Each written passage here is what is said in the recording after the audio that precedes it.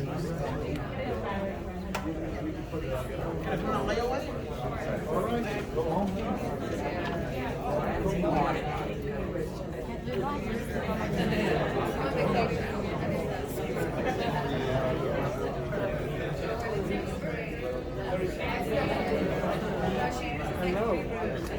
I want to know what the hell is going on in this city of North Miami. Not until tomorrow.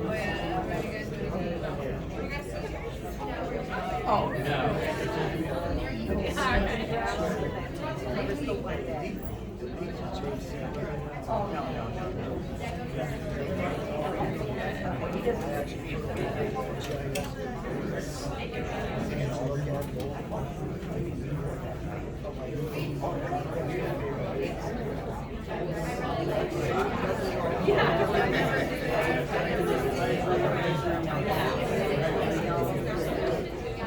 It's nice you're giving out presentations. I'm glad to see people who help other people to get recognition. So I'm going to try to put together an abstract. You hear the name, but I don't see it.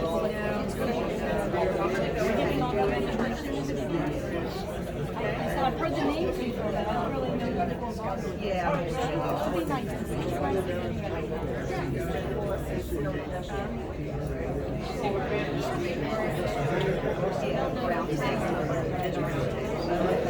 Does the scholarship only cover the that's why I went on the tour to know more about our beginnings, our roots. Okay, so that was the first time on the tour.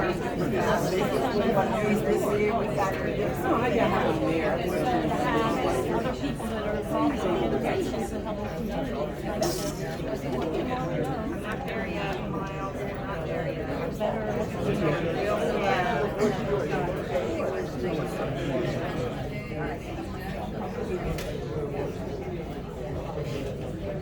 I'm here.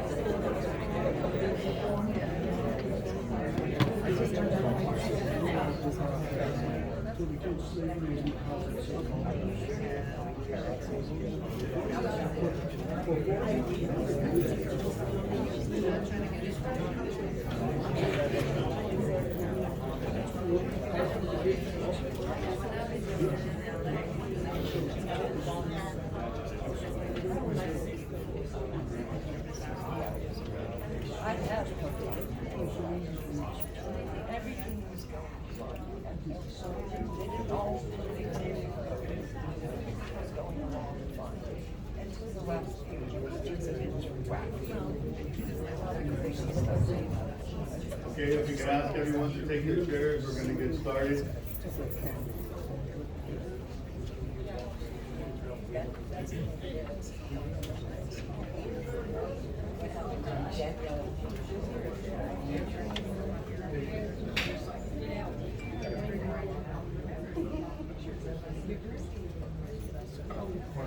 Okay, good evening, everyone. Welcome to the city of North Miami Beach. The time is 6:14 p.m. and we are going to commence our city commission meeting for today's Tuesday, May 16th, 2023. Before we call the roll, Mr. Interim City Manager, you had an announcement that is important before we get started. Yes, we apologize, but this morning we were notified and we observed that Channel 77 is not operational on Comcast. We notified them first thing this morning and then again this afternoon. We're working on it, but we will tell people, go to any of the social media accounts. We posted on there that you can watch it live on NMB TV on our website. Obviously, if you turn into 77, you're going to be blank, but hopefully people will look at the other alternatives.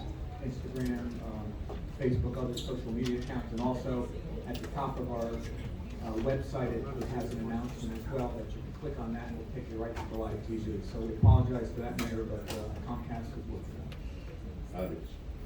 Thank you very much. Okay, Madam Clerk, if you can kindly call the roll. Commissioner Florimon. Here. Commissioner Jean. Commissioner Joseph. Commissioner Smith. Present. Commissioner Smuffler. Present. Vice Mayor Sherlock. Here. Mayor Anthony DeFilippo. I'm here. Mr. Mayor, you have a form. We're ready to proceed. Thank you, Madam Clerk. Okay, we're going to have our invocation. if we can have kindly Pastor Abraham Rivera from LP Life Center come up. Thank you, Pastor, for joining us today. Good evening, thank you all, Mr. Mayor, Commissioner. We're gonna start with a prayer, with an invocation, and I ask myself, why do we do this? Why does the Florida Senate and Congress do this? Why does the House of Representatives and the US Senate do this? And I think it's not because we're Christian or Jew or because of any other thing. I think it's because we understand that we are here and we respond to a higher power. And I respectfully suggest to you, Mr. Mayor, and all the commissioners, and even our residents, people are going to speak today, that since we respond to a higher power, we should understand that, and we should respect each other, and we should be motivated not by our religion, or our beliefs, or our selfish pursuits, but we should ask that higher powers, whatever we call him, we should ask his wisdom and his peace on everything we do.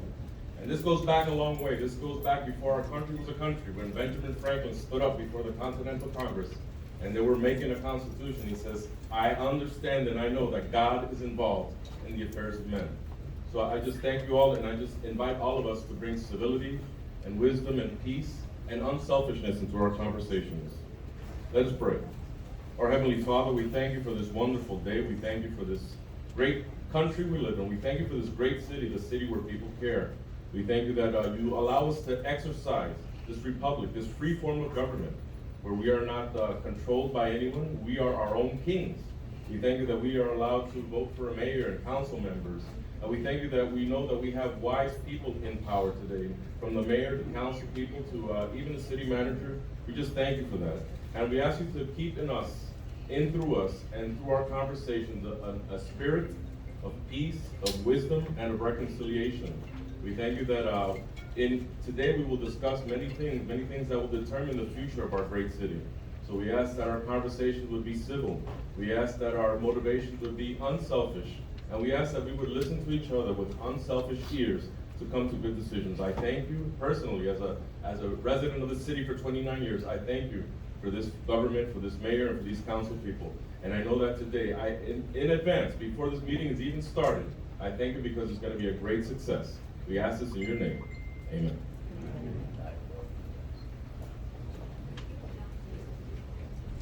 Mayor, may I ask if there are people, Madam Clerk, are there people downstairs? Do we have the waiting room downstairs, or is everybody in? I'm not sure, I can have someone check for you. We just like to know for the sake of. It looks like you have an overflow, so are there people downstairs, so we want to give them time to come up if they want to speak?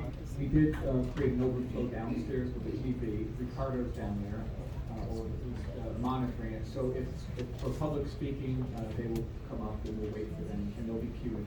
So, and as seats clear here, we can have some people come up. I wanted to make sure nobody was left out that wanted to speak. Thank you very much. Okay, Madam Clerk, do we have any requests or withdrawals for deferments or any additions to the agenda? Yes, Mr. Mayor. Item 524 will be deferred to a future meeting, that's in the presentation.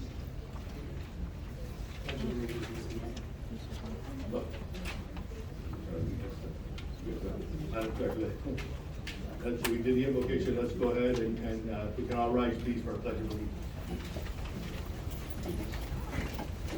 I pledge allegiance to the flag of the United States of America, to the republic which stands one nation under God, indivisible, with liberty and justice for all.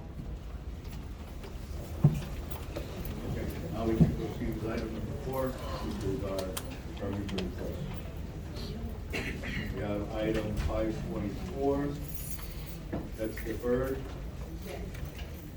For the city manager's request, item 12.6 will all be pulled and deferred to a future meeting. And we have a few businesses here that we're going to recognize and honor, and that will be placed under item 5.9. 5.8 is going to be instead a proclamation recognizing Robert Pearson.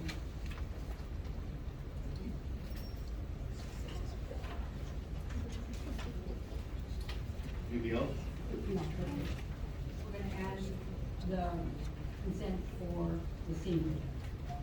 We received a few applications for the Senior Advisory Board. And so we're gonna be adding those items under appointments. So the names are as follows: Carolyn Jimenez, Evelyn Sorrell.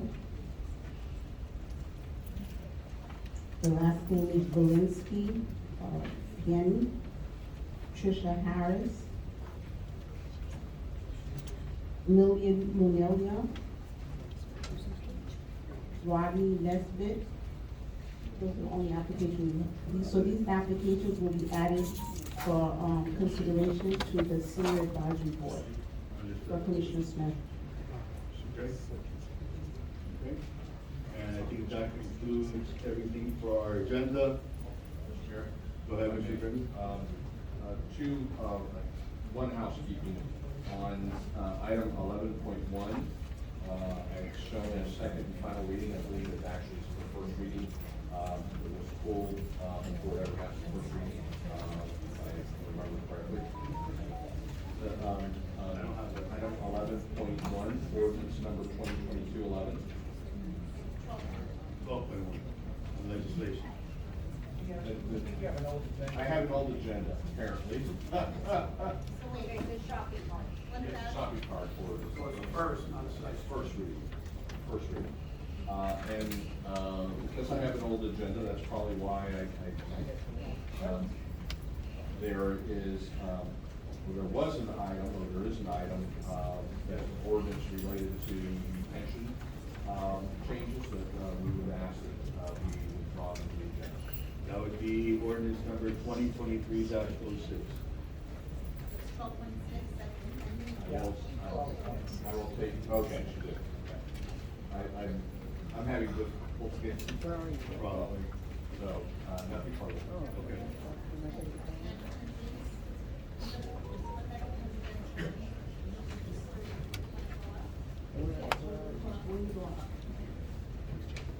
Okay, so we're good, on the consent agenda? Move to approve, Mr. Mayor. Second, all in favor? Aye, any opposed? Okay, so we have, 4-1.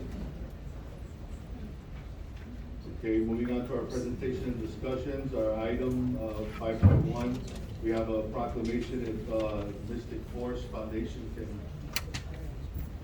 come up.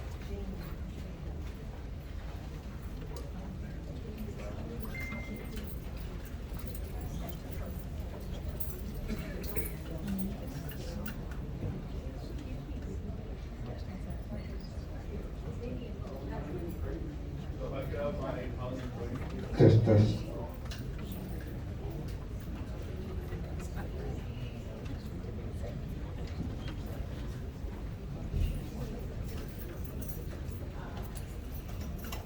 Good evening, everyone. So we have a couple of presentations this afternoon, and we'll be brief. We know we got a stacked agenda. But, you know, April is a special month in the city of North Miami Beach because we honor Sal Vanning and the Mystic Force Foundation and our Heroes Hangout that is here in the city of North Miami Beach. So I have with me today here Sylvia Vanning, Mr. Stephen Vanning, and their daughter. And I would like to pass the mic before I read the proclamation from some words from their organization.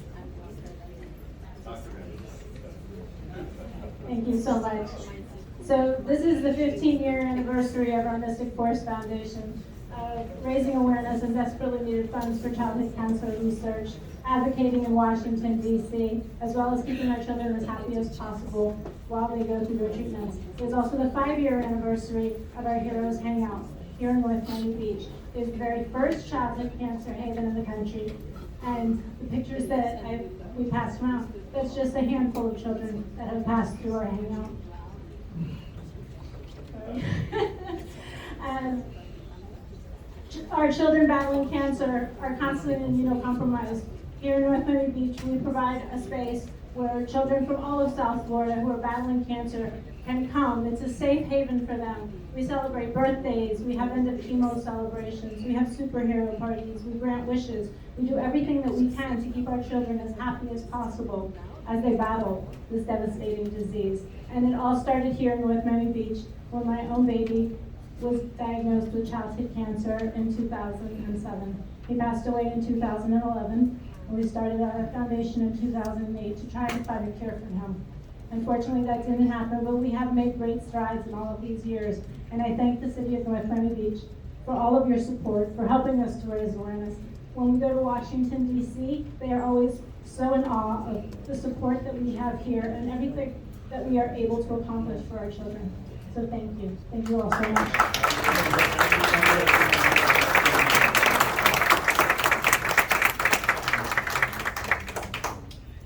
So every year, it's a tradition. Let's all get together for a picture.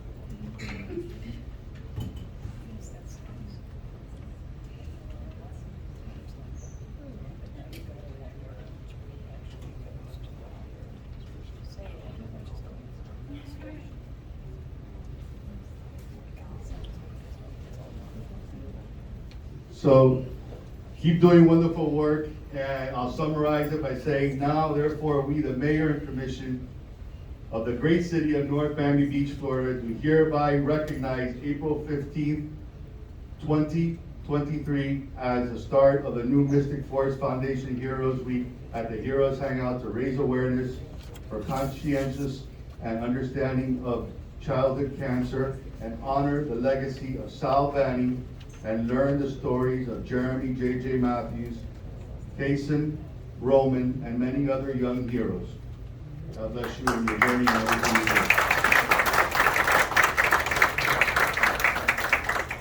You may have seen on the news recently when Chief Harvette Smith granted a wish for one of our little girls. She is battling DIPG, which is a terminal cancer, and he made her chief, a junior chief of North Miami Beach. So I am so incredibly thankful to our police department. In 2016, we started an initiative to have every police department in South Florida have a car wrapped for childhood cancer, and North Miami Beach was the very first.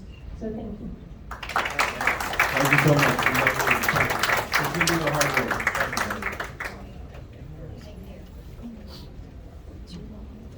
Okay, our next presentation is from Commissioner Smuckler.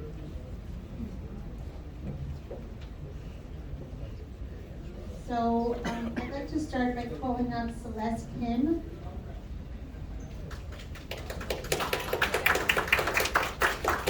And his brother, Stuart. Sean, I got the S part right. Sean.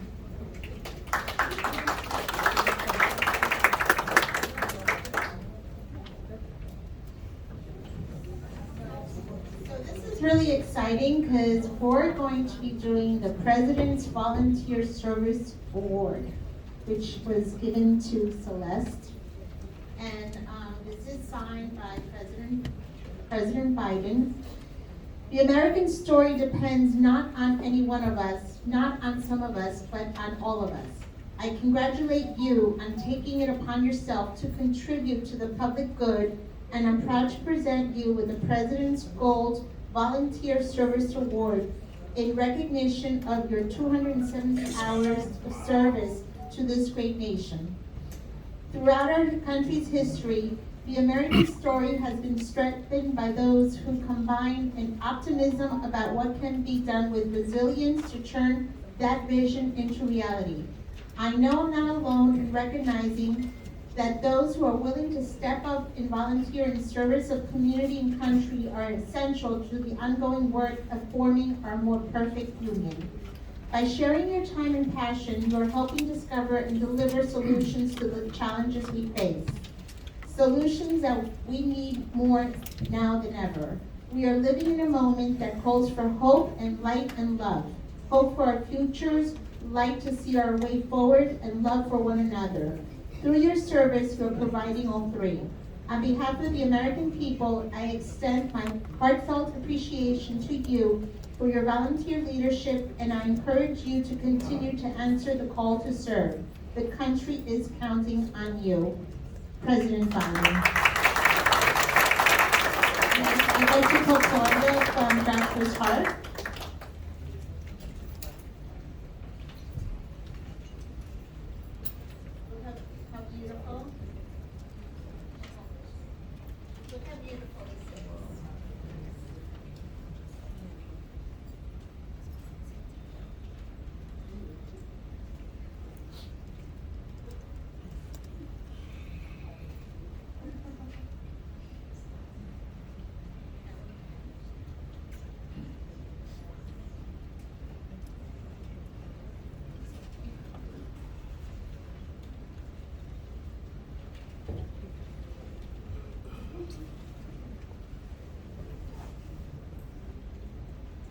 The President's Volunteer Service Award is presented to Celeste Kim Gold by America Corps in recognition and appreciation for their commitment to strengthen our nation and communities through volunteer service 2022 awarded.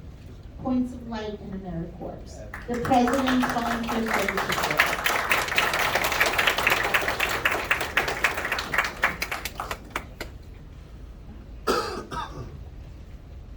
Hi, I'm Sean. I'm part of the National Advisory Board of the Joshua Park Foundation. I just have a little speech to talk about my sister Celeste. So, what does it mean to be a volunteer? Volunteers are individuals who dedicate their time and labor to service, working selflessly to help others and improve their community. Celeste Kim is a true volunteer. She was born and raised here in North Miami Beach, and she started to volunteer at Joshua's Heart Food Pantry when she was only 11 years old. Celeste Kim has been a model volunteer from the beginning. After school, she would go to the pantry to organize, restock, and prepare goods for those who visit the pantry regularly. In the beginning, she felt shy and awkward, but gradually she enjoyed her time. After seeing the smiles on people's faces and realizing how she's bringing small happiness to people's lives. When she was offered the position of chair of Joshua's Heart, Celeste gladly accepted the responsibilities. As chair, she led initiatives across the organization, planning various fundraisers and events to promote Joshua's Heart. She also met with local officials and organizations to highlight Joshua's Heart's philanthropic projects. However, Celeste's most important role was recruiting new volunteers to join, where she read applications and interviewed candidates throughout the year. Her hope is to see Joshua's Heart continue to thrive and be an important part of the North Miami Beach community. Celeste feels that everyone should be volunteering in some way because you'll gain a lot more from helping others. By volunteering, you'll learn more about your community and neighbors. It's a wonderful opportunity to grow as a person and discover how small actions can have a big impact on the lives of others. We want to thank Celeste Kim for her services to this community. Thank you.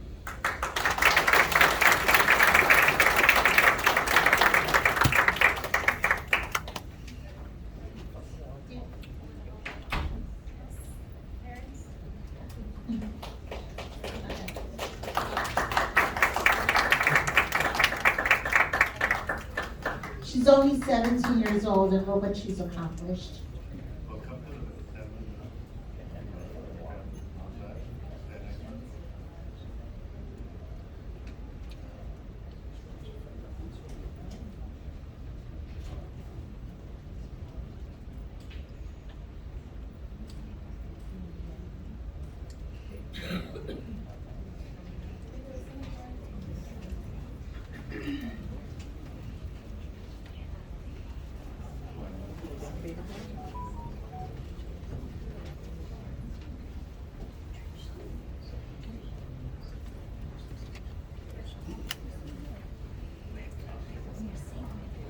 And as we all know, Joshua's Heart is a good friend to us.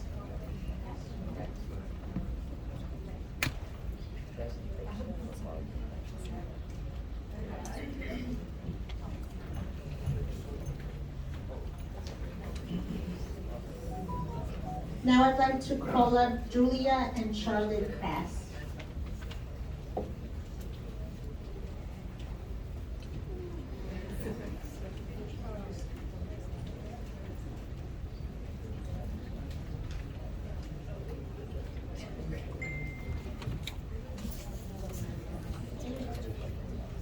So now we're twinning.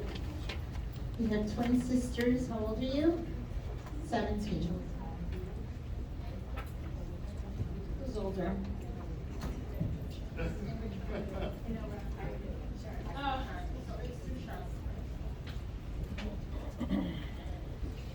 Well, actually, they're both going to say the same thing. One is for Charlotte and one is for Julia. Whereas Charlotte Krause started volunteering with Joshua's Heart Foundation over 10 years ago to join the movement to help solve and end hunger in her community and ensure happy and healthy lives. And whereas Charlotte and Julia meticulously plan and coordinate food drives throughout South Florida, organizes events featuring speakers, and composes letters to politicians regarding food insecurity, and whereas Charlotte and Julia Krause, along with their work at Joshua's Heart Foundation, leads a highly successful project called the I Heart Art program that collected art supplies to promote the importance of creativity, and whereas Charlotte and Julia Krause serve as a junior advisory board members to Joshua's Heart Foundation and raise more than $25,000 in donations from local families, organizations, and businesses, and design bracelets to purchase an essential refrigerated delivery van. Whereas Charlotte and Julia received the prestigious Gold Presidential Volunteer Service Award and the National Points of Light Award for their outstanding accomplishments and achievements. Now therefore, we, the Mayor and Commission of the City of North Miami Beach, Florida, do hereby proclaim May 16, 2023 as Charlotte Krause Day and as Charlotte Julia Day to honor and recognize their exemplary fundraising efforts and extraordinary commitment and dedication to community service. And I apologize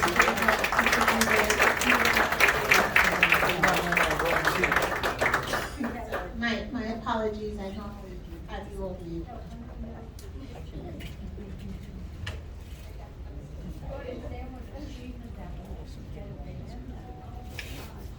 How many of you have raised money for a van? Look at this, at 17 years old. This is what they've done.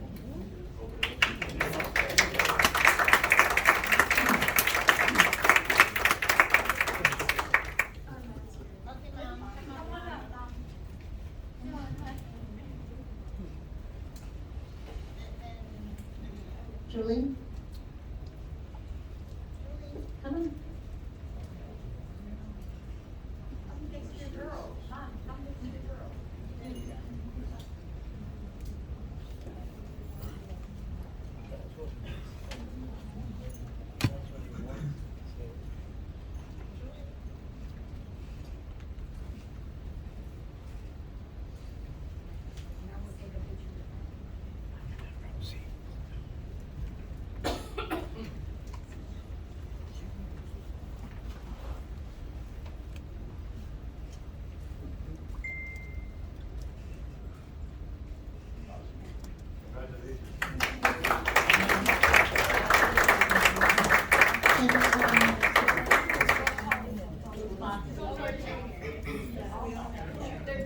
So now, we're due to the fact that we couldn't have commission meetings, we're a little behind on our commissioner status of Women of the Month.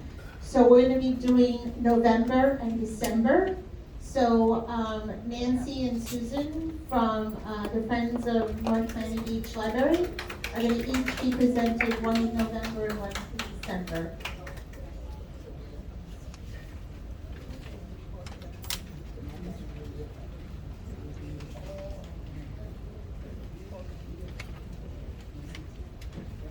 So Nancy Donahue is our November 2022 Woman of the Month, and Commissioner of Status of Women, please come up and present this with me as well. Nancy is the Vice President of the North Miami Beach Friends and the Communications Officer of the No Need Friends of the Library and Foundation that sponsor programs at our North Miami Beach Library, our own city library. Nancy began to serve at North Miami Beach Library as a member of Project LEAD. She is a reading tutor to adults who lack the literacy skills necessary to perform, apply, and perform in jobs, etc. Nancy has also been a volunteer computer instructor at our library. She teaches adults how to use computer and create simple Word documents. Nancy is dedicated to libraries and volunteers her time in library services and Friends groups. Her work with the Friends funds kids programs, summer reading challenges prizes for the winners, and assist with art exhibit reception. Her labor at the library in advocacy and funding is essential to our library recognition and motivation of young readers. And I just want to read, each time a woman stands up for herself, without knowing it possibly, without claiming it, she stands up for all women. Maya Angelou. Nancy, you are our November 2023 Award nominee.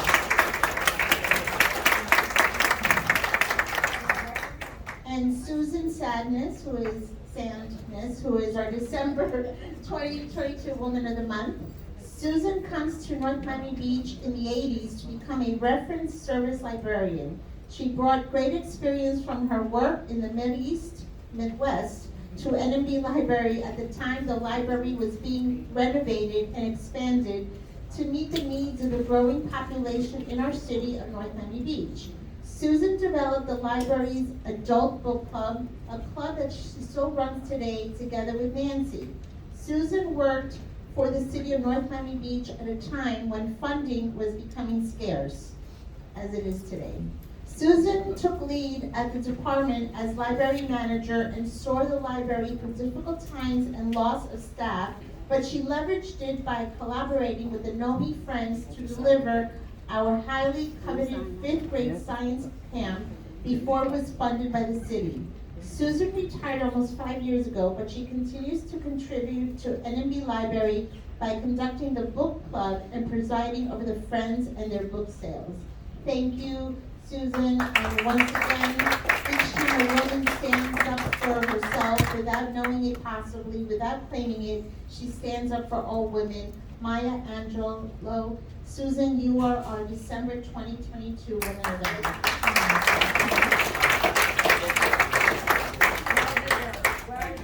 And thank you to this community for the support. Look at Patrick. Hello, Patrick. What's the matter, Patrick? He knows us well.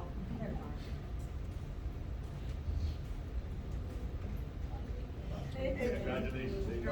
Thank you, thank you. Thank you for caring so much about our library. Be careful going down there.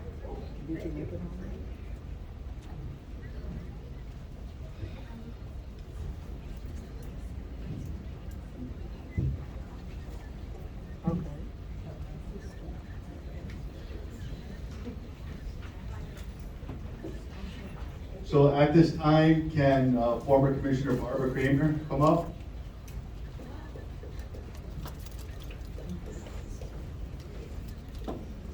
Thank you.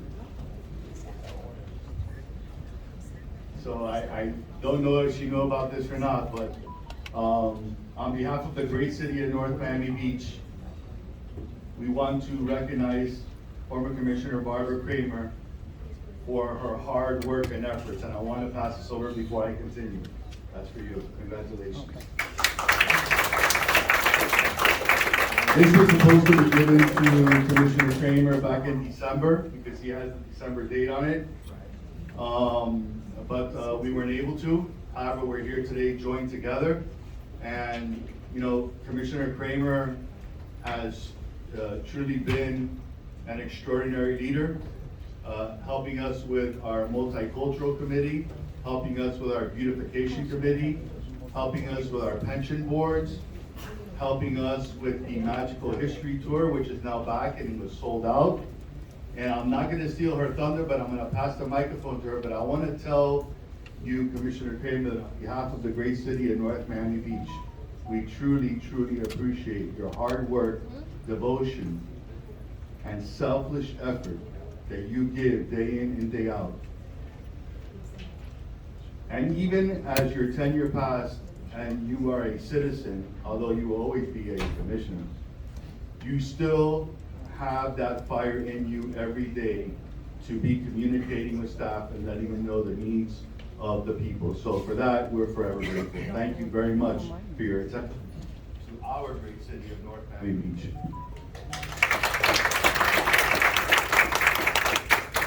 Thank you. Well, I definitely have a loss for words, even though I did know this was happening since it was on the agenda. And I just want to say it's a lot easier to be up here presenting to everyone else and giving accolades and awards and proclamations, because to me, you know, when people give back to the community, give back to the city, there's nothing nicer than to be able to show our appreciation. So for me being up here, it's, I can't say I'm very comfortable, and I'm actually very nervous. I hope I hope it's not needed. I hope government's doors are always accessible and open. And, you know, I just look towards better times ahead for our city. We've been through a really rough patch, and perhaps this key will be the beginning. So thank you all very much. I really appreciate it.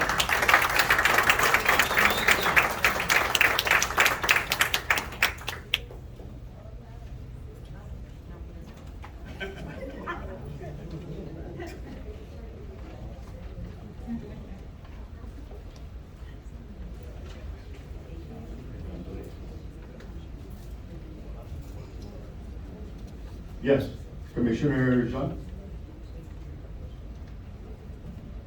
In honor of, we had many proclamations for Haitian Heritage Month, Jewish American Month, and also Asian Pacific Islander Month.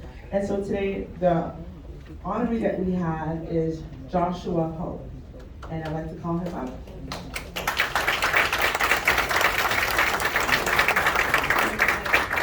As many of you may know, Joshua is over the Miami-Dade County Asian Affairs Board, and I would like to read this proclamation. Whereas Joshua Ho is the son of late Reverend Paul C.K. Ho and Sue J. Ho, and attended William Jennings Bryan Elementary School, North Miami Junior High, and North Miami Senior High. Received a Bachelor's of Music from the University of Miami and a Master's of Education from the American College of Education. Whereas Joshua Ho has been a public servant for more than 20 years and is the program director for the Miami-Dade County Asian American Advisory Board, with the responsibility to represent civic engagement, increase economic development, and promote cultural advancement within the Asian American community. And whereas Joshua Ho served as the mathematics department chair and coach at the North Dade Middle School and Dean of Discipline and Positive Behavior Coach at North Miami Middle School, and worked for students, parents, nonprofit organizations, faith-based institutions, and local government advisory boards to disseminate vital information regarding essential events and activities with a positive impact. Whereas Joshua Ho recommended and provided programs to guide and assist students to improve their academic experience and passionately reach out and become the catalyst to transform at-risk individuals and encourage educators to pursue a higher education level of instructions and to meet the needs of students, collaborative, and expanded on the roles of teachers by rekindling their passion for the profession to help their students achieve greater levels of success. Whereas Joshua Ho was the Minister of Music at First Baptist Church of Greater Miami, serves as the Minister of Music at the New Creation Baptist Church of Miami, and is a loving husband and father to his wife, Sunny, and children, Joshua, Jeremiah, and Juliana. Now, therefore, we, the Mayor and Commission of the City of North Miami Beach, do hereby proclaim May 16, 2023 as Joshua Ho Day to honor his prestigious accomplishments and achievements and wish him the best in all future endeavors. Thank you, Mayor. Thank you. Hold on. Today, we're celebrating Asian American and Pacific Islander Heritage Month. But you know what? We celebrate it every day. But at our home, we also celebrate Hispanic Heritage Month every day, Black History Month every day, Jewish Heritage Month every day, and every other Heritage Month, because this is our community. When you look around this city, and I love City of North Miami Beach, even though I was raised in North Miami, we do so many events here. We see that this is what our community looks like. As I work for Miami-Dade County, our mayor says we are working for one community. And I think, and I know, the City of North Miami Beach is that one community that's coming together as one. If you look around now, look around. This is where our community should look around. Look. like. If we can do this, replicate it in other cities, we'll have a better community, better county, better state, and better nation. But Commissioner Denajin, thank you very much for this honor. It is not me. I want my board members here, our first vice chair, my boss is here. I have a mother here, my uncle and aunt, and my youngest daughter, Juliana, if they can come up as well. But thank you.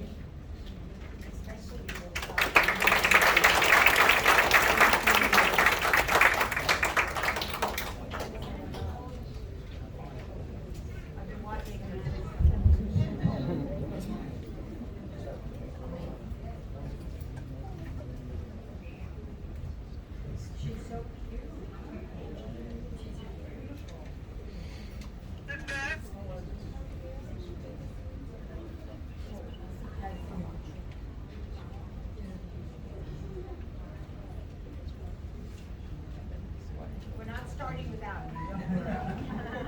Don't go without you.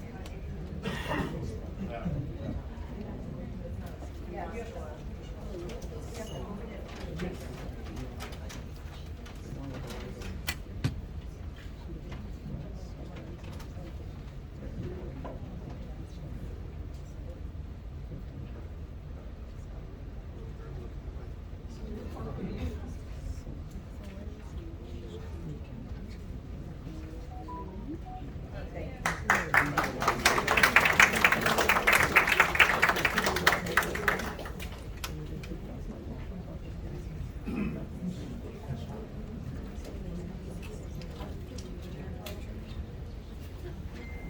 Barbara Pearson, would you please come up?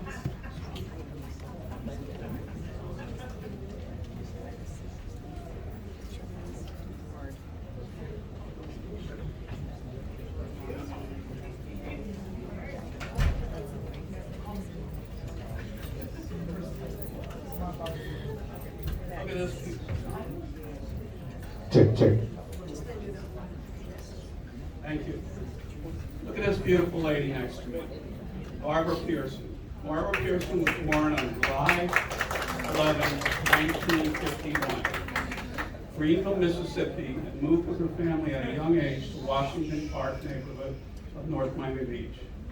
Walked into the Fulford Elementary School with her mother on September 6, 1960.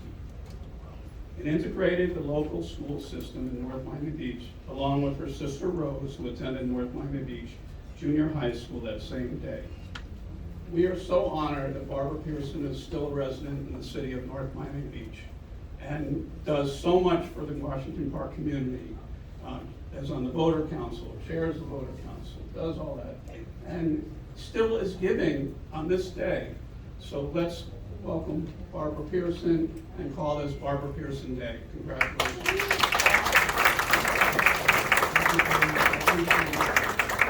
Everyone that participated in giving me this, thank you very much. Thank you very much. And my family is downstairs, so they're watching. Hello. Thank you very much.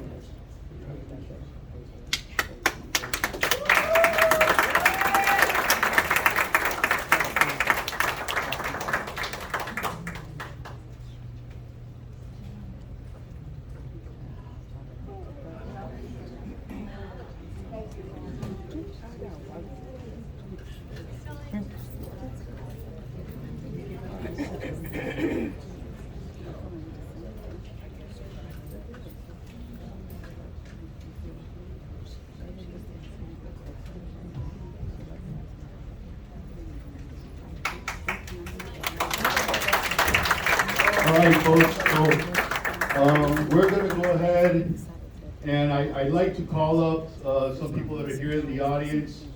You know, National Small Business Month, we recognize local businesses that go above and beyond and do a fantastic job. Commissioner Jean was leading the way in making sure that we got all of these special people recognized. So if you're here, please come up because we're going to recognize you all at once. It's a Torre Restaurant, Restaurante Italiano. Mexico. Herbert Hubert Dubé, Jerusalem Electrical, Fruteria La Hacienda, and Miami Bicycle and Repair.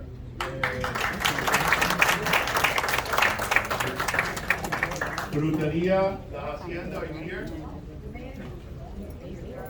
Okay, all right. So to all of you, we're very thankful for your hard work in our great city and how you serve our community, our residents, and those that travel through our city. And so as a token of our appreciation, some of us all of us were given the opportunity. I'm always in your regiment.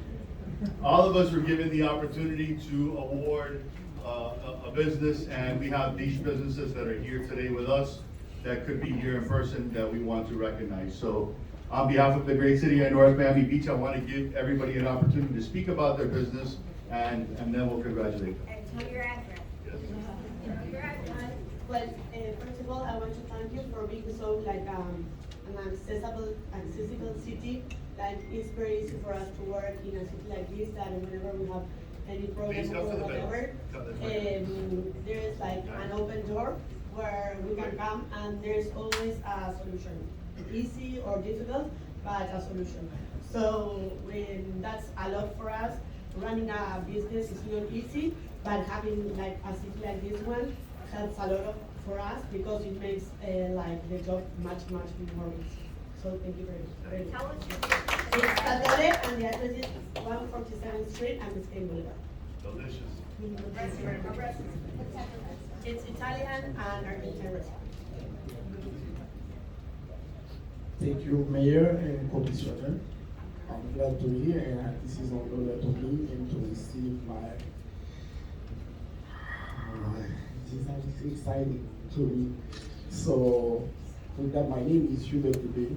I'm the owner of Jerusalem Electrical Bank, and my address is 530 Northeast West on 78th Street. And I'm glad to receive that award today, and I hope you guys, and then we're thankful about that. Thank you so much. 25 years in business. My name is Andre. This is my partner Jake. We're Miami Bikes. Miami Bikes moved here in 1951 Third Street. We work really hard. And our second location is in North Miami on 1640 Northeast Boulevard. We worked really hard. Came straight from work. Born in Miami, in NMB, raised in NMB. And we see a lot of familiar faces in the audience. We just want to keep growing in our city. As Pastor said in the beginning, this is a city that cares, and I really think that we care so much for our city. As a business for 40 years in NMB.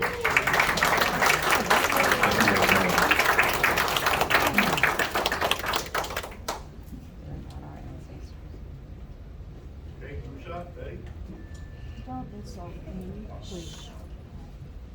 If you don't live here, why are you here? I do. That's what you don't like. No, that's what you don't like. I do. Don't say that. Don't put words in my mouth. That's mean. That's mean. Congratulations, everyone. Thank you very much.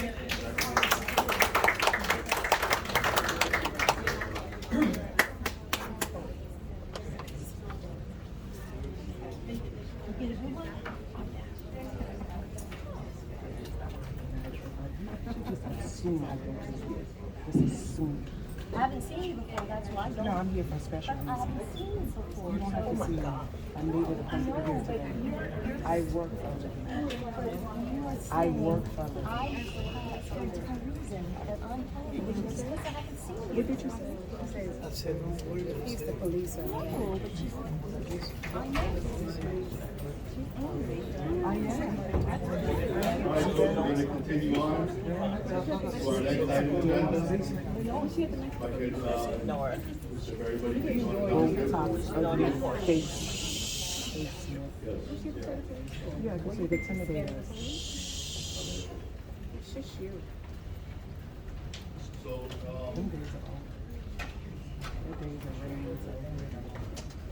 So we have item number 6, which is our public hearing, item 6.1. No. For those here, I'm gonna ask that we keep our room to silence. We want to make sure everybody that speaks get the same respect. There is no heckling, no shouting back. We have a room full of people. We are going to do 2 minutes per speaker, and if you're in a group, if you are in a group and you represent the group, then please come up as a group together so that we can see all of you, and make sure that we can get through this item this evening and give everybody the equal opportunity to talk. Madam Clerk, I'm going to begin if you want to read the Civility Act so that we can start with public comment. Fine, I just want to make sure, did you say 2 minutes or 3? 3 minutes. 2. The charter says 3. The charter says 3 minutes. Okay, that's fine, then we'll do 3 minutes. Thank you. No problem. Democracy is alive. No, absolutely. Just want to make sure that we stay germane to the topic and we're not redundant. Absolutely. The public comment. Go ahead, Madam Clerk. Read the. Good evening, everyone. The Mayor and Commissioners of the City of North Miami Beach have opened the meeting for public hearing at this time. There is a 3-minute time limit for each speaker. Speakers, when you come to the podium, please state your name or the name and address of the organization which you are representing. During public hearing items, please speak only on the subject matter that is before the commission. The City of North Miami Beach requests that all listeners exercise civility towards each other at all times. And our first speaker here. Mr. Mayor, I think I need to recuse myself at this time. I was gonna, Mr. Attorney, can you chime in on those? Before we invite the public speakers to come forward and provide their comments, I just want to very briefly go over what reason we're here for, consistent with the past process that the council has, or this commission has followed with respect to what's been colloquially referred to as the frontier precedent. And in that situation, in that particular matter, my predecessor gave a brief description of the fact that we're here to consider whether or not, based upon what you hear today or this evening from all the speakers, including from Mr. Joseph's representatives who I understand, based upon prior communications, Mr. Joseph unable to attend in person due to some physical illness issues. So his representatives are here and will be able to speak to the issue. But it's regarding his or compliance with section 2.5 of the charter that generally states the commissioner's seat becomes automatically vacant if the commissioner fails to attend the meeting for 120 days. Staff is here to answer any questions as we go along. In particular, to the extent that we only have, the clerk has reviewed the minutes, official minutes as approved by this commission of the past meetings as to when commissioners were present, and in particular, Mr. Joseph has been able to today's hearing. Unless you have any further questions, in the past, the next step would have been to open the public comment, but as Commissioner Chernoff has mentioned, before we begin that process, to remind Commissioner Chernoff, who's already vacated the room, as well as Commissioner Forlan, that based upon the fact that they have are named personally in the lawsuit that is also the subject of this issue, at this point in time, it would be appropriate for both of them to declare the conflict and to, in accordance with the rules of the Miami-Dade Commission on Ethics and the Miami-Dade Ethics Code as we have adopted it, and to declare a conflict and to leave the room and then follow up within 15 days with the clerk to fill out the appropriate paperwork. Mr. Mayor? Commissioner? Thank you so much. As it relates to item 6.1 about the possible vote to remove a duly elected commissioner, Michael Joseph, from the commission, I have been told by our city attorney that there is a conflict, although I did speak to the city attorney and express my concerns about that declaration. In an abundance of caution, I will step away as I did last week, but know that it is not because I don't understand the importance of this matter. It's only because my city attorney is telling me otherwise. As I stated before, a duly elected commissioner is right now at this moment facing this issue. And for those of you who don't know, although I have an opinion from the city attorney stating that I did not violate the 120-day rule, Commissioner Chernoff has sued and named myself as well as Commissioner Joseph as co-defendants in a lawsuit. So that's the reason behind the statement from the city attorney. So this is where we are. And for those of you who get the opportunity to speak, do so in the name of democracy. Thank you. Thank you. Okay, Madam Clerk, at this time, I'll hand it over to you so we can proceed with public comment. Hubert Eubanks and then Randy Mesidor. Did you read the civility yet? Yes, I did.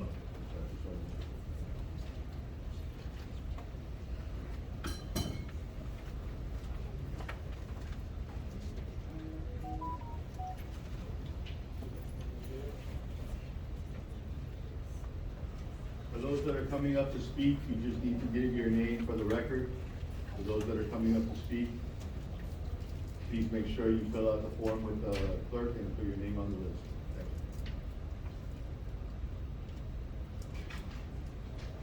Mike is the one from the other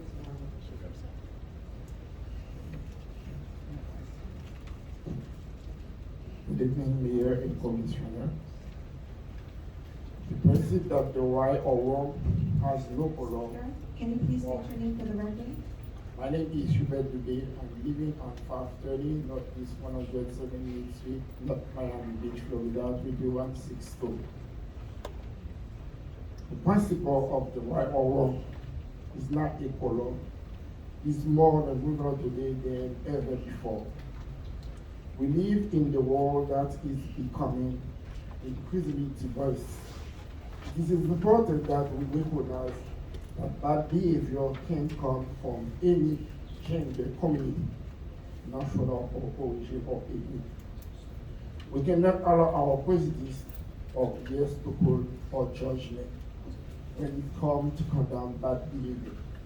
We must hold individuals accountable for their action regardless who they are.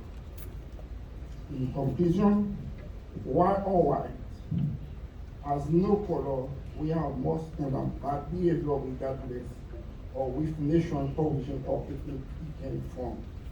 We can be divided based on politics, but not on principle instead.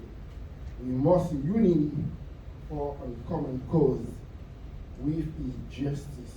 The example of Haiti and Israel demonstrate that we are capable of coming together and prioritizing justice. Even in the face of significant challenge, it is up to us to continue this tradition and work toward a more just or equitable community for all. Thank you.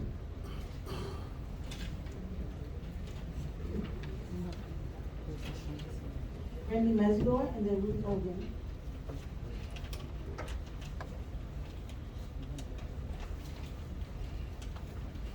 Hello, check 1, 2, check. Good evening, Mayor and Commissioner. So today, my name is Mr. my name is Bishop.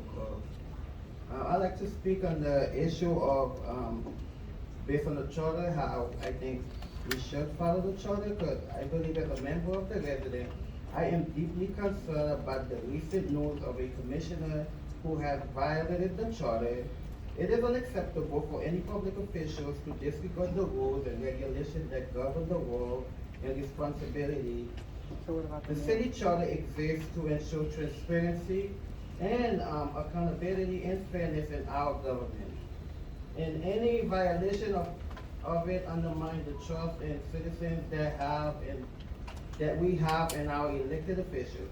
It is important that matter is thoroughly investigated, that the appropriate action is taken to hold the commissioner accountable for that action. As a member of the public, we must demand that our leaders practice integrity and ethical behavior. And I hope that this incident serves as a reminder of the importance of upholding the city charter and the value of it represents. Thank you.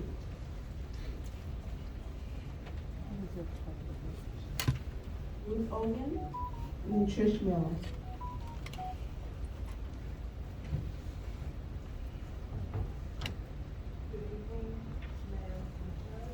Please, if you can get closer to the mic. My name is Ruth Elgin. I have lived in the city for almost 44 years. I never came to commission meetings before the swearing in of the new commissioners last November. I always thought that people who were in government, whether local or national, did it because they cared for their constituents and wanted to do the best they could to improve our lives. I was sadly mistaken. I never imagined there was so much corruption and self-serving people in local government. I thought that only occurred in impoverished nations in the developing world. It is very clear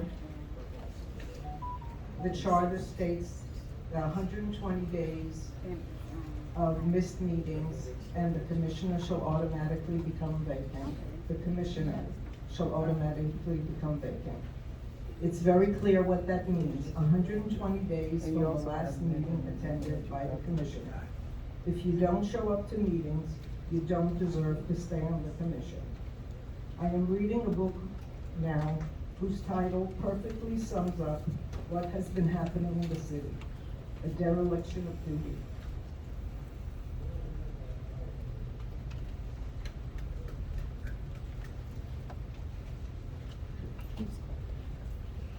My name is Trish Miller, and I live in North Miami Beach. I have to agree with Mackenzie that I am uncomfortable with unseating a duly elected commissioner. And I'd like to know why they were comfortable with unseating a duly elected mayor. Because that's what this amounts to. It was an attempt at a soft coup. To stay away, to keep us from having a quorum, to stop the business of the city for months, and think that's okay, and think that your job didn't require you to do the business of the city. You had one job, and that job is the city of North Miami Beach. And our mayor never failed us in that, not once. But our commissioners did. So we have to decide tonight, how important are the rules? And I think we have to set a precedent, and we have to remove a duly elected commissioner. Thank you. Not on our watch. Cassandra Timothy and then David Zaker.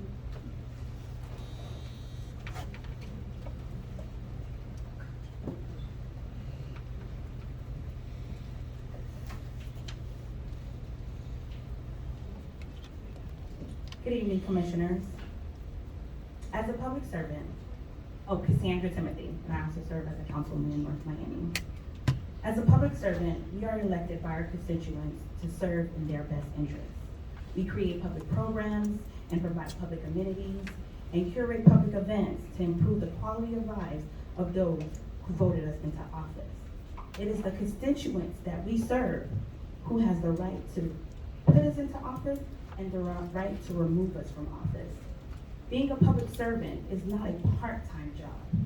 It's a 24/7 job, always on the call. We receive emails and phone calls Sunday through Saturday, and often deal with emergency matters as they arise. While yes, it is part of our jobs to attend meetings and pass necessary legislation, but is by no means grounds for removal from office when legal matters arise. Just last month, the world watched as elected leaders were expelled from the General Assembly for breaking rules of decorum by speaking out against gun violence and Tennessee's failure to address it. And today, we are witnessing the City Commission who will attempt to do just that and remove members who protested the legality of their commission. This is an abuse of power and will disenfranchise voters in North Miami Beach who voted for their representation. Our job as public servant is to defend the rights and constitution of all people, Black, white, Hispanic, Asian, and anyone who calls themselves a citizen of our country. Your decision tonight will set a tone and standard for other elected officials to follow. Thank you. David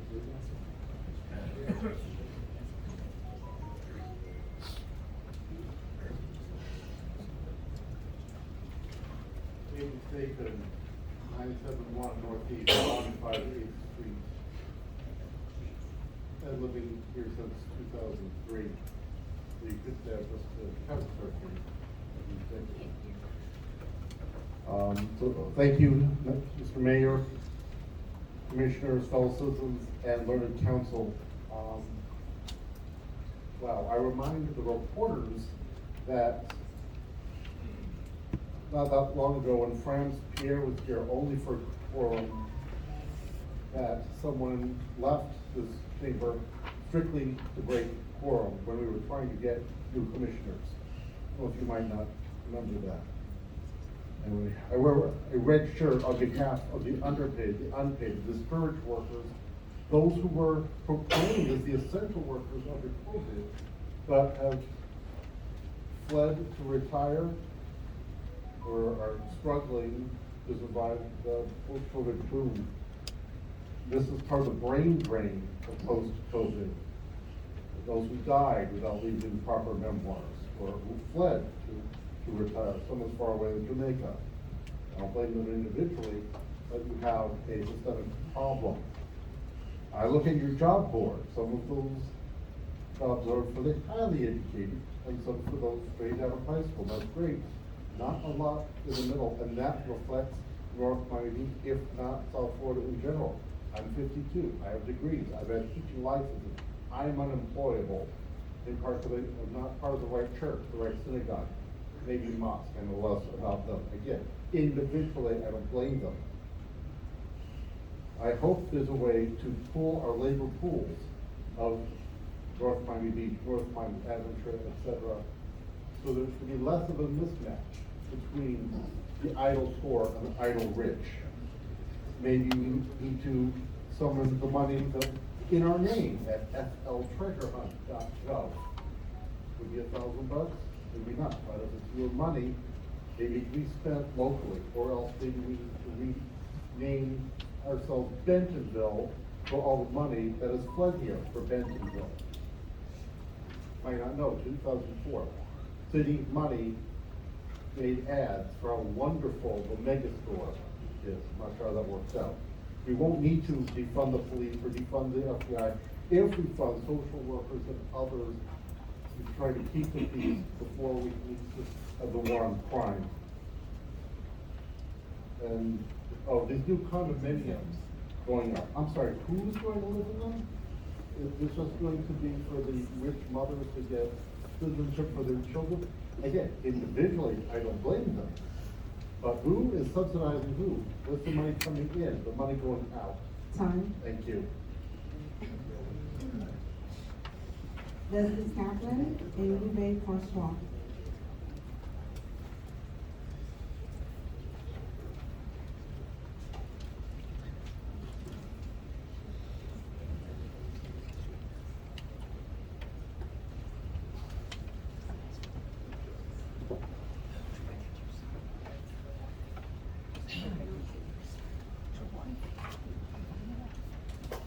Leslie Kaplan, 1331 Northeast 173rd. I'd like to begin with a quote from the chair the National Haitian elected officials. Quote, I stand with our members, Vice Chair Michael Joseph, Commissioner Mackenzie Florimon, and Commissioner Daniela Jean of North Miami Beach, as they continue their fight to uphold the provisions of their charter. The questioning tonight of Commissioner Joseph's absences should lead a reasonable person to question this targeting by the commission. That's right. Why are certain commissioners wanting a vote on this issue when they voted to drop the court case regarding the mayor's residency and voting issues? Is 7.5B regarding the residency requirements of the Code of Ordinances disregarded by this commission? Why? Is 2.5 of the city charter regarding absences more important to follow than 7.5B of the city Code of Ordinances? Why? Isn't that a contradiction?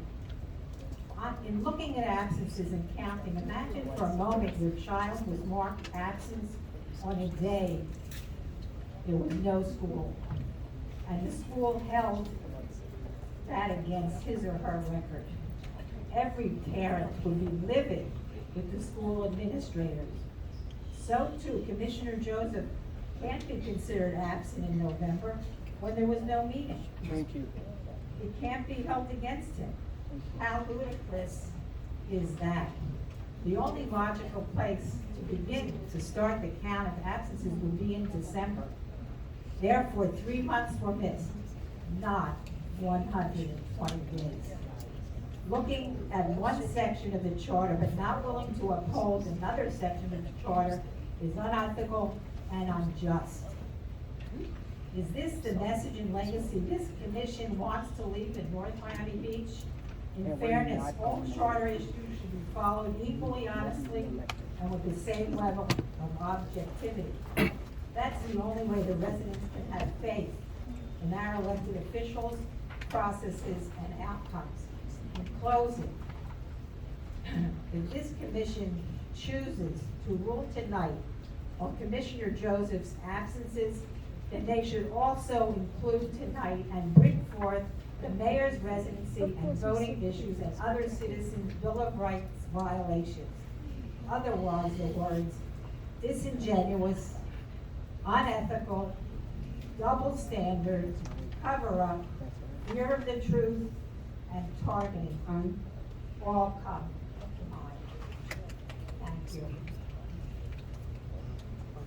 Suzanne Francois?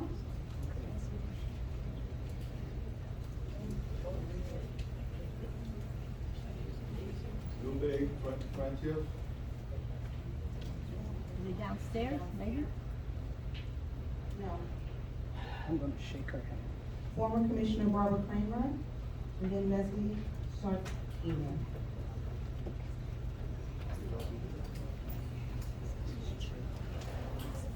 Good evening, Barbara Kramer, resident of North Miami Beach.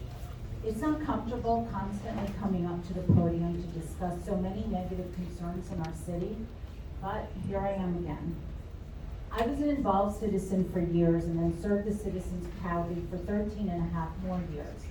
Unfortunately, 2 years ago, my colleagues tried to tarnish my reputation because I had the audacity to shine a light on actions unbecoming of elected officials.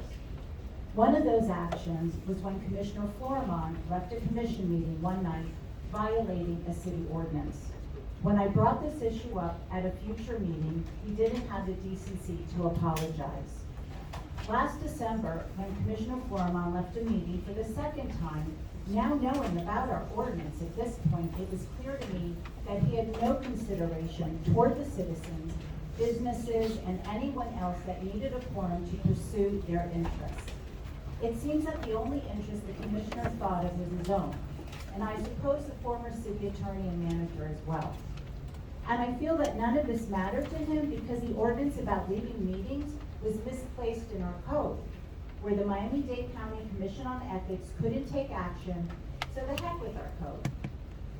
3 commissioners allowed our city to flounder for months on end. Commissioner Joseph's absences were the most glaring, and that is why we are here at a public hearing. I'm sure you've been contacted by people about his state as a commissioner in our city, but only the opinions from citizens of NMB should be considered this evening.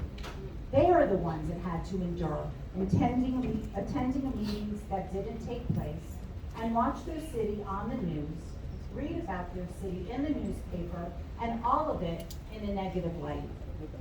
For me, tonight, this isn't about the times Commissioner Joseph's best friend sent out false emails about me, or when he once covertly distributed propaganda at a meeting for citizens to pick up in his quest to destroy the good name of our then city attorney, or when he tried to get an opinion on a city matter from lawyers in what seemed to be in exchange for his vote on their contract. And it's not about the time he maliciously lied by saying I called him a phrase that I never, ever did. And when I made a public records request for him to prove it, he didn't, because it never happened. Tonight is about Commissioner Joseph violating our charter. He purposely missed well over 120 days, only to serve himself and others, in the guise of protecting legislation that might not be legitimate because of a scheme he was part of to once again discredit a colleague. There must be consequences for Commissioner Joseph's actions, as well as any commissioner, where it is proven that they violated our charter. Tonight, the buck must stop here. Thank you. The mayor don't live in our city. Does he swear in yet? That's violating the charter. Ma'am, leave. Leave. If you can't, shut up, leave. My name is Leslie Sardinia.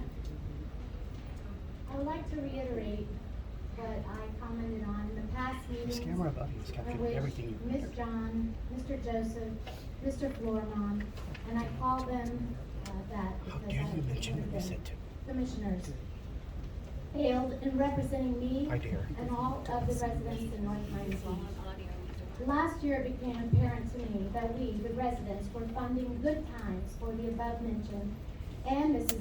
Goulart, city manager, city attorney, and friends and family of all the above with our tax dollars. We were watching as Goulart used our COVID relief funds to promote her commission re-election campaign, along with trips to Las Vegas, Haiti, Colorado, and on. And we don't need a tourist, North Miami Beach is not a tourist destination. I would attend commission meetings along with many other residents and be completely ignored, along with Commissioners Smuggler, Kramer, and Mayor DiFilippo. Why? Because you had 4 votes and could care less that all of you were making unethical decisions. I mean, you didn't even look at us as we were talking about a legal plan to build on a preserve at the Snyder Tennis Courts and throw a $70,000 party for developers. Why didn't Commissioners Smuggler, Kramer, and the mayor walk out on these meetings? Because they took an oath of office to serve and protect the city and the citizens and the city of North Miami Beach. They were trying hard, but you stopped their endeavors at every turn. So the plan to help Goulart win at all costs, even Goulart walking with people into the voting booth over and over again to get the votes, did not work. You didn't like your gravy train coming off the tracks, so you just stopped being commissioners. That sums it up.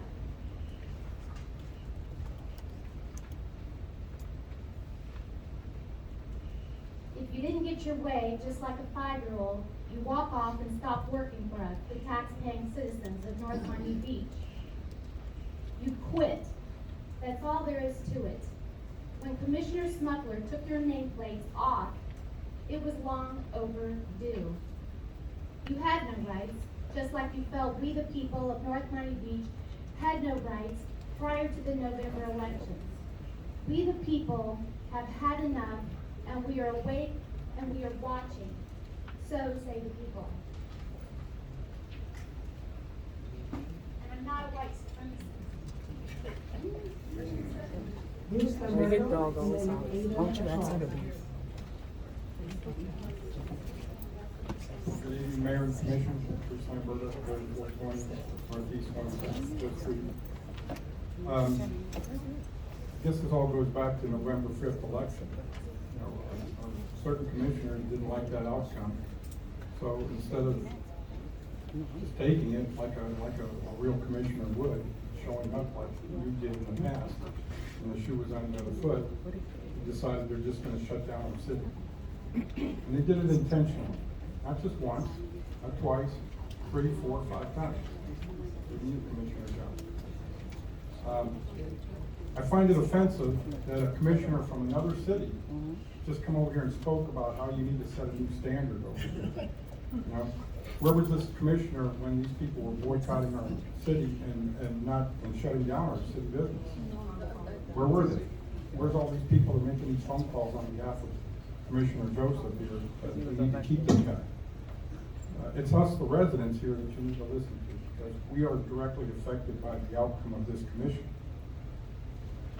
I'm just really disturbed with this outcome. In fact, even this letter that was quoted by somebody from this Haitian Lawyers Association, Commissioner Joseph used our credit card to pay his membership dues, over $1,000 to that organization. Of course they're going to support him. Going back to this commissioner from North Miami says that we need to set a new standard. Yes, we do need to set a standard. We need to set the standard that if any commissioner violates our charter and does it repetitively, they're going to be removed. That's the standard we need to uphold and follow.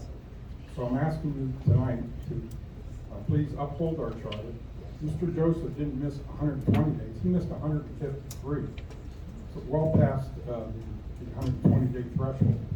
And he only came back because there was a court order to do so from the judge, including you, Commissioner Jean, and Commissioner Thorman, were ordered by a judge to show up to a commission meeting so the city business can be conducted.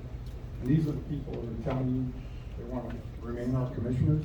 They each collected a paycheck for $6,000 a month for the last 6 months. And yet, where's the performance for us? What have they done for us? I even heard that one of the excuses that we're using is Commissioner Joseph needs his insurance. You know, that's one of the reasons he's here. I mean, imagine that. The taxpayers here are paying for his insurance and he's not even showing up. So, I don't know why he's not here tonight. Maybe it's legitimate, maybe it's not. But when you say the sky is falling over and over and over every month, and then you don't show up for a legitimate work, it's kind of lost it. So thank you very much. I'm hoping that you'll enforce our charter. Thank you.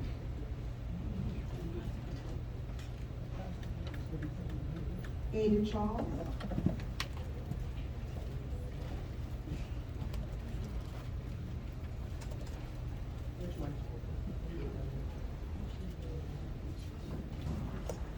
Good evening. I'm Linda Joseph. I'm not Ada Charles. She's my sister. I'm Linda Noel.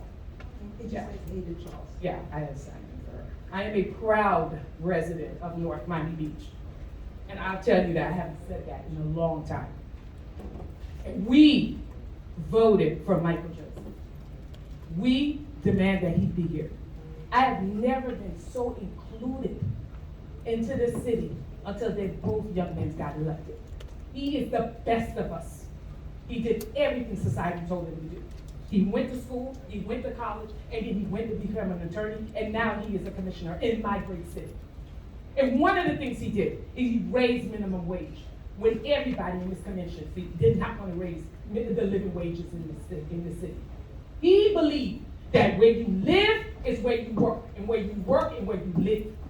He invested in the city. This is what made the city good. This is what brings equity to the city. We're not going nowhere.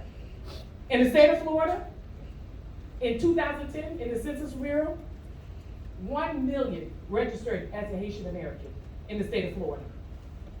58% lives in the city of North Miami Beach. We need inclusion. We need to be heard.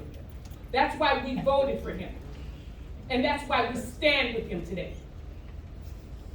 You have a mayor who do not live in the city. And the charter is clear that if you do not live in the city, you cannot govern the city. I enjoy living in the city. I love the Publix. I love everything the city has done for the community. I love the fact they see me and they see my child. all the legislation, life-changing legislation that you have said, you have put here, you have said that seniors can get a right all through the city, so they can be self-governed, so they can take care of themselves. That's why inclusion matters.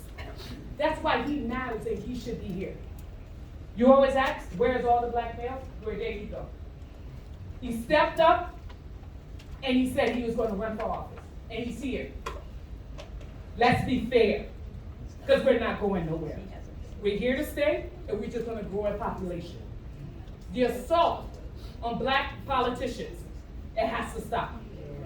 Because we're not going nowhere. We demand inclusion. Thank you and have a good evening.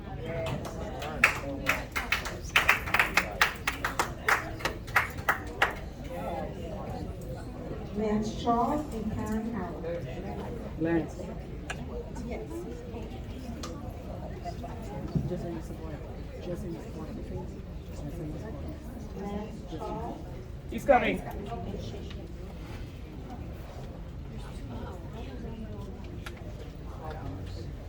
It doesn't have to be.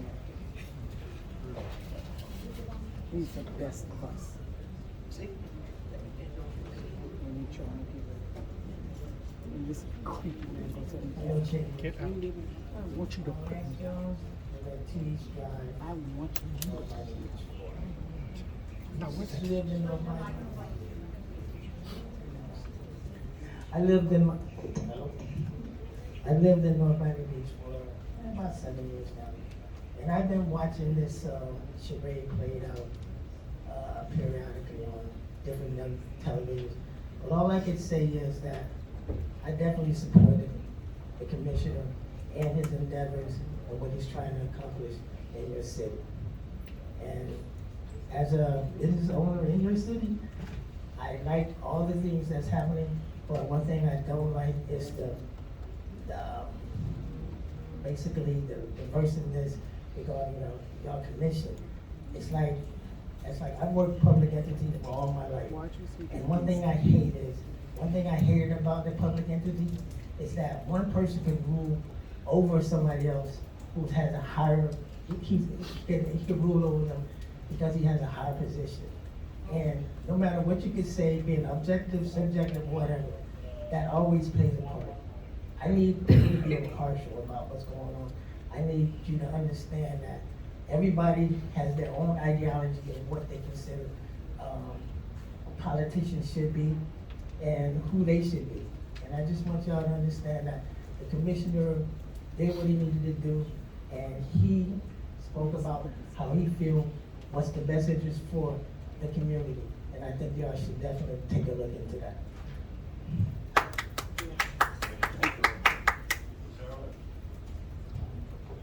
Hi, good evening. My name is Karen Harold. I'm a resident of Mayor, Vice Mayor,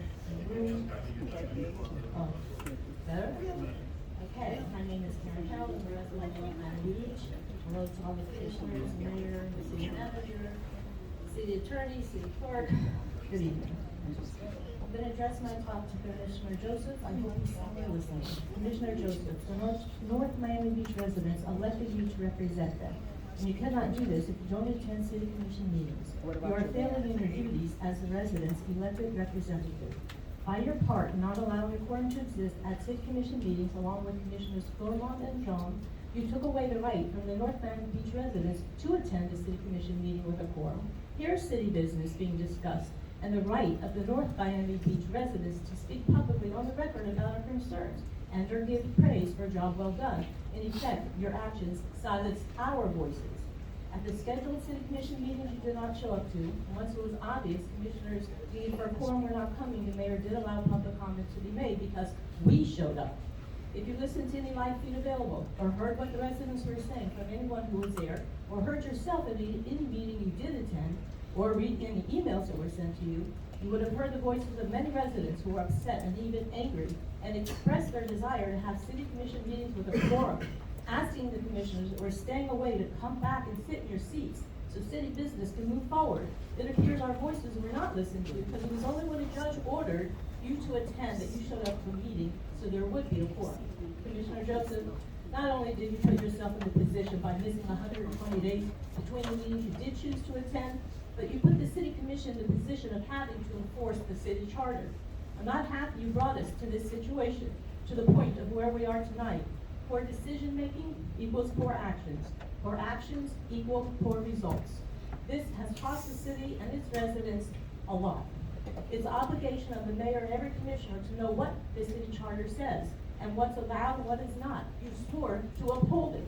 When warnings are given that areas are being reached within that charter that would require punitive actions, they need to be listened to and not ignored or excused by adding new definitions to the charter without the council voting on it. I am hoping we can move forward tonight to a transparent city commission and a brighter, united city for its residents. Thank you.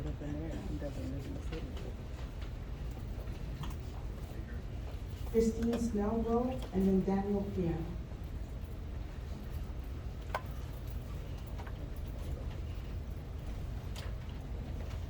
Hello, good evening, everybody.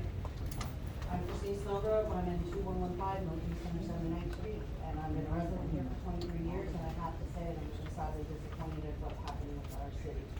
It is very difficult for me to not be emotional about what I'm going to say, but I'm going to say it. Because there's something wrong with 3 commissioners up here and 2 of them not being here. We pay our taxes and you use our money for frivolous things, unnecessary traveling, and incentives that you do not deserve. Mike Joseph and Mackenzie McCormick, they do not deserve their positions, 100% for sure. They need to be gone.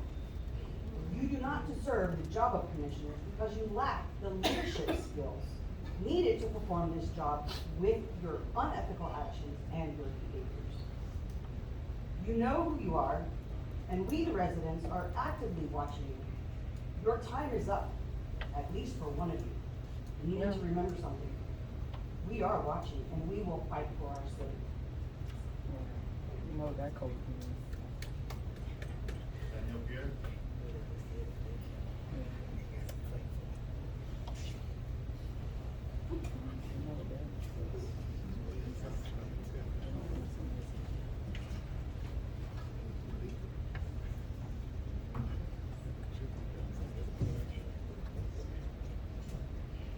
Yeah. Hello, everybody. Everybody looking good.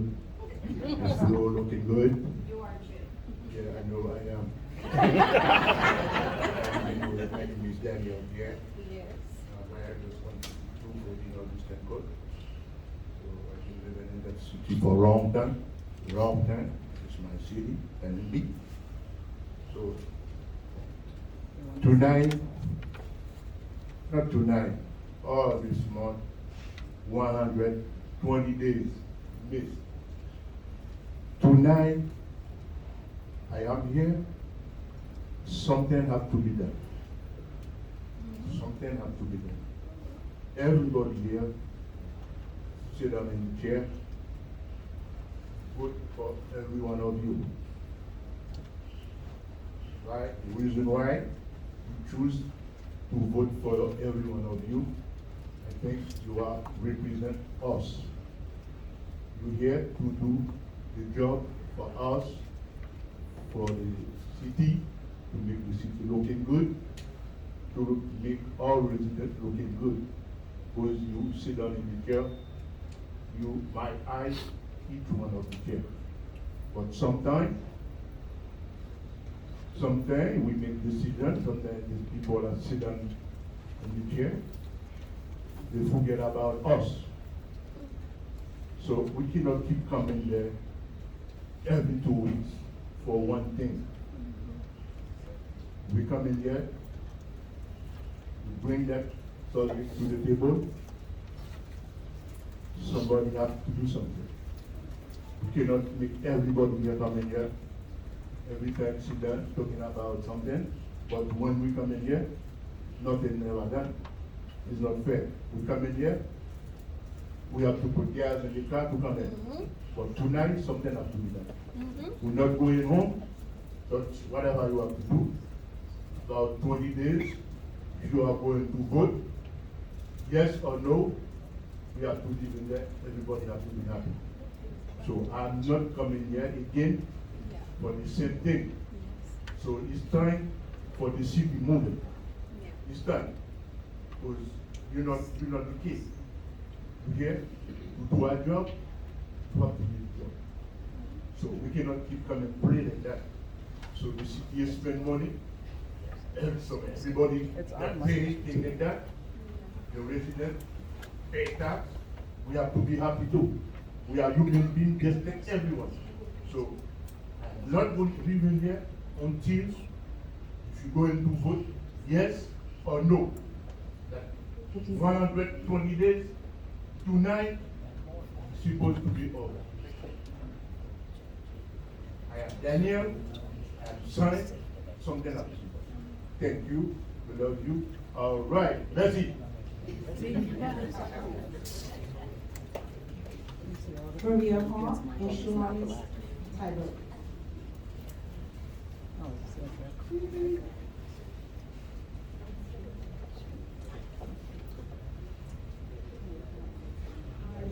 Good evening, everyone. My name is Mara. I am a citizen of this beautiful, I live in this beautiful neighborhood, let's say North Miami Beach, that is in the Strip. I was going to say something before what I really wanted to say, but there's a lady in the back that doesn't let us listen to anything, because everything that we speak of, people speak here, she's calling and saying white supremacists. I would like to talk something. Before you continue any further, Yes. can we ask for an officer to be on this side of the room, and if there's any interruptions, can you please escort that person out of the room? If there's any more, we're not gonna tolerate that, folks. Everybody will have the same respect. And I feel treated, because she said that before we remove Michael Joseph, it would be over her body. So when somebody's talking like that, it's a little creepy, and she's just behind me. This person is demanding for Michael Joseph to be here, because he's not here. Nobody told him not to be here, but he's not here. So why she's demanding for him to be here? He should be here. Please address and be germane to what is on the topic. Do not Okay. Other speakers. Okay. Anyways, Mr. Mayor, Anthony De Filippo. I would like to ask you to uphold the law and take out Mr. Michael Joseph, the commissioner that is over absent, and Mr. Mackenzie Floriban. He would come all the time for 10 or 15 minutes and just leave, okay?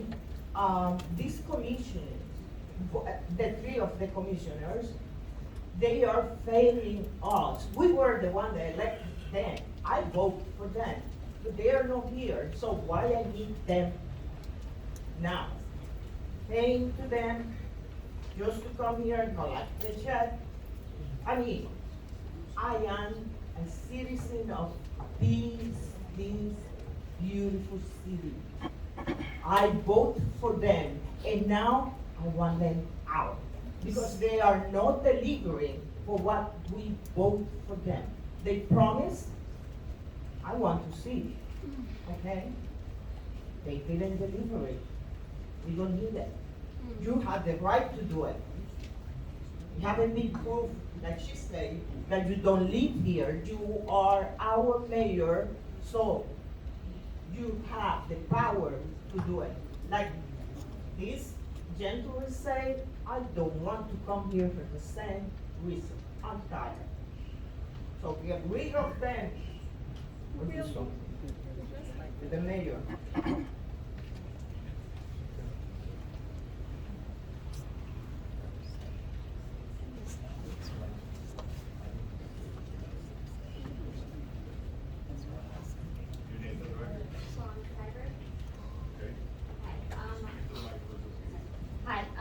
so I'm a resident of NMB, and I was first excited that I was going to be so late, but I'm glad I heard everyone else, because first of all, I'm a mother of 4 children. I took time out to come here to speak to you guys, because if my child ever didn't go to school for 120 days, I would not tolerate it. I wouldn't take an excuse, because that's unacceptable. I don't care how many excuses you can think of, there's a reason why we made the rules, and there's a reason why you gotta follow the rules. And if children are looking at you guys as our examples, what is this? They're allowed to miss work? What's gonna happen? They're gonna get jobs, they're gonna go to school, they're gonna say, well, if the commissioners could go on this work, why do I have to go? Well, I mean, if I was a boss, there would be no way. After a week, we're done, okay? Unacceptable. There are some good points. The commissioner from North Miami that came here said we have to set a tone. I agree with her. Set a tone. Show our community that we elected you to do a job. We're watching. We know exactly what we want from our elected officials. And you guys are here to provide that for us.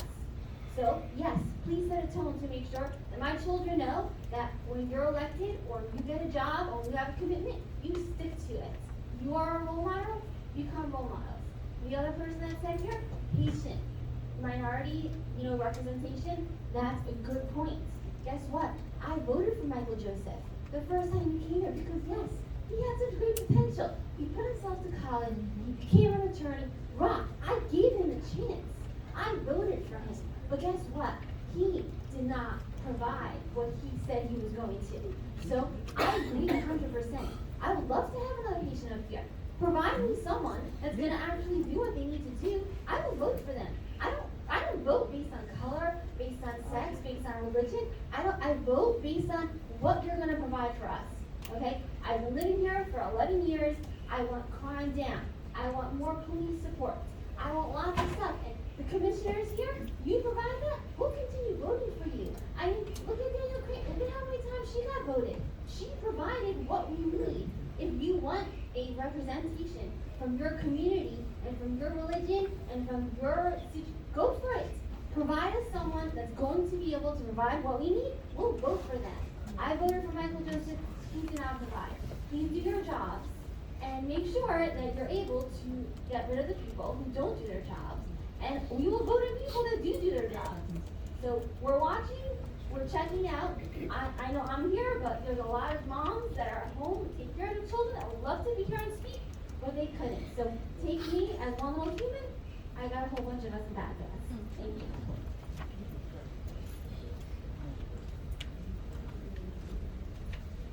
Mr. Mayor, that was the last time speaking. No, my name is in the list. There's a whole lot of names. My name is in the list. Yes. There are two sign-in sheets here. One is for public hearing and the other one's for public comment. So I don't know if anyone signed on the wrong sheet. I would probably use So if there are any other speakers that like to speak on this item, please line up and you can state your name and be heard. There you go. Thank you. Thank you. My name is Libby, and I have lived here for 41 years. Libby. The reason I live here is because it is a melting pot. I love the color. I love the different religions and faiths. I love everything about here. I didn't do the white flight when everybody else did. So I'm here because of color. So if anybody says this is a black and white issue, it's absolutely not. I was always proud to live here. And unfortunately, lately with what's been going on, I'm hearing from friends that don't live anywhere near here how horrible and corrupt our city is, and I'm embarrassed and I'm ashamed. And this needs to change now. Just like this woman said, I voted. I voted for the majority of these commissioners who are not doing their job. Because I did want color, I did want different representation, male, female, black, white, Jewish, non-Jewish. That is what makes us who we are. But guess what? I have a job. And if I don't do that job, I'm gonna get fired. And we have policies. And if I don't follow those policies, I'm gonna be fired. And if I don't show up for work, if I don't listen and obey, I'm gonna get fired. And I'm not gonna get paid. And I didn't even sign anything or take an oath to do that. I do it because I have ethics. That is my ethical obligation, and I've had my job for 41 years, as long as I have lived here. And I show up because that's what I am paid to do and what I promise to do and what's expected of me. And I can tell you how disappointed I was when I saw the swearing-in ceremony and there were empty seats there. It was tragedy. It's just something that should not happen. And one of them, who actually posted on social media, he was out somewhere having a drink. He did not even take into consideration to pretend that there was a reason he wasn't there legitimately. Anyway, and as far as the mayor's concerned, you know what? The mayor's showing up. He's got some people accusing him of something, but he's still showing up. He's still doing his job. And until he's proven that he doesn't live here, he is our mayor. And that doesn't seem to be respected by the others. So anyway, I say we take our city back and we get people in those seats who want to be here. Thank you. Mayor, so after Ms. Faulkner speaks, I'm just gonna be calling the names off of the public comment, so if they're ready to speak on this item, they can. If not, they can wait for their time. Thank you, Madam Clerk. Okay, your name for the record? Hi, my name is Louise Heffers. I've been a resident of North Miami Beach for 2 years and have experienced nothing but chaos, dereliction of duty, and disrespect for the residents of this city. Seriously, I'm tired of living in a city that is a laughing stock, with commissioners that would not and could not do the work that they have been elected to do. You don't show up at meetings because of something you think is happening without no evidence. My hope is to see all 3 commissioners gone, but I will settle for 1 to be gone tonight. We need to get this city back on track. Thank you.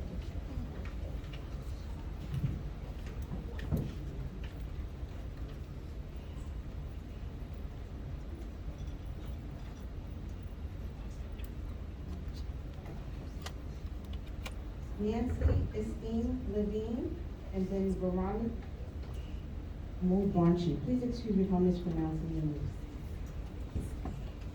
It's Maria Estima. The first speaker is Nancy Levine.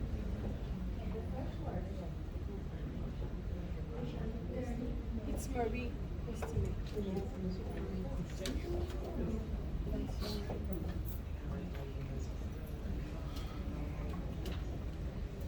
Good evening. My name was mispronounced. I am Mary Estimate Irvin, 776 Northeast 125th Street. Good evening again.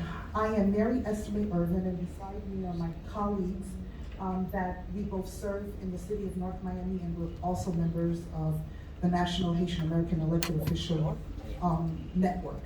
I am here to speak on behalf of MIA, and I am here to urge the City Commission to treat each other with grace and to reconsider the item seeking to remove Commissioner Michael Joseph as a member of the City Commission. I will not discuss the legal issues, but I want to discuss the healing in our community to mitigate the problem that may arise to remove Commissioner Joseph, especially during Haitian Heritage Month. Today, 2 days before Haitian Flag Day, many members of our Haitian communities are here today standing in solidarity with our Haitian commissioners who are duly elected to protect and defend their home rule. So I urge each member of the City Commission, Mayor DiFilippo, Commissioner Fortuna Smuggler, Commissioner Phyllis Smith, Commissioner Daniela Jean, to focus on working together versus trying to hurt each other. We are a better community when we work together.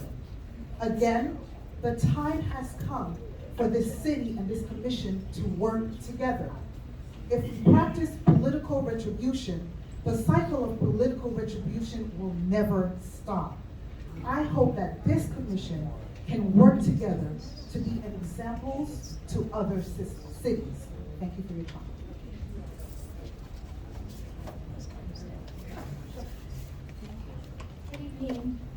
Good evening.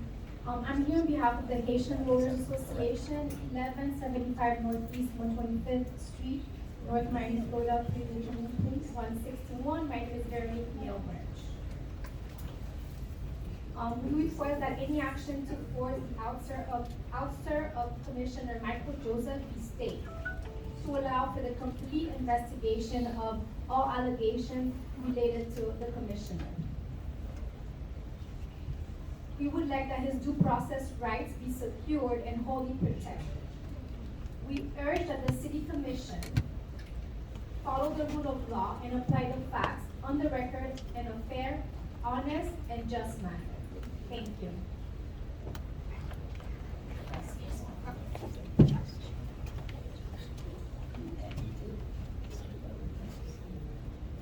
Tracy Spanish. Linda Joseph.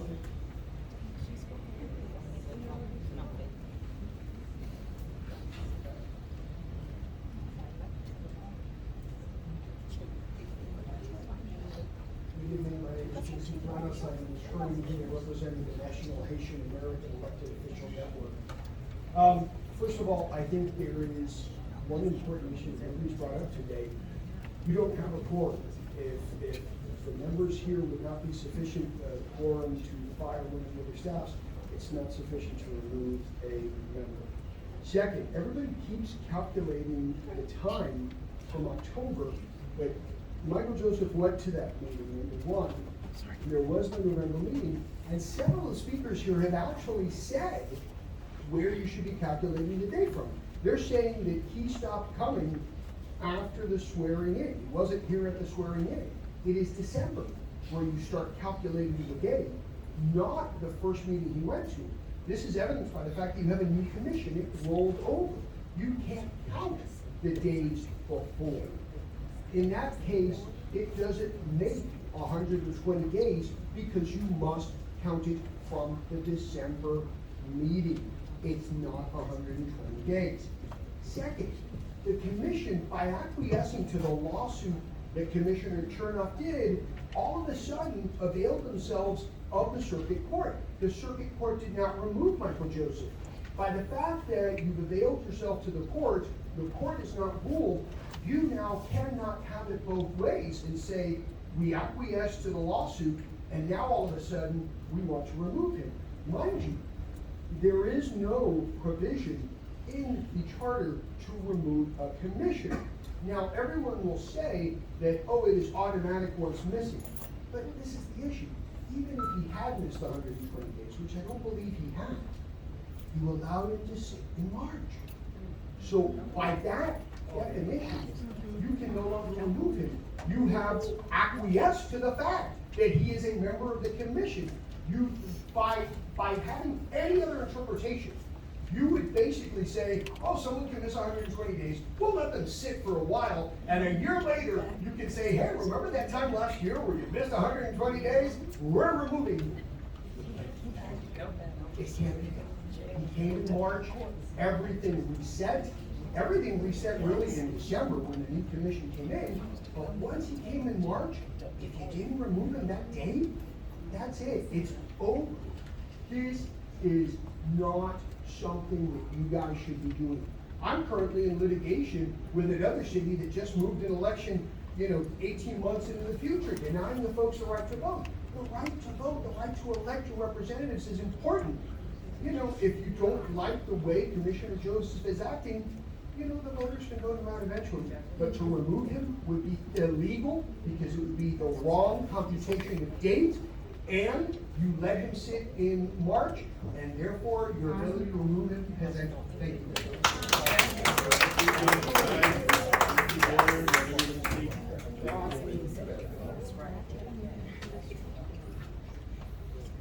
Mr. Herron, you're our city attorney. Us sitting here, are we violating a quorum, or are we violating anything that was suggested in our last speaker's presentation? No. Okay, next speaker. State Representative Dottie Jones. Look at the people.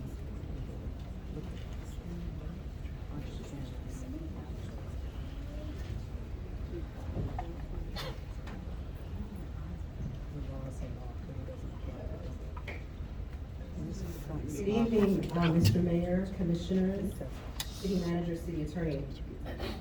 Regardless of how you feel about the Commissioner's protest over the Mayor's residence, State Representative Dottie Joseph. Regardless of how you feel about how the Commissioners protested, the fact remains that this commission has zero authority to expel any commissioner that was duly elected by the residents of the city of North Miami Beach. And doing so may be considered retaliation for their protest. As some of you know, and I've worked with many of you, both in my capacity as assistant, deputy, and interim city attorney, and counseled you on many boards, Section 2.5 of the city's charter governs quorums and attendance and provides, in part, if any commissioner has failed to attend a meeting of the city commission for a period of 120 days, the seat of such commissioner shall be automatically become vacant.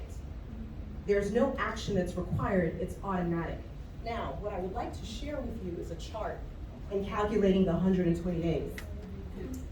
In October of 2022, Commissioner Joseph attended a meeting. November, there was no meeting because there were elections. Then you have a new commission. The first meeting that he could have attended would have been December 20th, 2022. He did not attend. He missed 3 meetings. Even counting all of those meetings, he was at the March 2023 meeting, and my math is mathing, that's 91 days. That is not 120 days. Thank you. Right now, this question is pending in court. One of your colleagues has brought suit to address this matter. Let it play out in court. I don't understand what you all are doing here. I'm not your city attorney, so I'm not going to advise you, but it makes no sense. Last thing, I'll just close and say this. May we are celebrating both Haitian Heritage Month and Jewish American Heritage Month. Yes. And these are communities that have a long-standing relationship. And I just want to point out that when Jewish folks... I'm sorry. If anybody else speaks out, you're going to be asked to step out of the room. Thank you, Mr. Mayor. We've had a good relationship and sometimes trying relationship in the city of North Miami Beach, but we've always been able to remain cordial and respect one another. For those who may not be familiar with this particular part of the history, I want to remind people that Haiti was the only country that opens its doors to Holocaust exiles as they were fleeing the Holocaust, when a lot of other countries closed their doors. And Israel was one of the first countries to come to Haiti's aid after the 2010 earthquake. Haiti was the deciding vote in making sure that Israel became a state. And I'm just highlighting these two because this is the month that we're in. We pride ourselves in being a diverse community. This, whether it's the litigation or everything that transpired before, does not lend itself to that. I just want to remind you of that. And the community's watching. Thank you.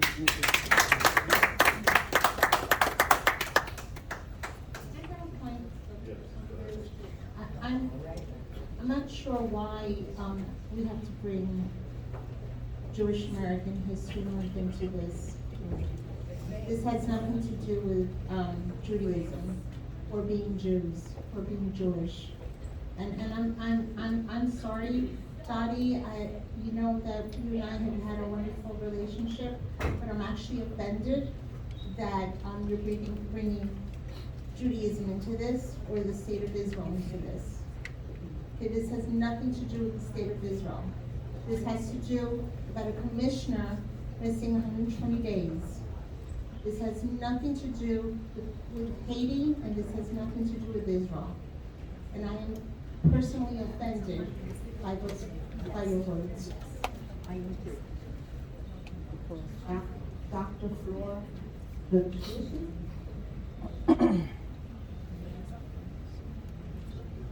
I'm Dr. Flora Latortu, a former resident of North Miami Beach, a citizen of the world, one who hosts several of the events.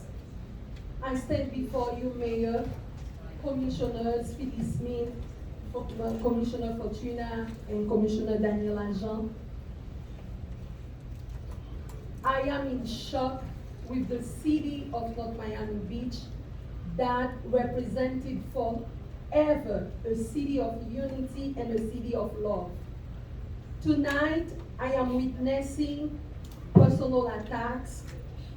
The charter, yes, is dictating the rules and regulations, yet we are not mindful that Commissioner Joseph acted using situational leadership.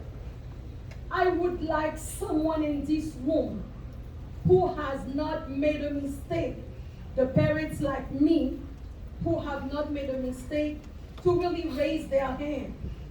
The city that I know who voted for Commissioner Michael Joseph, a commissioner who brought issues of housing.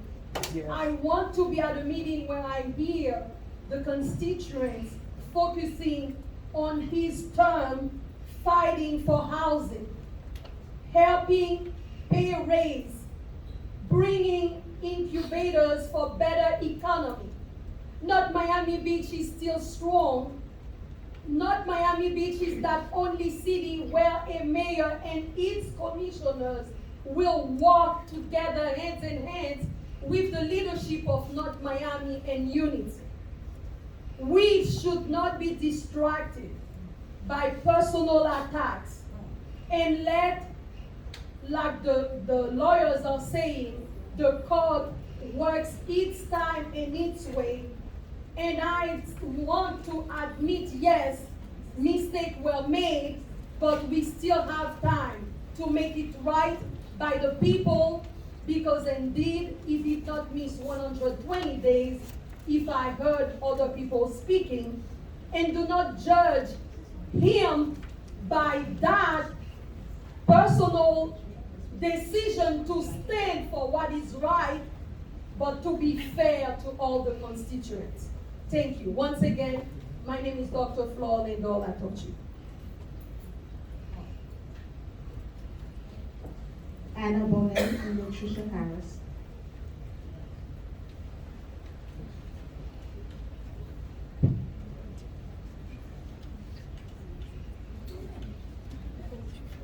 Good evening, Anna Bonet, and I'm a longtime resident of North Miami Beach.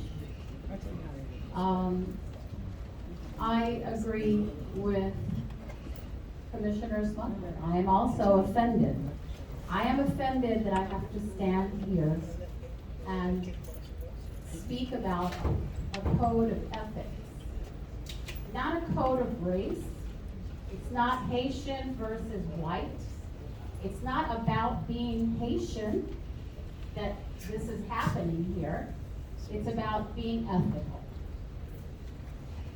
Having a code and being able to abide by your charter. The constituents that voted for Commissioner Joseph, and I might add Commissioner Foreman also, are disgusted. I'm a resident, taxpayer, and voter of this city, where I echo many residents that are disgusted with the chaos created by Commissioners Joseph and Foreman. You have no excuse for not representing the residents of this community. I was not even going to take 2 minutes. I thought 2 minutes was adequate time. I was under 2 minutes. But I'm appalled and have had to continue and come up here and describe something and bring up racial issues that were not even on my agenda. You have no excuse for not representing us. Commissioners Joseph and Foreman. We have another commissioner, by the way, that promotes herself and makes everything about her. It's about ethics. It's about standing by your code to represent the residents of this city. I voted for you all, the three of you. But we did not elect you to just collect paychecks and all the benefits that come with the job so you can then hammer us by creating chaos and pushing negative points that do nothing but divide this community. We need, and you hear the division right now going on. We need two commissioners that will work for this city and move us forward in a positive direction, not stop important business and development. We should be proud of our city. We don't want you and the chaos and untruths you bring to us. Thank you.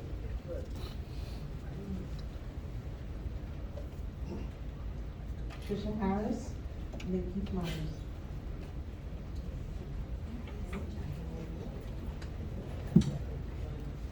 Keith Myers.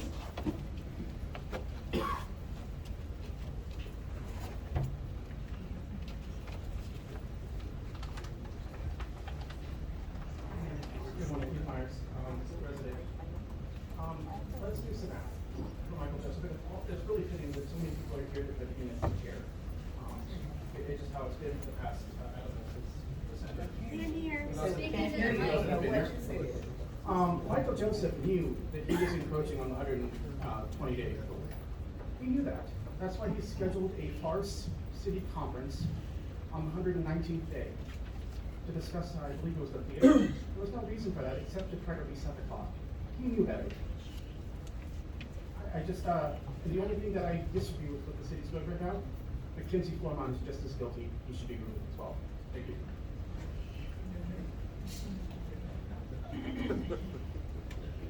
Jeff Hanworger, and then Kathy George.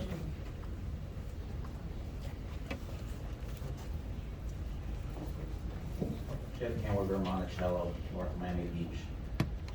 I'm very disappointed to see it at a hearing that Michael Joseph isn't here. I didn't hear any reason, maybe I missed it, but I've been listening from the meeting from the beginning. But again, on such an important night like this, to not even be here to defend himself at a hearing is concerning. And what's really concerning is, during what got me interested in North Miami Beach, I've been here a resident almost 20 years. And I've been concerned because we've had a couple of mayors and commissioners that have been removed. There's been a culture of corruption here. I kind of disregarded what was going on in the city up until the pandemic. And then I started seeing what was going on. I voted for Commissioner Joseph as much, he was very well supported in my community along 10th Avenue. He came, with all the credentials and the positions, conservative-minded, fiscally prudent, with a lot of great ideas, and he was very popular amongst our community. But then, over the years, and as I began to see what happened with our city, I started seeing the commissioners were using the police force and using the resources for themselves, rather than using the police force and to take care of the residents and the crime. Where did we notice that the most was there was a commission meeting, I believe last year, and Mubarak Kazan raised a lot of points about the audit, about the financial condition of the city. And then all of a sudden I saw police remove him from the commission meeting, and there was all this news. And then eventually, right afterwards, Jay Chernoff, who was pretty much in retirement at the time, said, I'm coming out of retirement, I'm gonna run again, because he saw what was going on with the city. And Ms. Smith, Commissioner Smith, who's been retired and has already done her duty for the city, said, you know what, I've had enough, I'm coming back too, because I see the city's headed into a path of disaster. Because when it becomes self-serving, it can't last. And the residents came out and they voted, and there was an election, and then all of a sudden there was this scheme and this abuse of power, and now it's been months and months where the residents have not been able to really voice and anything that has been able to make progress. So I thank you, Commissioner Chernoff, Commissioner Smith, Fortuna, and for everyone that's shown up, for our residents, and that continues to show up, and to the mayor to continue to show up even though your families had issues with safety. So thank you for showing up, for doing your job.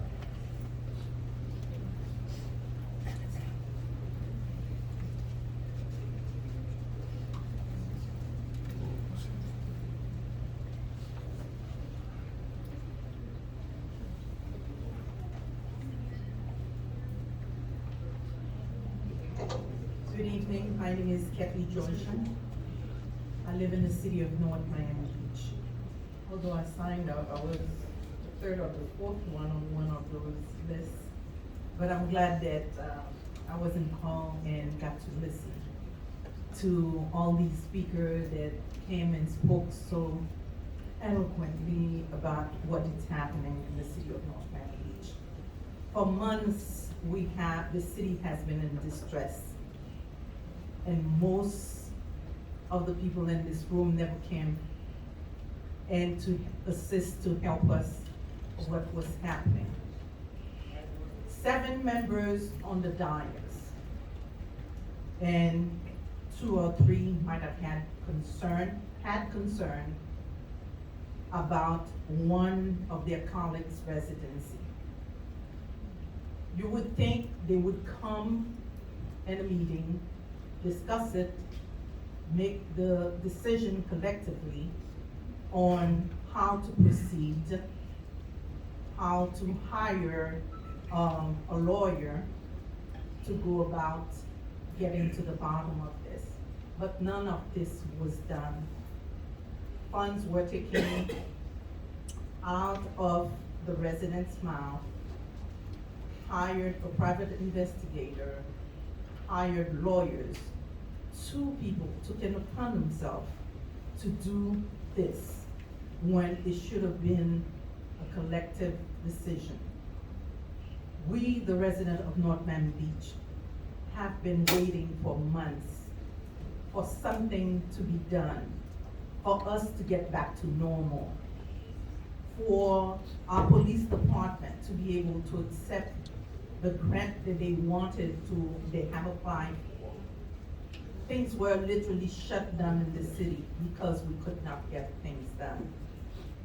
I'm here tonight because I live in the city and I have worked hard to help elect a lot of you, including my Haitian brothers and sisters. This is not to me about Haitians and Caucasians. It is a decision about what is right, how our funds have been dispersed, how one commissioner have taken a credit card, our credit card, and paid for membership. Others have literally got us in a hole, $22 million we got from the federal government, and we don't know what happens to it. So please make a decision tonight. One way or another. Thank you. You're no longer?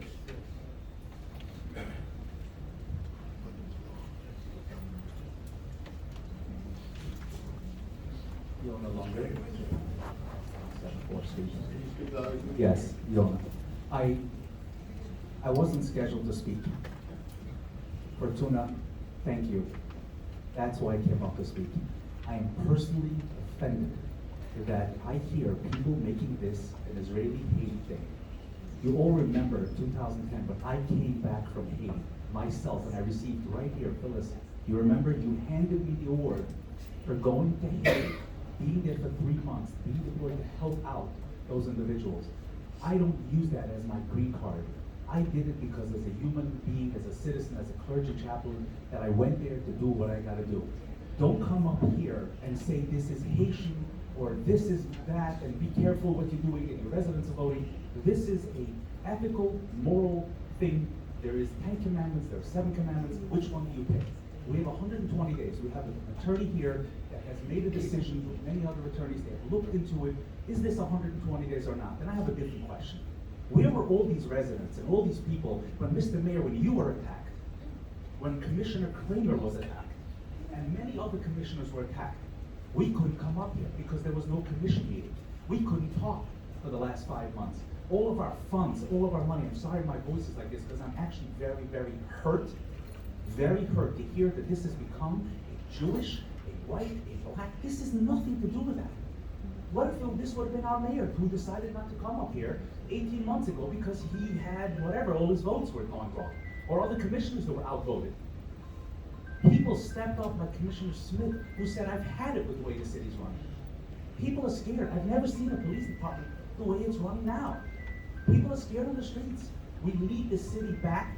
We need to stop with all this threats and this and that. If a commissioner doesn't do his job, no matter who it is, it could be my best friend, it could be not, it could be anyone that we've helped, I've helped elect a lot of these. We're sitting up here by myself, walking the streets with every one of them, not because of who they are or what they are. It's of the person, what the person is, what the person represents to help them. Thank you.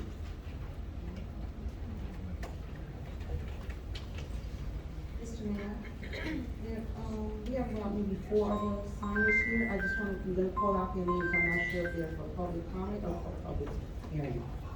Emily Pons, would you like to speak on this item? Libby Gioshka, I spoke.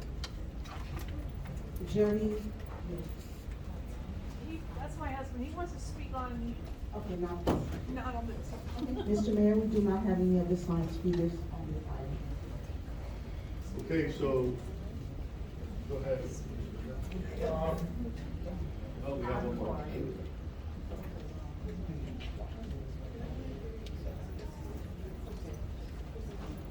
Good evening, everyone. My name is Mubarak Kazan. I'd like to enter into the record that I first knew Commissioner Joseph an email telling him to come to the meetings on December the 22nd, 2022 at 3:34 p.m. Pleaded with him to come to the meeting, and many of us did this during that week. We had a December 20th meeting. So this is not a race thing, as some people want to make it out. When I came to my meeting the first time in 2002, 2003, we had Jackie Smith, a black American lady. She was selected first to the chair. Then we all supported, I personally supported Philip DeRose, a Haitian American. He whooped John Julian, and you know what? We supported him wholeheartedly. 2005, the people elected John Julian, 7, Franz Pierre, and the list go on until I think is the 2018, because 2020, it was about insourcing and outsourcing, and I put my vote for Commissioner Joseph and Commissioner Furman because they were insourcing, keeping the water plant in-house. So it behooves me when people come, they just woke up and try to label our city like we're a white thing and a black thing. It's not. I see a lot of black people came up here opposing Commissioner Joseph, and a lot of white people came up here supporting Commissioner Joseph. And I love that, because when you remember the words of Dr. Martin Luther King, we will all come together at the tables. If they were coming to the meetings, you would have seen a very nice, diverse community we've had here in this community. But it so happened that 3 wanted to stay away for whatever reasons they choose to and don't want to play by the rules. I'm not going to be telling you who to vote for the 120 days or what. A middle school child should be able to tell you what 120 days is. We do not need 2 judges, 4 lawyers, $500,000 down the drain just because you can't understand what 120 days is. I wish Commissioner Joseph well in whatever he does for his future. I wish all 7 of you well. If you come to the meetings and represent us, but you're not. I didn't even have a thank you note when I reminded him to come to the meeting, or any of the other 3. We have more things to wrap up, like cutting the wild spending, and probably some of them would walk off willingly to when their funds are cut.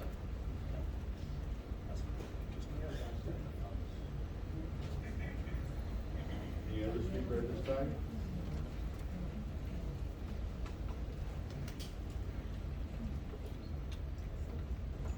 Okay, seeing none, public comment is closed. And we are going to pass it over now, Commissioner Smith. You have- Thank you. I wanted to wait until everybody spoke. But I want everybody to listen to me, please. This is extremely important.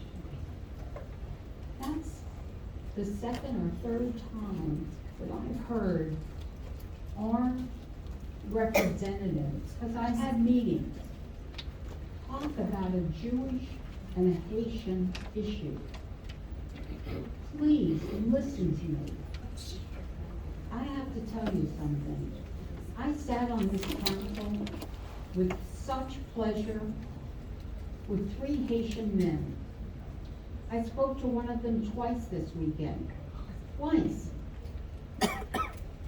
Please don't let this be a continued conversation in the community. Stop it now. No. Please don't reach to those lowest of low levels to think that there would be any issue from your government that would bring race, sex, color, economic status, position in life. No, no, no. This is your commission, your city, your elected officials. And it doesn't matter if they're purple or if they're a transgender. It doesn't matter. The only thing that should matter to you, are they taking care of you, your family, your business, and your visitors? That's what matters. I'm begging you. Do not let this become that issue. You don't know my background. You don't know, am I Orthodox, am I Reformed, am I married to a Jew, am I married to a Catholic? You have no idea. To start to think that race would be involved or religion would be involved, please, I'm begging each and every one of you and everybody you know, do not let this continue to fester in our city. It's enough. I heard it tonight for the last time that I'm not going to explode. This is just what we're here for, is a different thing, and I'm looking to my attorney right now to tell us exactly what you want from us. Thank you very much for allowing me those few minutes. Mr. Mayor, members of the commission, at this point, again, based upon the process that was followed with a similar hearing a number of years ago involving Commissioner Franz-Pierre, an opportunity would be given to the representatives of Commissioner Joseph to present any evidence, testimony that he or she wishes to put into the record for you all then take it upon yourselves to then make a decision on the matter before you. As I stated before, I believe that Commissioner Joseph himself was ill and unable to make it here this evening, but his representatives are in the audience and are presumptively wish to come forward and speak, so now is the opportunity for them. Okay, Mr. Attorney, you come forward, please. Counsel, can you tell us more or less how much time you need for your presentation so we can? I don't imagine that I'll take more than 10 minutes of my response. I'm going to try to keep below that, but We'll give you 15, just to make sure. We want to give you all the time you need to make sure you can. I appreciate that.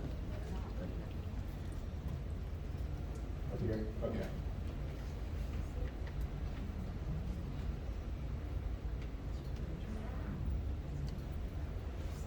I may want to introduce a couple of exhibits, in which case I would, if it's okay with the commission, approach the commission and the exhibits that you for review. Is that acceptable? Thank you very much.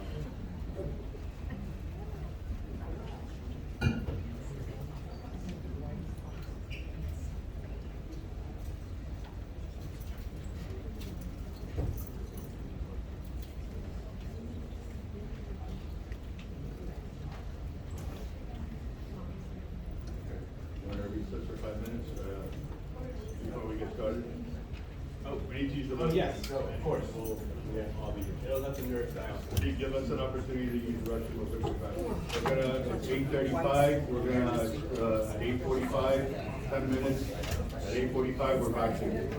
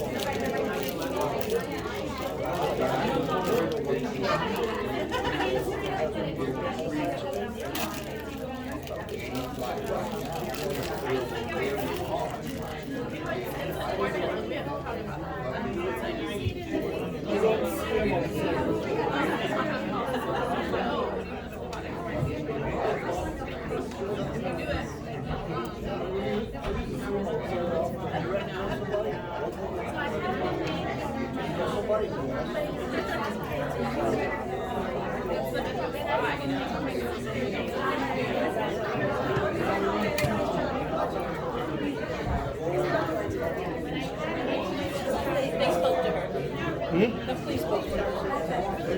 Did it what? The police said something to Lamas when Lamas was walking by. She called her a white supremacist. Oh, she called me some things too. She did? What'd she call you? And, you know, this camera here was recording it.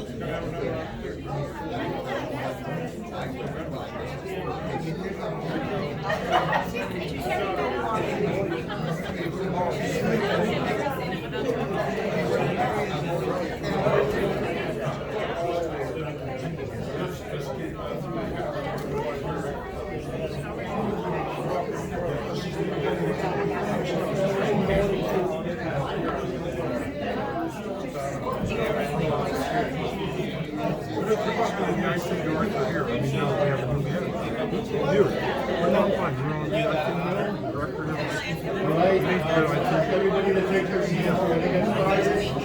I work too much into this. But I have 2 day jobs.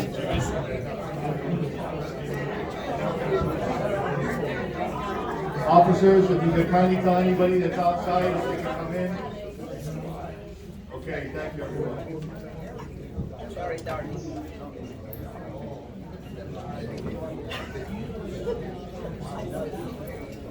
Okay, the time is 8:53 p.m. and we are going to convene our meeting. I'm going to ask for silence in the audience. Thank you, everyone. Thank you for working with us this evening. We realize this is not the best of circumstances, but working together we can get it done.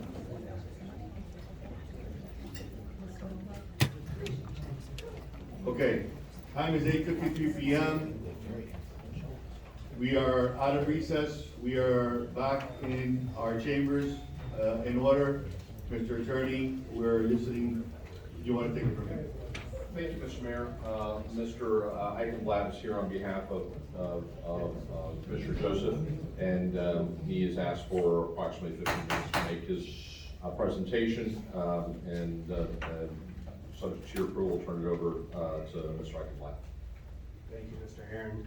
Good evening, everyone. My name is Max Eichenblatt. I am the attorney for Commissioner Joseph. I am a Jewish attorney representing a Haitian commissioner, although I don't believe that that's relevant.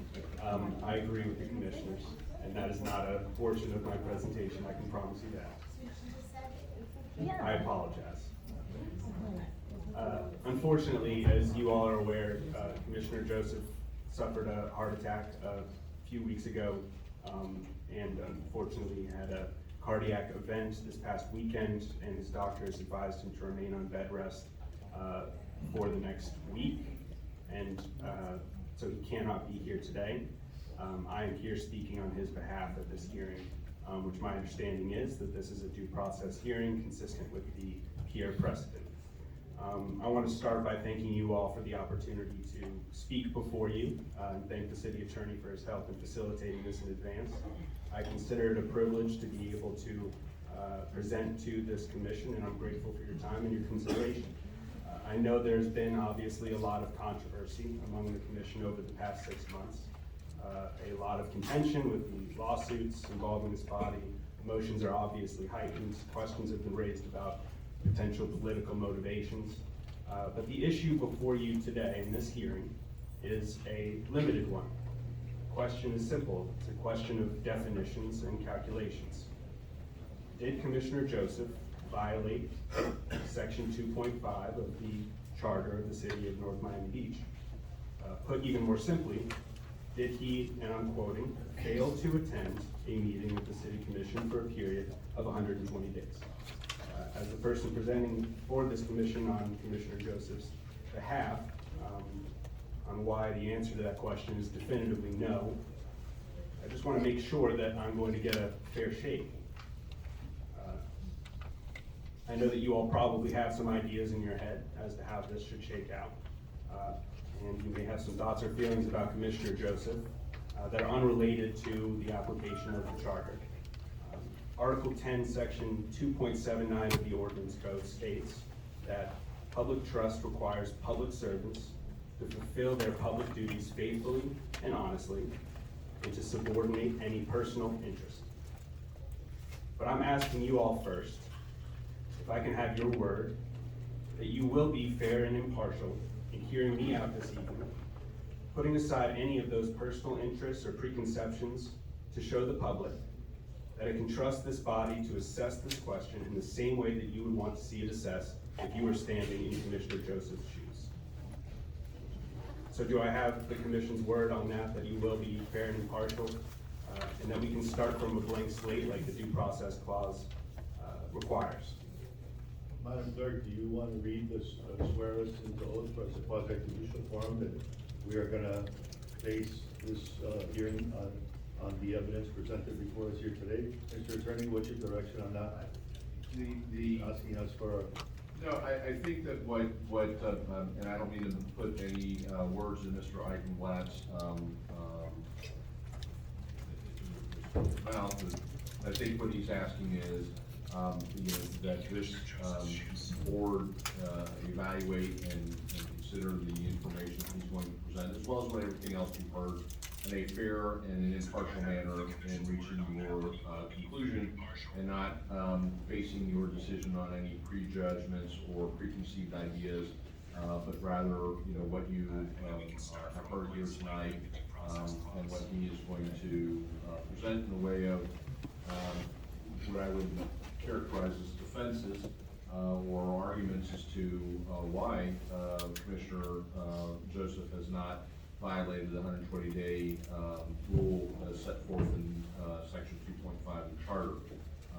I don't believe that it is necessary to change the procedure that we followed here this evening so far, which is no one has been put under oath, and that you all can move forward in a manner that presumptively is fair and impartial.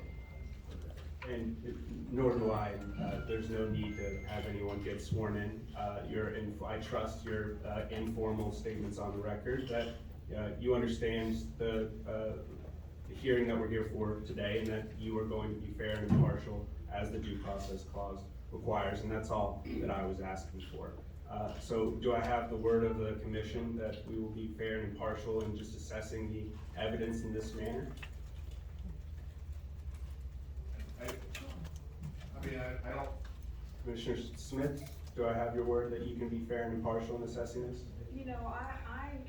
I don't know how you want me to answer as a commissioner, but I have to tell you, as I told everybody that called, and I'm gonna repeat it again, what's the question? Listen to the gentleman give me what he thinks, listen to the other side, man or woman, what they think, and then what's the question, and based on what I hear, that, and I have said that over maybe 15, 20 times this week, and I'm not deviating that tonight. And I believe that we're on the same page there, that the question before the commission that you're going to be voting on is whether Commissioner Joseph violated the charter. And all that I'm asking for is your assurances that we're going to be, you're going to be fair and impartial in that assessment.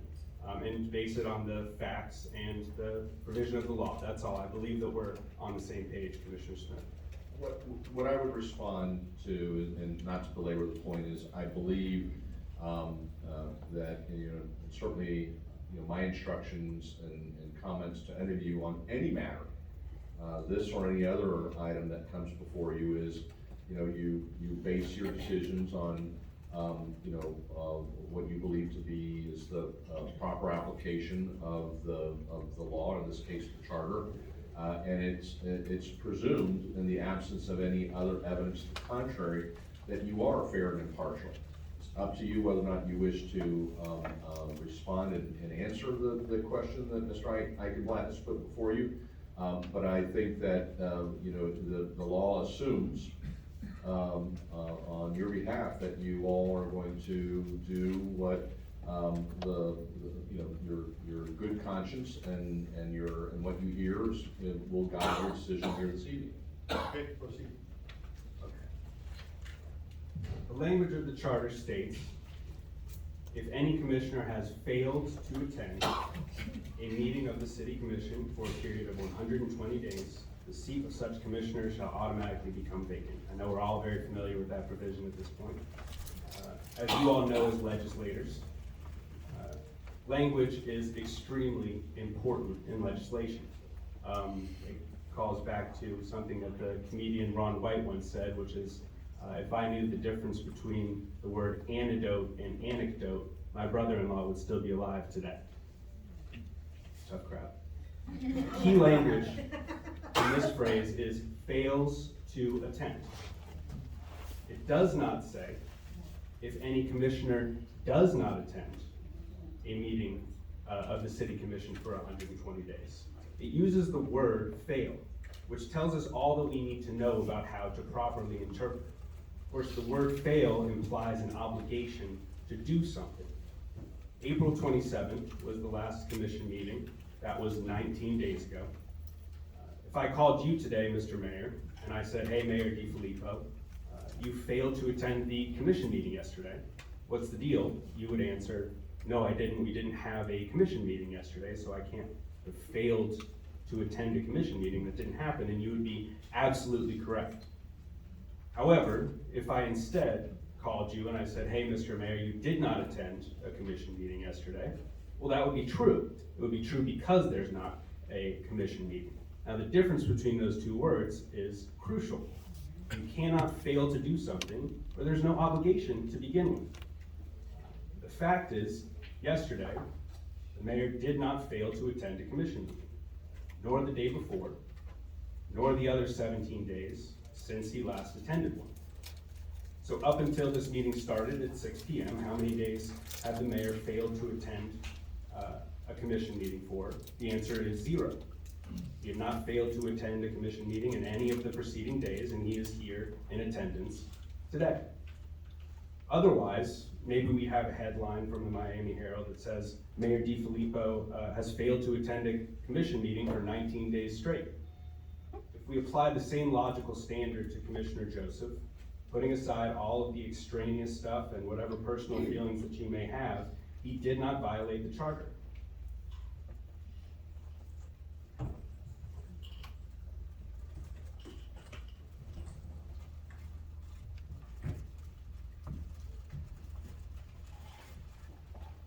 Now, what I just put before the commission is a blown-up chart that reflects Commissioner Michael Joseph's attendance from October of 2022 until March of this year. Now, we're all in agreement that on October 18th, 2022, he attended the commission meeting on that date. From that date until the last day of November, there was not a single day that he failed to attend a meeting, because there were no meetings in November. So there's not a single day we could say he failed to attend one. Through December 19th, 2022, the same is true. There was no commission meetings during that time. He cannot be said to have failed to attend any of them.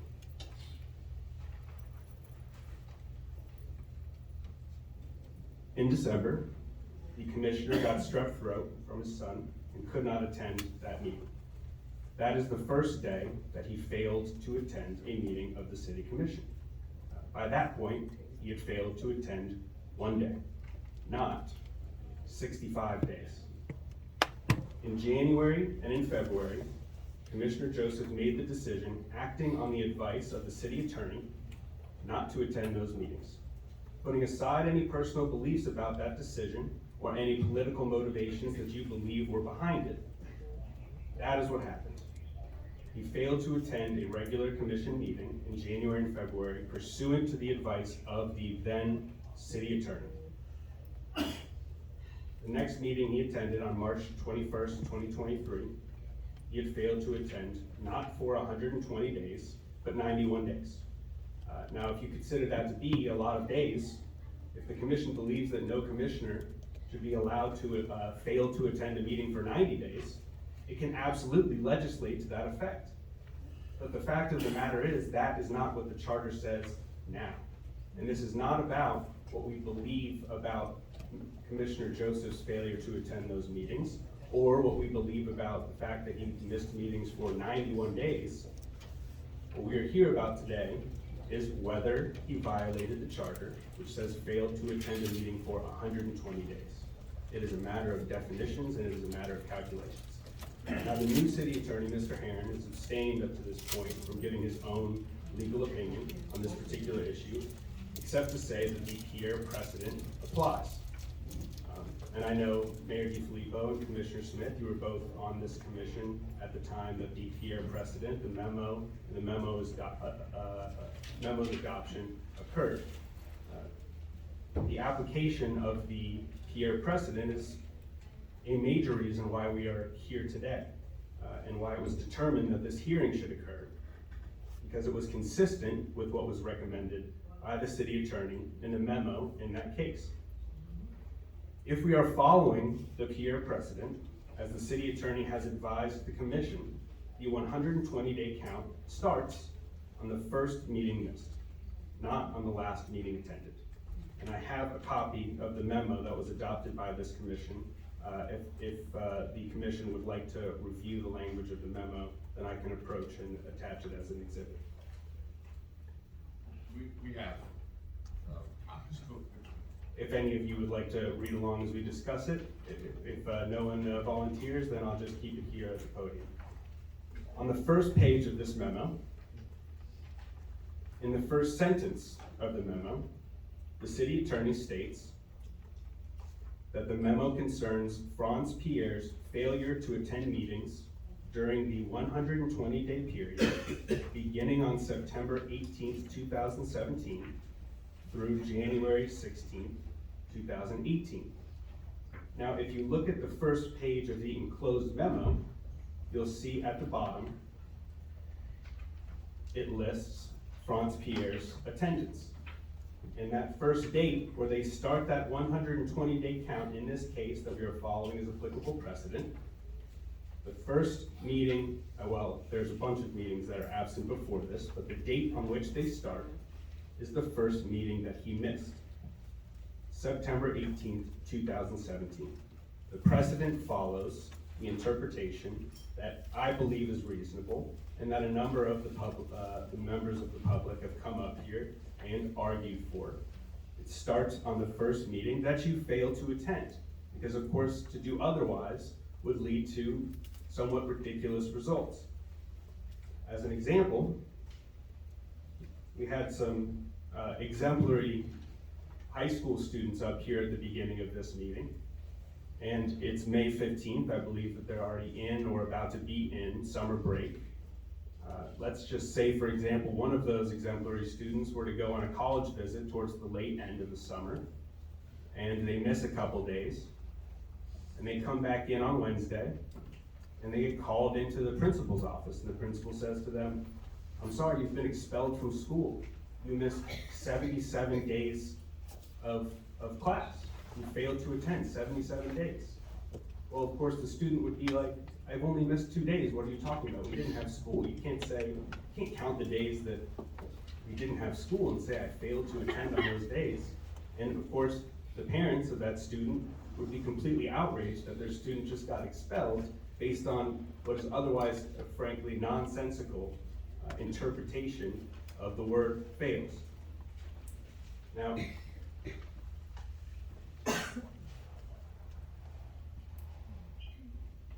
if we are following the Pierre precedent, as the city attorney has advised that the commission do, the 120-day count starts on the first meeting missed, not the last meeting attended.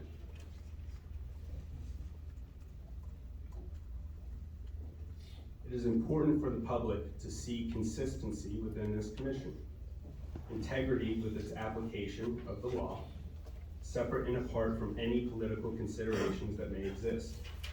If we are to apply the precedent, we cannot pick and choose which parts we want to apply and which parts we don't based on what is potentially politically convenient. What precedent would this commission be setting if it decides to ignore the Pierre precedent and a reasonable interpretation of the words fails to attend and find that Commissioner Joseph did in fact vacate his seat? Well, in the future, if a commissioner misses only 2 meetings in a non-election year, that's 60 days, a majority of the commission, if they wanted to eject this commissioner, could decide not to have a meeting the following month, putting the commissioner at 90 days.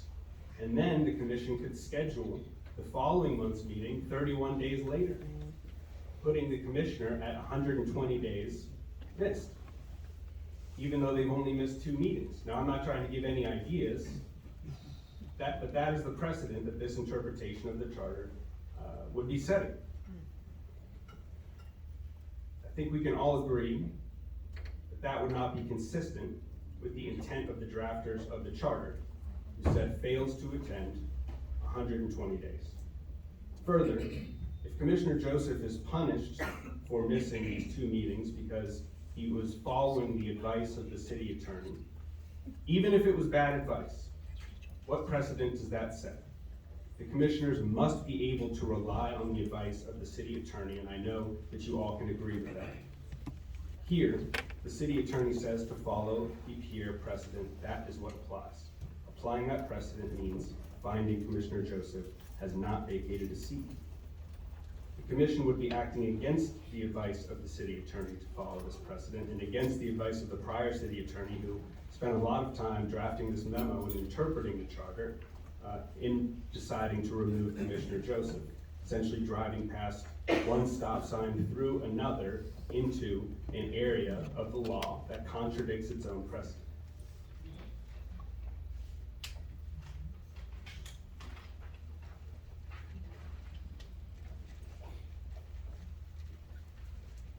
This issue, as you all know, is presently before the court in Commissioner Chernoff's lawsuit against Commissioners Joseph and Florimont. The court is postured and fully intends on answering this question, hopefully in the next 60 days at a maximum. Whether or not this vote goes forward, the court intends on answering that question. So why even go forward with the vote? If you read through the charter does not give the commission the specific power to remove a commissioner. However, it does give the commission specific powers to remove any appointee of the commission. It does give the commission specific powers to remove the city attorney. It does give the commission specific powers to remove the city manager. The law is clear that the charter is considered the constitution of the governing body.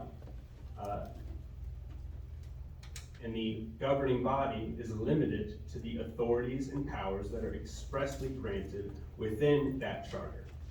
Now, when a judge ultimately looks at this decision, and sees that the commission is given specific powers of removal over certain appointees and certain members of the government, but is not given those specific powers as to a commissioner, the judge is going to imply that the intent of the drafters was not to give the commission that power.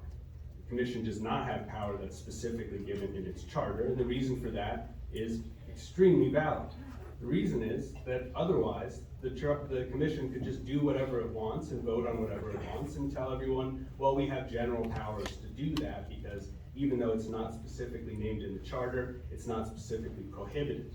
Now that would lead to complete chaos, which is not the kind of government that we have in this country. Now, there are three options presently before this commission. You can vote that yes, Commissioner Joseph violated the charter and disregard the prior precedent and the advice of city attorneys past and present, and the plain language of the charter that you swore an oath to uphold. Or you can vote no, uphold your oath, stay true to the prior precedent, and show the residents of the city of North Miami Beach that despite any political differences, this body is completely committed to upholding the law and protecting their fundamental right to vote and choose their own elected officials. But then you also have a third option: decline to hold the vote.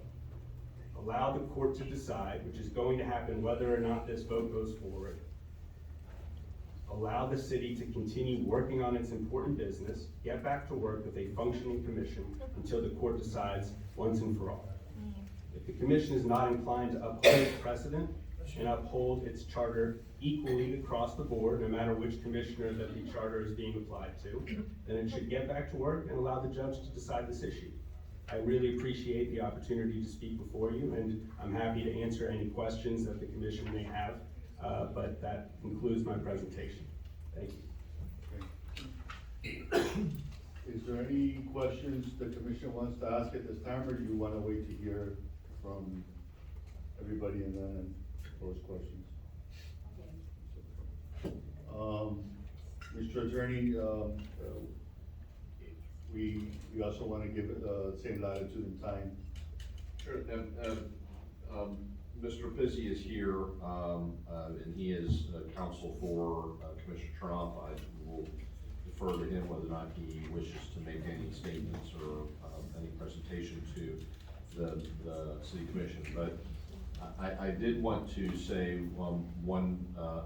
two things in response to some of the comments that Ms. Reichenblatt made. And it goes to what are the powers that this body has, and the inference, the suggestion that if it's not stated in the charter, then you don't have the authority to do something. Otherwise, there would be, the suggestion is there would be chaos. And I'm here to tell you that that's not the case. Your charter very specifically states what powers you have and what are the limits of that power. And it's found in section 1.4 of your charter. And it states the City of North Miami Beach shall have all available governmental, corporate, and proprietary powers and may exercise them except when prohibited by law. And that is a paraphrase or almost directly a quotation from the Florida Constitution and the corresponding language in Chapter 166 Florida statutes, was the Home Rule Powers Act.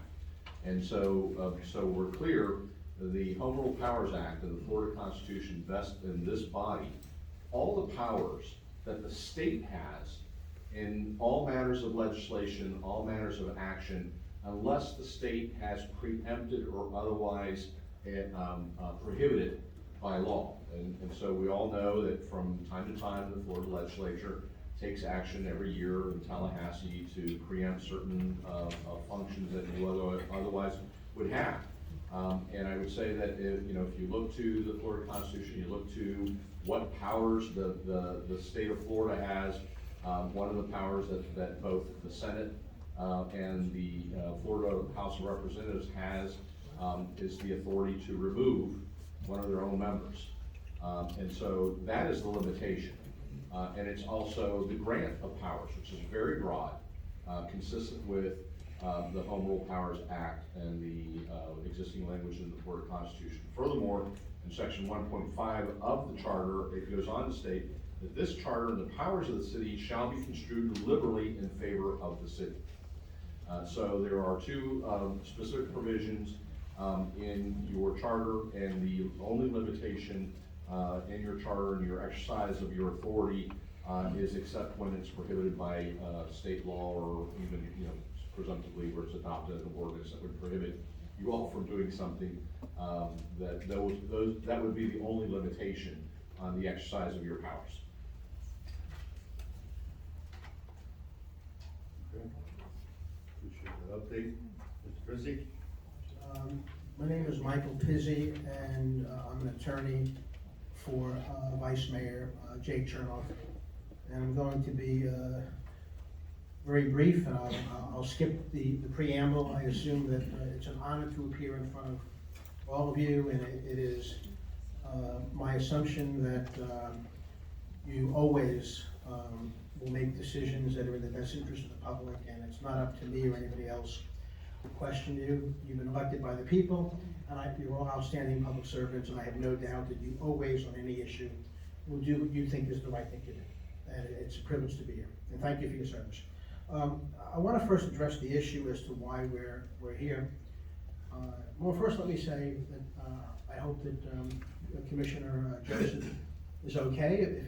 If Commissioner Joseph is in any form of ill health or distress, I want to say on behalf of my family and everybody and my friends that I certainly will say a prayer for Commissioner Joseph and his health, and I certainly wish Commissioner Joseph nothing but good health and the best, and if he's watching, Commissioner Joseph, I hope if you're not feeling well, you get better, and I pray for your good health. So having said that, let me move on to the issues here. I want to talk about why we're here. When this lawsuit was filed, Commissioner Mr. Eichenblatt filed a document with the court and said the following. So I want to address why Mr. Eichenblatt, excellent attorney, excellent firm, made the point repeatedly, why are we here? Why are you voting on this? Why, the matter's in court, it's in front of Judge Lopez. Mr. Eichenblatt said several times, what is this doing in front of the commission? Why don't you just leave it to the courts? So I'm going to read to you, I want to read to you what, in fairness to you, your city attorney and everyone, I want to read to you what Mr. Eichenblatt said to the court when the matter went to court. Mr. Eichenblatt told the court the following: this should not be in court yet because the city failed to satisfy all conditions precedent. Mr. Eichenblatt said to the judge, in light of the city's PF precedent, the plaintiff was obligated to at least attempt to schedule a special commission meeting and provide for an opportunity for the allegedly offending elected official to speak and present rebuttal at that meeting before seeking relief with the court. So, with respect to Mr. Eichenblatt, why are we here?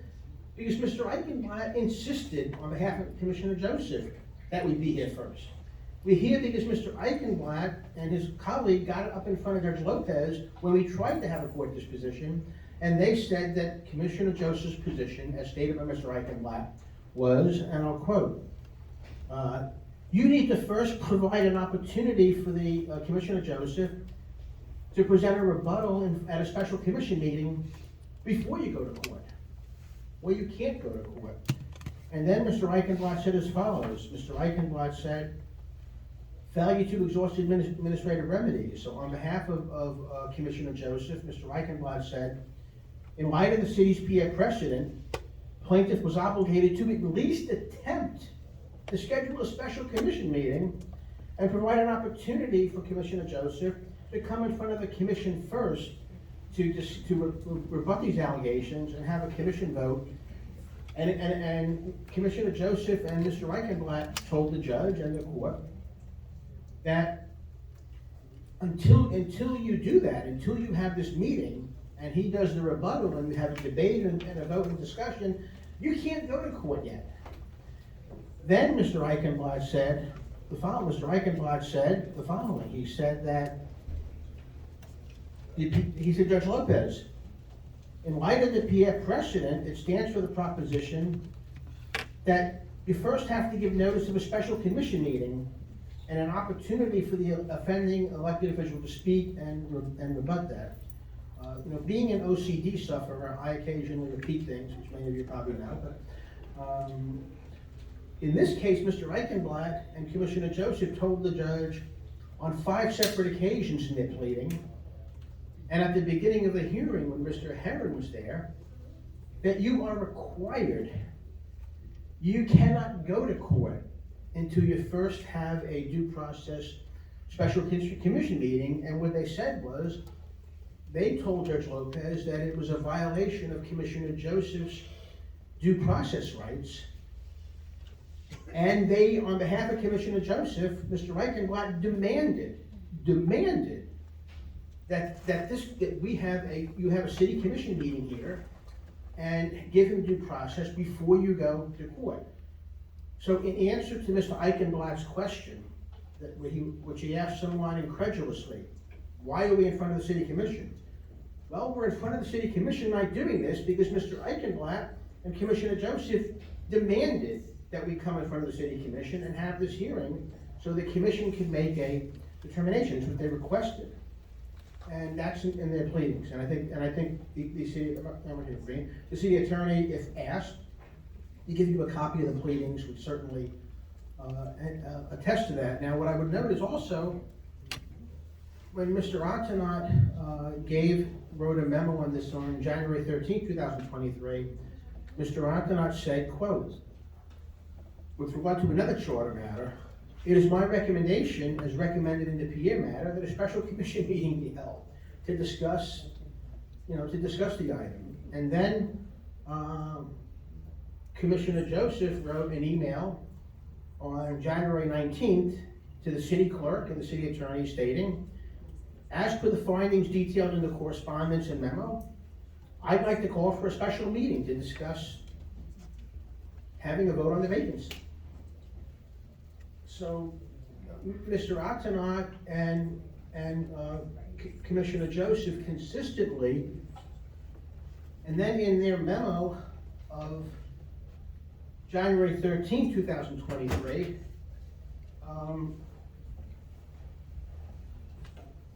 they stated, in some, Commissioner Pierre scenario arguably created a precedent that although the term automatic did not mean the city council could fill a vacancy without calling a special meeting, it said it meant that in that scenario, before declaring a vacancy, due process should be provided in the form of notice of a special commission meeting. So Mr. Atenat and, several $100,000 later, informed this commission in several memos, as did Commissioner Joseph, that this matter had a matter under Franz Pierre. Mr. Atenat said, not Mr. Herron, not Mr. Herron, not Mr. Pizzi, not Mr. Bryan, not Mr. Cuny. Mr. Atenat said that the proper mechanism under Franz Pierre was to hold the meeting you're holding tonight. Mr. Atenat is the person who said you had to hold a meeting when there was a question of a violation of the 120-day rule. And his special outside counsel said the same thing. And then the lawyers hired by Mr. Joseph, they said the same thing.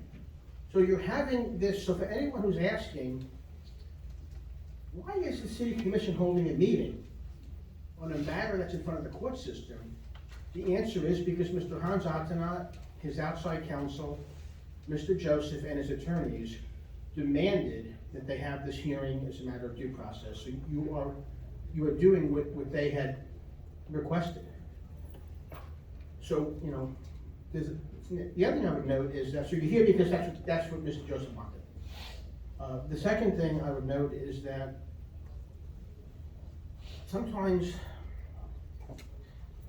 lawyers, kind of make things more complicated than they are.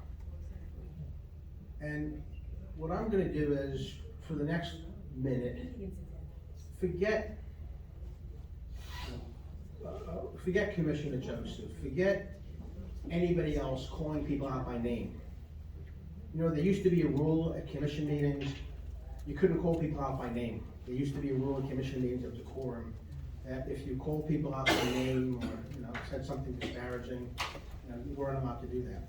So I'm gonna ask you to put blinders on for the next minute and take away the names of anybody involved in this thing. The personalities don't matter, who it is, who it isn't, whether it's Joe Blow or anybody. The name of the person and the identity of the commissioner is irrelevant. So for this final minute, forget which commissioners are involved, who represents them. Don't even worry about the name. You know, John Adams said one thing that's very important. You know, John Adams said facts are stubborn things. They don't change. What's paramount is not what Gene Owen said or Mike Pissy said or anybody else said. Your main obligation is to enforce your city charter. Now that's the one thing, when you get sworn in, you're sworn in to uphold and enforce the city charter. That's your obligation, that rests with you. You swore that you would uphold the city charter. Here's what the language of the city charter said. I used to have a law professor named Minette Massey, and everyone took her for civil procedure. And Minette Massey was at UM Law School for 30 years. I still owe them $100,000 in loans. But Minette Massey said, read the language, read the language, read the language, read the language. Minette Massey would say, forget your law degree, forget your PhD. Make believe you're just an average normal person. Read the language. The language of two sections of your charter state as follows. Section 224 says, the city commission shall hold at least 11 regular meetings in each calendar year. So section 2.4 says, the commission will hold 11 regularly scheduled meetings. That's what the people voted for. Section 2.5 says, and I'm gonna quote it, if any commissioner has failed to attend a meeting of the city commission for a period of 120 days, the seat automatically becomes vacant. That's what it says. No different than, you know, maybe you don't like residential districts, maybe you think people should be elected at large, maybe you think that the election should be held in April instead of November, maybe you think that it should take six votes to appoint or remove the city manager or the city attorney. Mr. Herron would like that, 6 votes, 7 votes to remove the city attorney or the city manager. But what I would say is, regardless of your view of that, that's what it says. And your city charter says, if any commissioner has not attended a meeting for 120 days, the seat becomes vacant. My reading of that, as a kid, not as a lawyer, but as a kid from Brooklyn, my reading of that, I still have the accent 40 years later, my reading of that is that if you have not attended a commission meeting for 120 days, it becomes vacant. That's 4 months. I mean, things happen. There's always something. But what the charter says is that if you have failed to attend a meeting of the city commission for 120 days, on the 120th day at midnight, or the 121st day, you automatically vacated the seat. And that means that's over 4 months. And in fact, Gene Owen, in her memo, said as follows. She said, Gene Owen said that based on her analysis, it's her opinion that 2.5 says that, you know, you're removed if you don't attend the commission meeting for 120 days. And then she said, in view of the charter's language providing for such automatic vacancy, this issue of vacancy is mandatory and, quote, not subject to the discretion of the city commission. So what the former city attorney said, and what Gene Owen said, and what Hans Achternaut said, and Mr. Eichenblatt said, this is the binding precedent.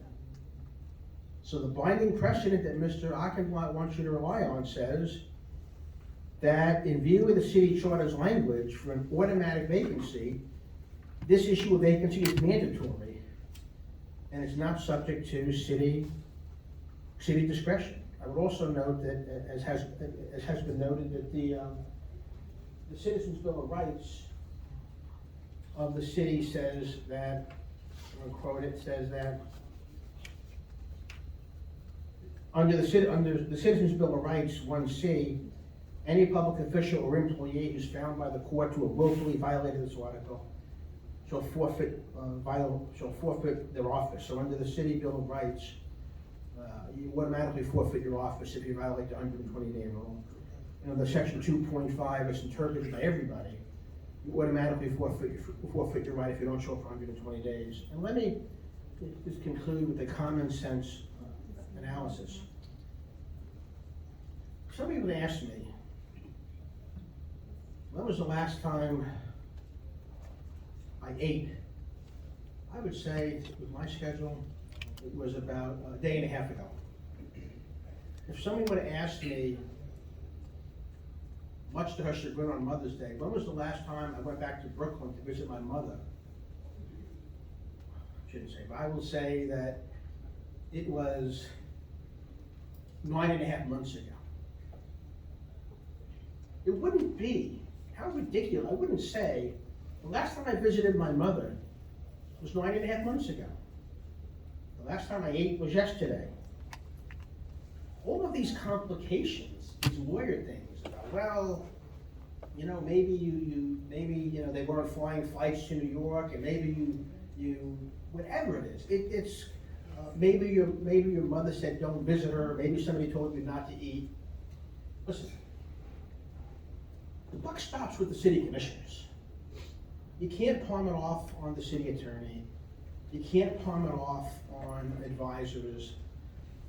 The person who takes the oath is the city commissioner. It rests with you, and it rests with you to follow and uphold the charter. So there are 2 points that are very simple. I'll leave you with 2 points that are simple and the logic's inescapable. The city charter says, if you have not attended a commission meeting in 120 days, you automatically forfeit your seat. 2.5, if you have not attended a city commission meeting in 120 days, on 120 days at midnight, you have automatically forfeited your seat. That doesn't need to be, that's the language. That's what it says, and it's mandatory. Now, what is the record here? The record here is that the commissioner attended a meeting on October 19th, 2022, and did not attend another meeting to March 20th, 2023. So let me give you one of these John Adams inescapable facts. What are the facts? The facts are, if you don't attend for 120 days, you vacated your seat. The facts in this case are, a commissioner, forget who the commissioner is, doesn't matter. Shouldn't matter, actually it shouldn't matter. A commissioner attended a commission meeting on October 19th, and that commissioner did not attend another meeting until March 20th, 2023. That commissioner, whoever it was, that commissioner, applying the charter equally, putting blinders on, and applying the charter equally based on its plain language, that commissioner did not attend a commission meeting for 152 days. That commissioner did not attend a commission meeting for 152 days. Now, the reading that you're being asked to give this is 120 days really means 152 days, or really means 200 days, or really means 300 days based on the circumstances. You're being asked to go through legal gymnastics and reach a completely illogical conclusion that 120, that every citizen voted on when they passed the charter, They want you to say tonight the following: when your citizens passed the charter and your citizens voted for 120, they really meant 152, or they really meant 200. The citizens meant 120, the 120 is binding, and in this particular case, the facts are that the person involved did not attend the meeting for 152 days, which is more than 32 days after that period of time. And I do want to note, in addition to talking about the privilege of appearing here, I do want to note, I think I saw some of your colleagues from North Miami. They're all good friends. They're all some of our finest public servants in the state of Florida. And I do want to note that it's not only a privilege to be here, but I think it's also good. I'm glad to see colleagues in North Miami who are great commissioners, do a phenomenal job in this city, that they've exercised their right to voice their opinion, which they have a right to do. And you should take what everybody said into consideration. But what I think that because the charter says 120 days, and because the only inescapable, logical, common sense conclusion is that the commissioner in question here, violated the 120-day rule by more than 30 days. And because under the charter that you're interpreting, it says you have no discretion. It says once the 120-day rule is violated, you have no discretion but to declare vacancy. Those are the facts. Yes, simple. Those are the facts. They don't require lawyers. They don't require a law degree or PhD. They're simple, easy to understand, inescapable facts that every member of the public can understand. And you know what? When I was a public official, the worst thing you could ever do is try and tell me what to do. So I never tell anybody what to do. I never tell any public official what to do. I've stated what I believe the facts show, and it is now up to all of you to do whatever it is you think is the appropriate course of action under your charter. Thank you very much. Thank you,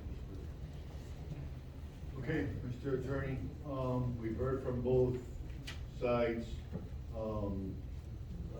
I think that now we can pose our questions. If we should have any to you, what procedure would you like to take from here? Well, I would just, I'm guessing by Mr. Eichenblatt coming up, he's going to ask for a brief opportunity of rebuttal. That's within your discretion to say yes or no to. What I would say is that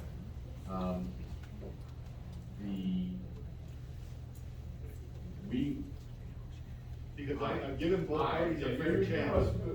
I've given carte blanche to both parties to talk as long as they want, and we'll be rebutting here all night long. So I gave both parties an opportunity to speak ad nauseum to. Like 1 minute. Go ahead. I'd like to hear. Thank you very much. Thank you very much. I appreciate the opportunity. So I just want to point out the few things that we did not hear from Mr. Pizzi are the actual words of the charter. You heard him repeatedly state the improper verbiage from the charter saying does not attend, has not attended. The words that I focused on when I was up here are the actual words of the charter. Fails to attend. And it's not a minor difference. That is the critical question here, which I imagine is why it was not specifically referenced. Now, as to the statements that I made to the court, Mr. Pizzi is well aware that he is not quoting statements that I made directly to the judge, but he's quoting our pleadings that were filed in the case, which are markedly different from statements that were made to the judge. They are in the alternative and completely taken out of the context, but it doesn't matter anyways, because we are in the courts already, and we are now at this hearing, which the court has permitted to go forward. In closing, last thing that I'll mention in response to what Mr. Herron said about the city's power, the city does have the power to remove the commissioner that's specifically listed in the provision. The authority to do so lies with the electors. It's a recall. That is what's specifically listed. It does not list that power, rest that power with the commission. Thank you very much. I appreciate the opportunity. Yes, Mr. Pizzi, are you good, or do you want to rebut any statement? Nope. Thank you, sir. Commissioner, we'll start from up here. Just a question for Mr. Pizzi, if I may. I know you mentioned, can you speak to your opinion on this actual start date? And more so, because I asked Attorney Henry the same question about November swearing in. So November swearing in, I attended that. Is that, also clock in as an actual commission meeting per se? Number one, Commissioner Jean, thank you for the question. It's an excellent question, and I appreciate it. No, the answer is that under the language of your charter, you would simply go by the last time you attended a meeting and go forward. You wouldn't go back, you'd go forward 120 days. So I think that's a very good question, and I appreciate that. But in my opinion, in my reading of it, and in my opinion of it, and I think in the opinion of most average people who would read it, and in the opinion of the people who voted for it, the 120 days starts with the last meeting you attended, and you simply go forward 120 days. And if you haven't attended a meeting in 120 days, you vacated your seat. And I would note, Commissioner Jean, in that regard, that that's over 4 months. I mean, you can't come to a meeting over 4 months, and if people don't come, and if commissioners don't come to a meeting over 4 months, what happens to the city business? The one thing I would note is that whether it would have made, I don't think it would have made a difference. What I would note is that, you know, the lawsuit got filed in like February 16th, and my friend and colleague was aware of the fact that there was a challenge to not attending meetings. And then he chose not to attend the meeting on the 21st. So what I'm saying is, so one of the things that I think happened is that a lawsuit was filed where the issue was flagged. Hey, listen, a lawsuit's been filed, it's in the papers, you know, people are challenging, you know, people saying you vacated your seat because you haven't attended the meetings. And that was done on the 16th. And then the individual in question, and it doesn't make a difference who it is, the name's on point. But the individual in question, after getting, you know, being aware of the lawsuit, did not attend the next meeting after being aware of it. So I would say this, you know what? Reasonable minds can differ, reasonable people can take a different interpretation, and that's perfectly fair. My opinion is that the 120 days starts from the last meeting you attended, which in this date would have been in October. Thank you. I had a follow-up question. Sure. I've seen you before the commission a few times before, I think with the new coffee place that we have in Biscayne. I think that was the last time. Blackbird. What's your role with the city currently? I'm sorry? Other than representing Vice Mayor Chernoff, what's your current role with the city? Well, the only role I have in the city is that the city commission at a public meeting appointed me to as special counsel. So my only role in the city is one. The city commission appointed me at a public meeting as special counsel to conduct an investigation of expenditures of funds over the past couple of years and look at the facts and come back and report my conclusions with any recommendations. But other than that, I have no role. Thank you. Thank you. It's good to see you. Thank you. Commissioner John, to further answer your question that you posed to Commissioner Pizzi, it's been mentioned before, but I take the opportunity to say again, you do have a specific charter provision that is section 2.4 that states the city commission shall hold at least 11 regularly monthly meetings in each calendar year at such times and places as the city commission may prescribe by resolution adopted by November 1st of each year, establishing the schedule and number of council meetings for the following calendar year. And you have adopted such a resolution. I can't remember the number of it.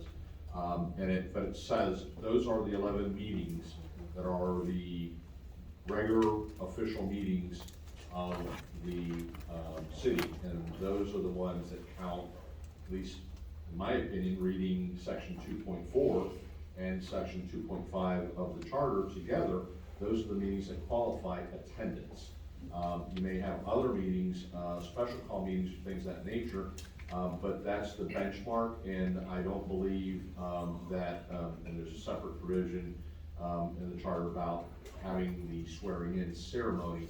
That in of itself is not one of the 11 meetings that's otherwise listed and specified in section 2.4 of your charter, and it's adopted by the subsequent resolution that, Madam Clerk, do you have the number of that person? Yes, the resolution number is R 2022-153, and also the swearing ceremony was December 1st. We have a meeting in November. Thank you, Mr. Attorney. Commissioner Spudler? Okay, thank you. Well, first I'd like to ask the clerk, the minutes from all the meetings from October through March, that they're put into the record, please. As far as the attendance, or? The minutes. Yes, what documents? I want them put into the record here tonight so that we could, We'll provide those Okay. and put them into the record, but I believe that the reason why the clerk asks, I think she has a summary of what she extrapolated from those minutes, Okay. the attendance of all the commissioners at all the meetings since October of last year. okay, thank you. But I'll proceed as requested. Okay, thank you. And also, so what happens if we do not have those 11 meetings a year?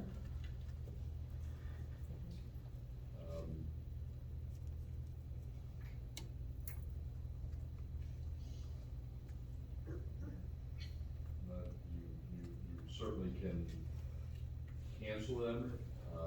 The presumption is that theoretically, as you would schedule a replacement, the charter does say that you're supposed to have 11. So it would be a violation of the charter if we didn't have 11. Technically, yes. Because we didn't have 11 last year. I think we had 8, just saying. Okay, so, you know, Hans Pierre's mentioned so many times, but, you know, he attended via phone. When, Michael Joseph had strep in December, he could have attended via Zoom. I know that last year, in May, after lockdown, after we were back to normal, I had COVID in May, and I was not able to attend the meeting because I didn't want to get anyone sick. And it was set up that I was going to attend it on Zoom while everybody was going to attend it in person. But I don't know what happened. There was no quorum, so the meeting was canceled. But the point is that I made the effort to attend via Zoom. So if Commissioner Joseph wanted to really attend the December meeting, he could have at least attempted to attend via Zoom, and to the best of my knowledge, he made no such attempt. If he even had strep, and he could have come with a mask on. Also, this is how I see it. I wanted to look something up today in the city. I wanted to look up our oath of office. And it took me to the section of the charter where it says 120 days. About the 120 days. I read this charter 5 years ago. I haven't read it since, and you know, I don't remember what it says. I don't remember, you know, it was 5 years ago. It was so much to remember. So I said, you know, let me read this today because I keep on hearing, but let me read it. Let me see it. This is, if any councilman has failed to attend a meeting of the city council for a period of 120 days, the seat of such councilman shall automatically become vacant. It says for a period of 120 days. Michael Joseph was not there for a period of 120 days. Shall automatically become vacant. Why we're here, I'm not sure, because he has automatically vacated his seat. So I'm not even sure why we're here talking about this. He automatically vacated his seat. That's it.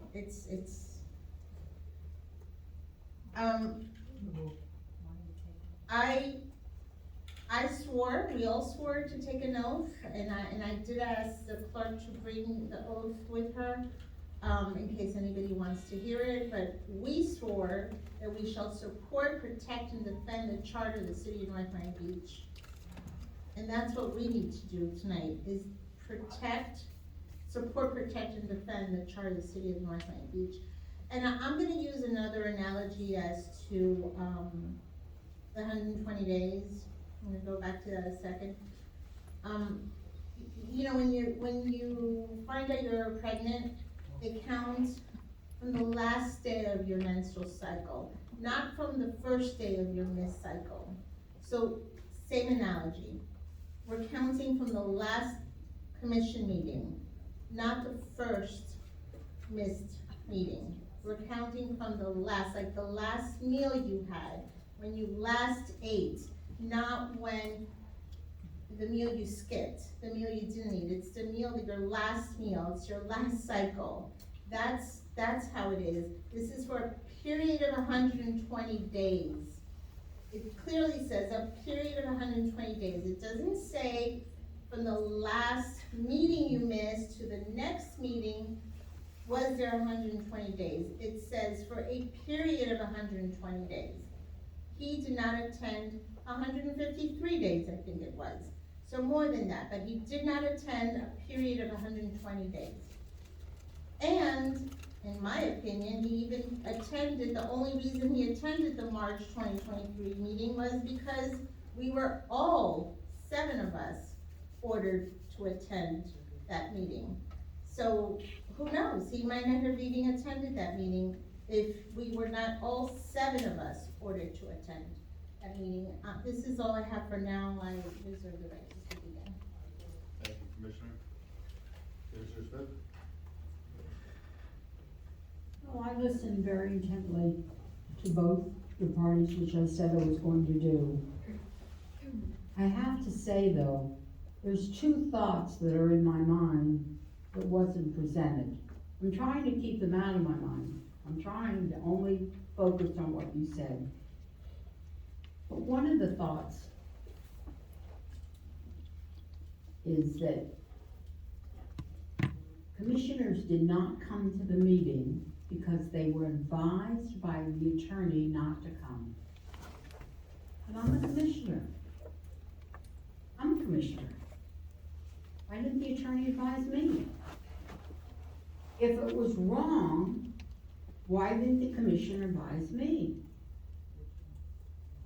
And so how would they know? How would anybody know? Well, they came to the meeting and they saw only 3 people didn't come. But they didn't come to the next meeting and they saw 3 people were still not here. Why wouldn't they question what are they doing there? It really is very disturbing that we have a hearing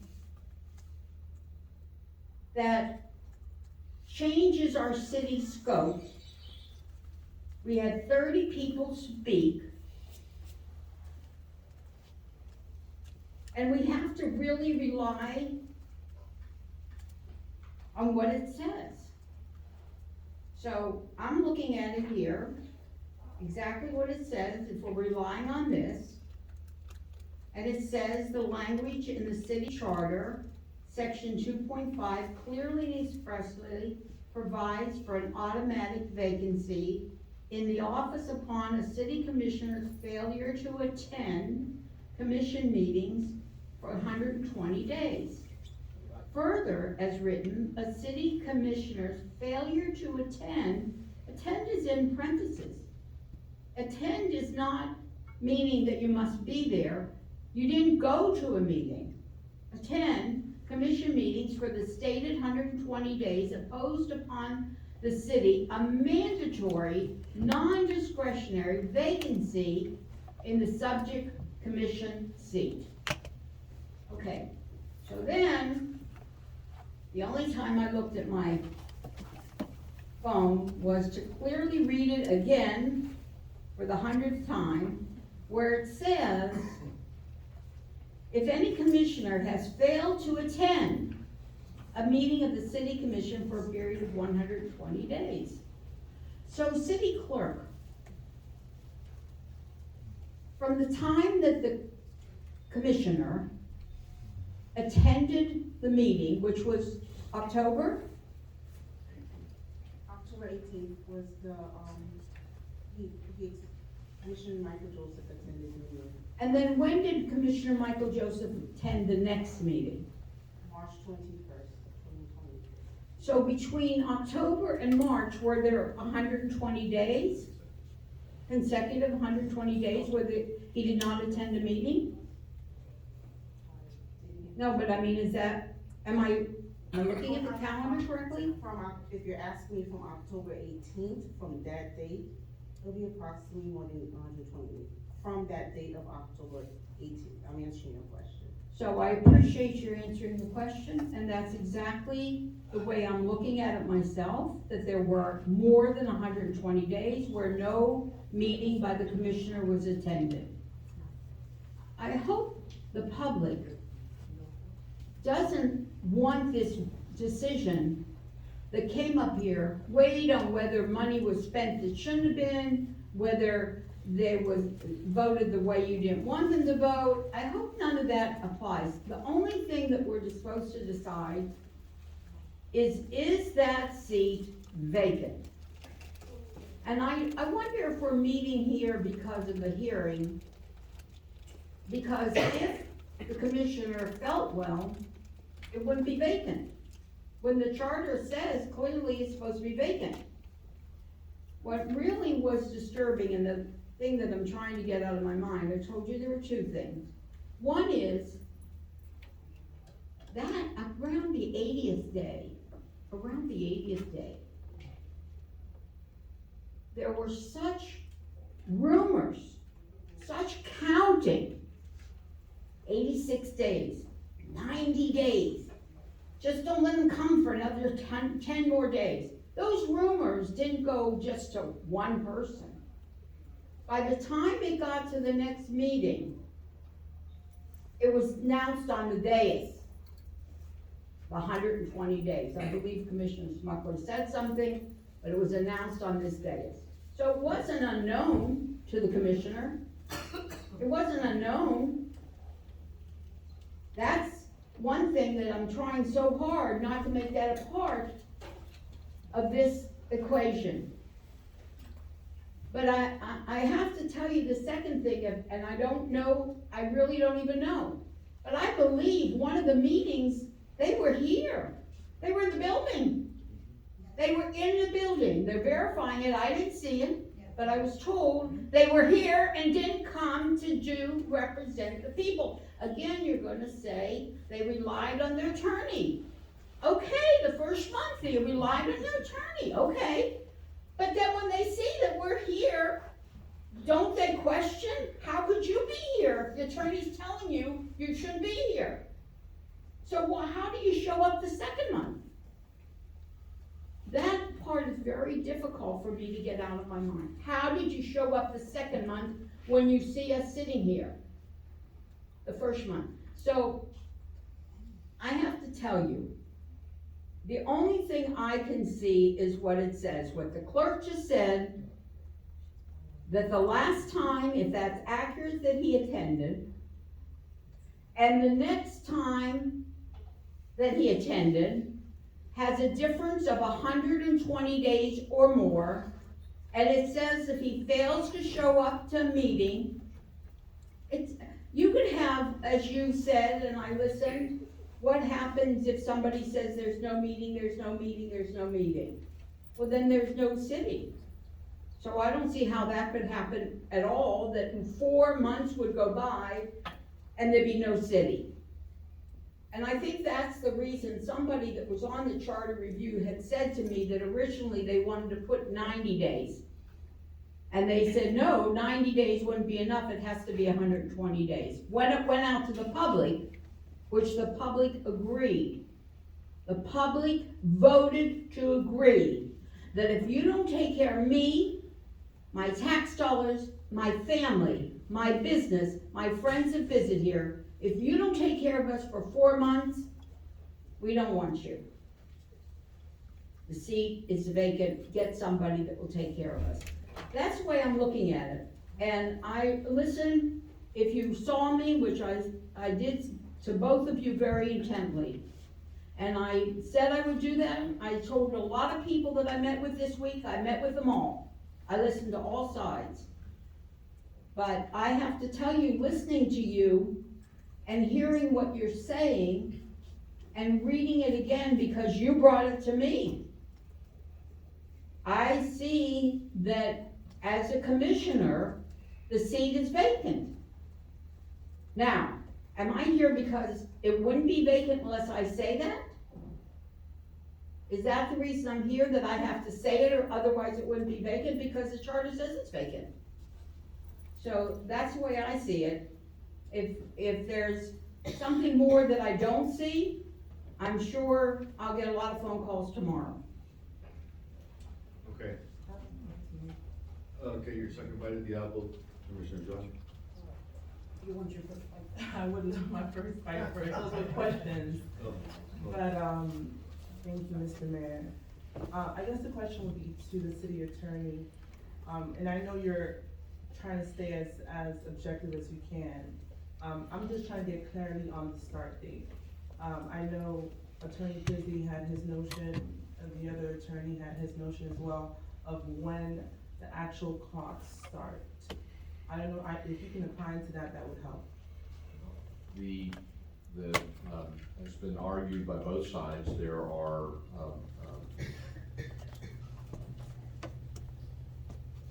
a view, that the timeframe, starts to run from the date that, the commissioner attended the last meeting, that they were physically present in during the month of October, and another argument that it doesn't start to run until the meeting in which, the last meeting they attended, or the meeting they attended, which would have been in December, and then going forward from there. Not trying to pass the buck or punt or otherwise evade your question, but at the end of the day, that is the question before you all. As the determiner of whether or not any commission has violated the 120-day rule is, how do you read and interpret that? And you've heard both arguments. I believe that, and I'm advising you, that it is your function and your responsibility to decide which of those competing interpretations apply. To use the Franz Pierre analysis, it just, here's this time frame, and 120 days clearly ran in between. And if I remember correctly, there's several instances where Ms. Olive said that 120 days, and she, I quote, toward the end of her opinion,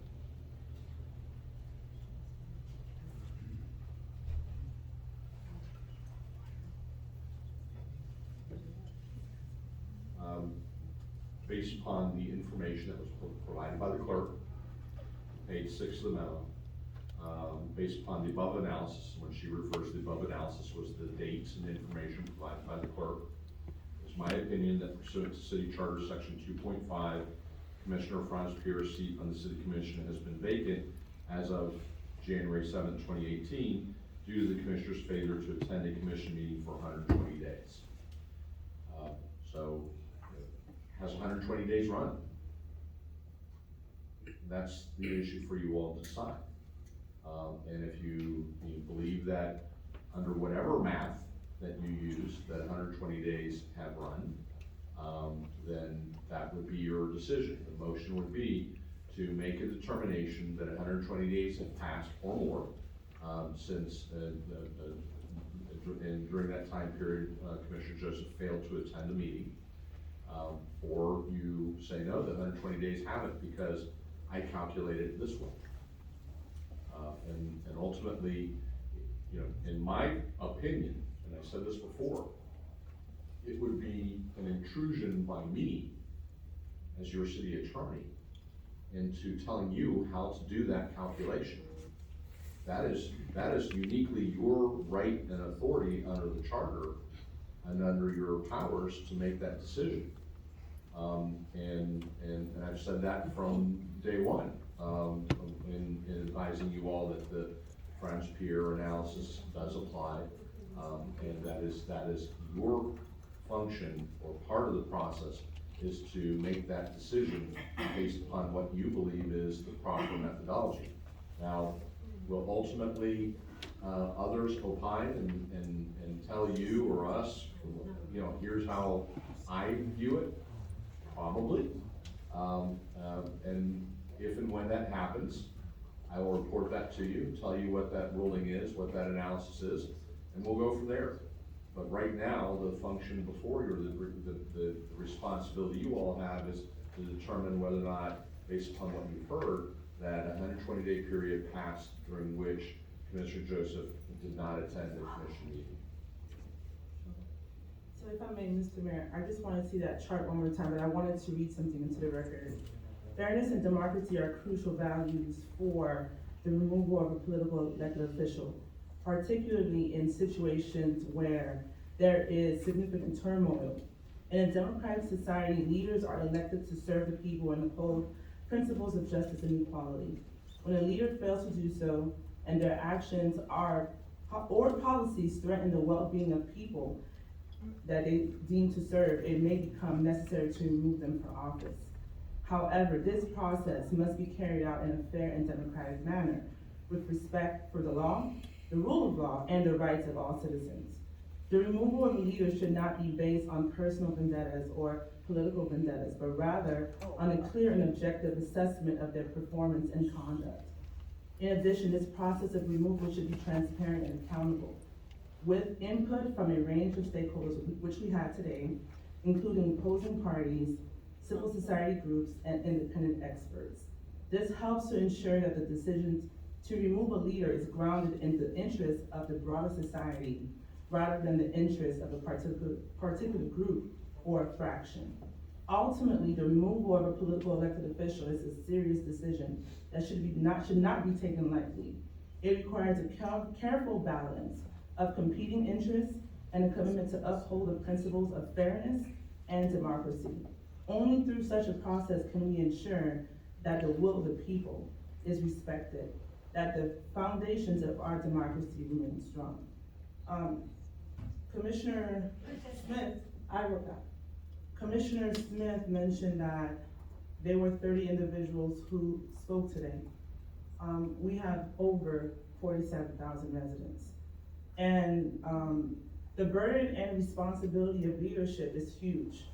And many of us, all of us know that, and that's why very few people run for office.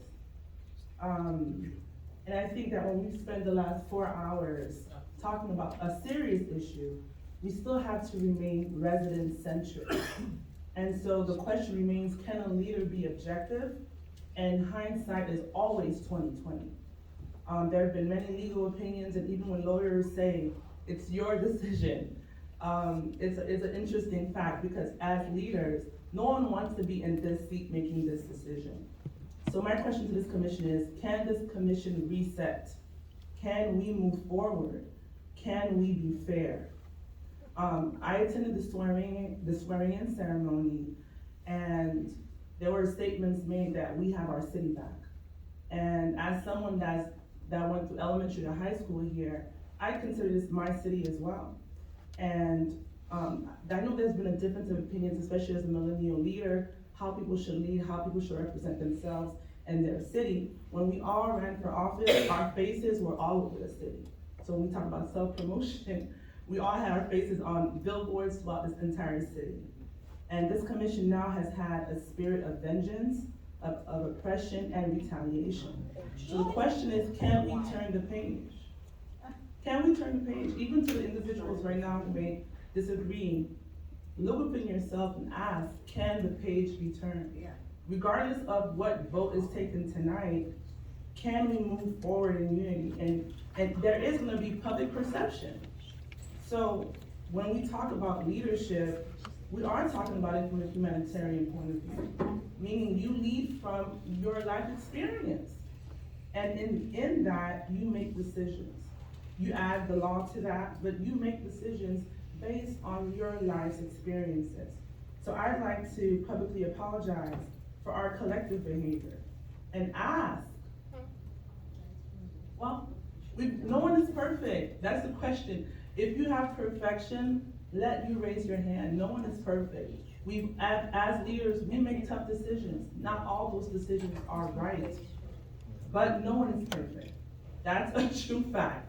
If you have perfection, raise your hand and stand. So I would like to call for a vote, so that we can actually continue the city business. If a vote is needed, let's vote. Because we spent the last 4 hours talking about this issue, and I respectfully would like for us to move forward with the vote. Thank you. You know, I just want to address two important points. With all respect, you didn't run this last election, so your face was all over the city, but not on the basis of an election. I just want to make that mention. Not that you shouldn't be, not that it's a bad thing. Right. I'm just saying that I ran for election, so my face is on my truck. Well, different cities run differently, Commissioner Smith, and I'm not, you guys as a commission, we as a commission have decided not to allow faces or names on any flyers moving forward, right? So I'm okay with that. I'm perfectly fine with that. If you look at different cities, some cities choose to have elected officials who lead initiatives. I'm a creative, I'm a millennial, I have ideas. I know to some people it feels like personal promotion, but it's not that to me. It's a different perception. If you don't want my picture or name on a flyer, that's perfectly fine. I think this commission has decided to do that. So I think we should stay present in our notions. You guys have agreed that we don't have personal initiatives anymore. That's okay with me as well. That's fine. Okay, I'm gonna get back to the issue we're here for. Thank you, you have the floor. Thank you. I made the remark only because it was me as a part of this, and it's not a part of this. I want to get back to something very pertinent that I feel is important. That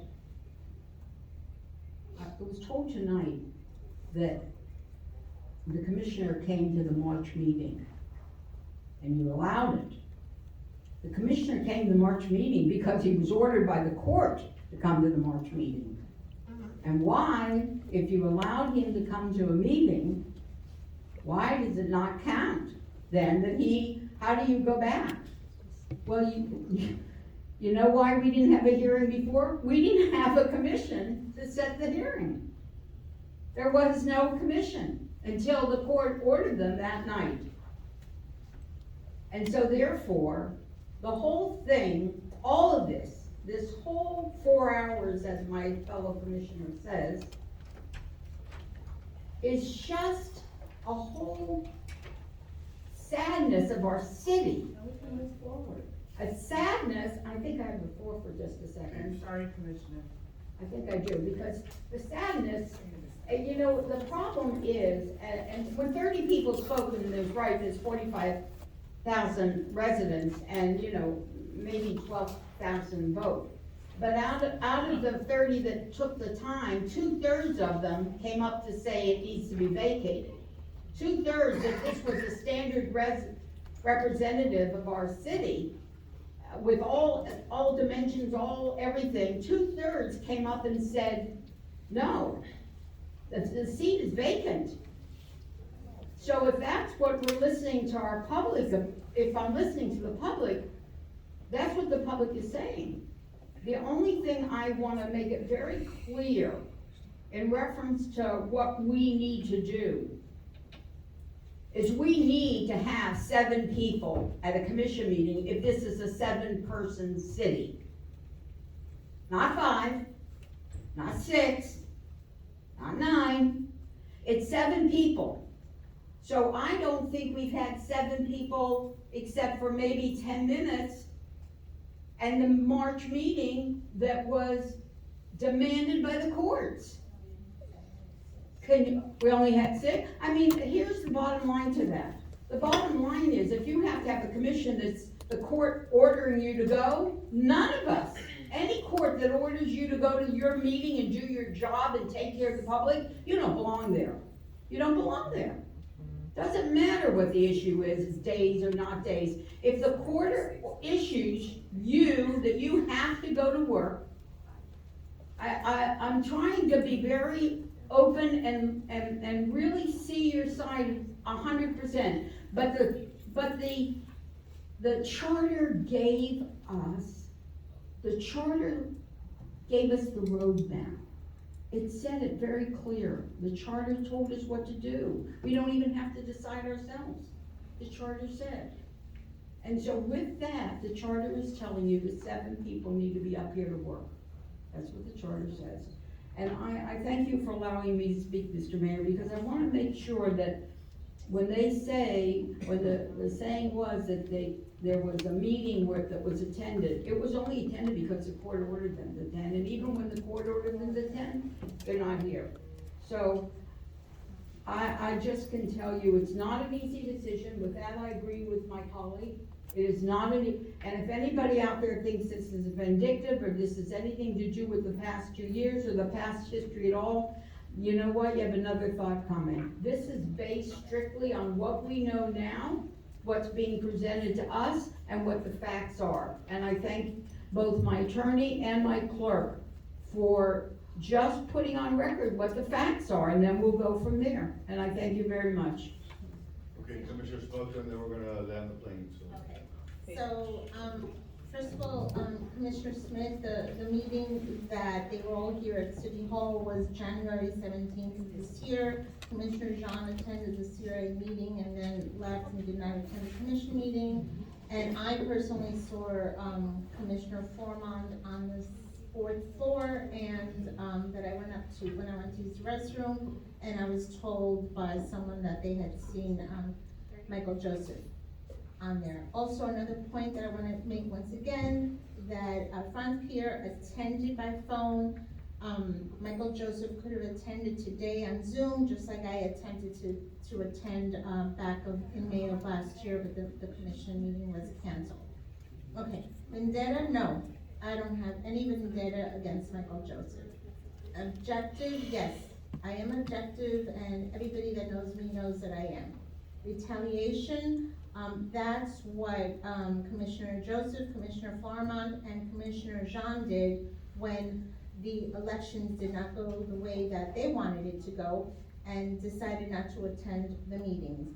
Vengeance is what was done to Commissioner Kramer by censuring her, making her life miserable as a commissioner, and not including her with the ARP money distribution, not even telling her about it ever.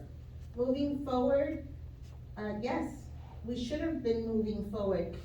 On election day, there was a new commission, and we all should have moved forward and just grin and bear that the people that you wanted to win, and I'm talking about Commissioner Farmont, I'm talking about Commissioner Joseph, and Commissioner Jean. You didn't want certain people. Speak for me. Oh, well, you spoke for me, so Okay, guys, come on. I don't wanna go back and forth with you, Well, but I have not spoken your Continue. name respectfully.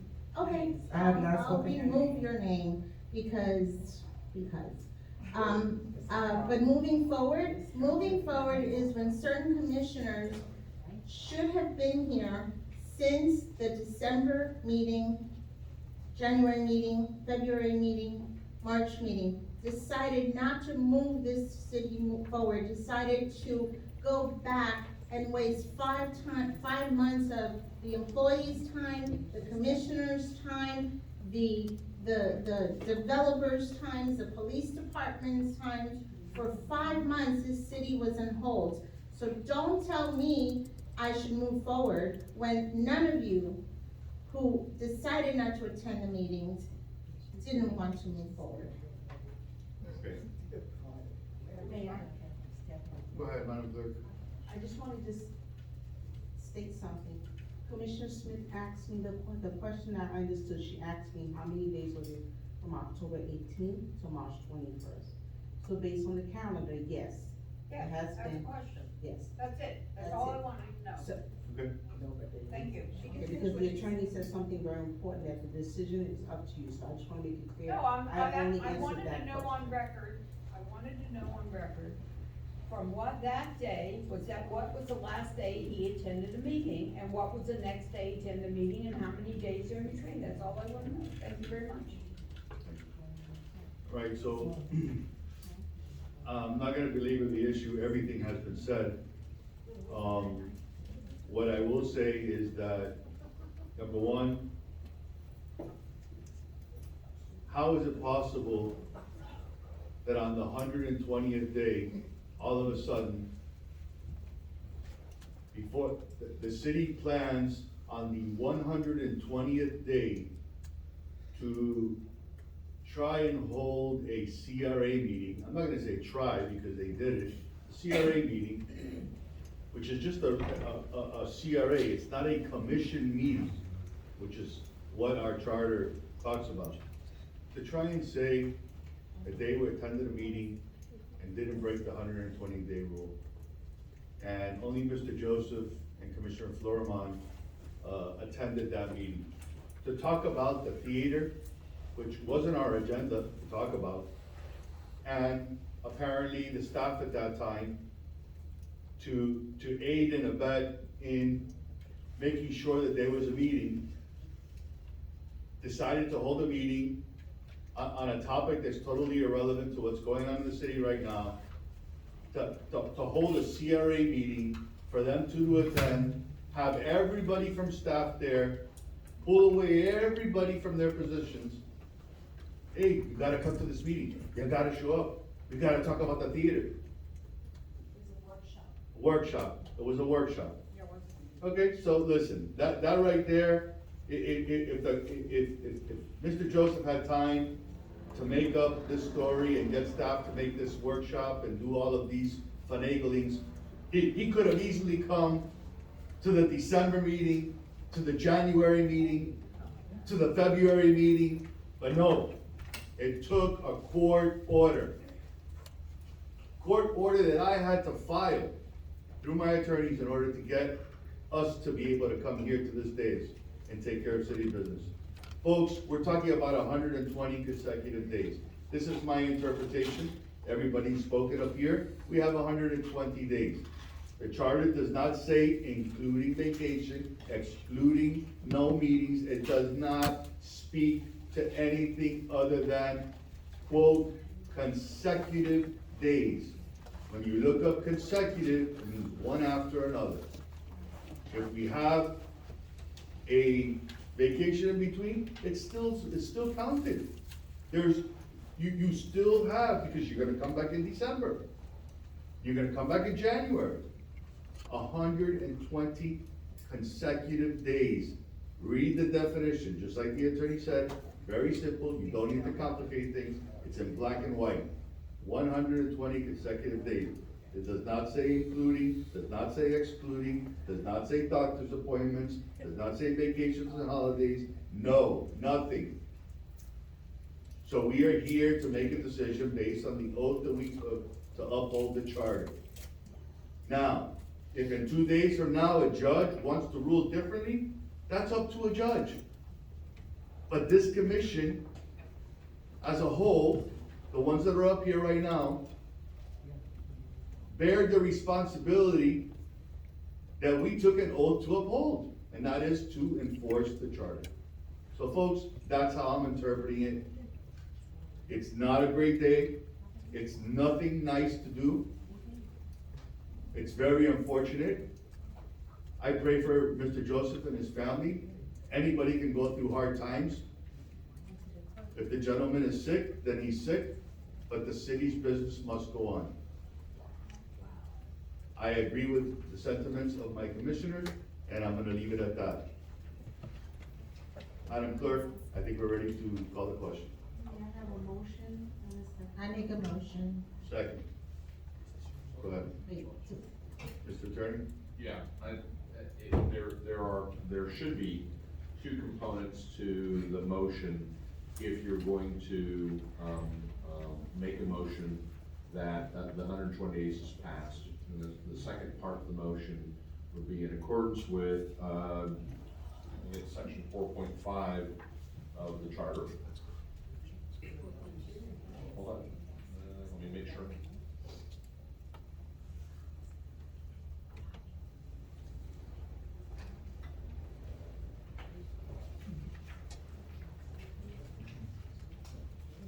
That's correct. Section 4.2 of the charter to schedule a special call meeting, election to take place within 90 days of today's date.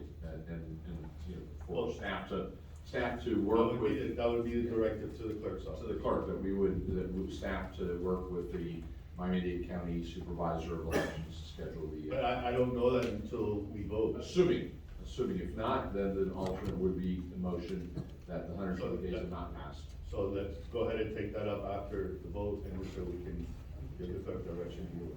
So for clarity, this motion here is to say.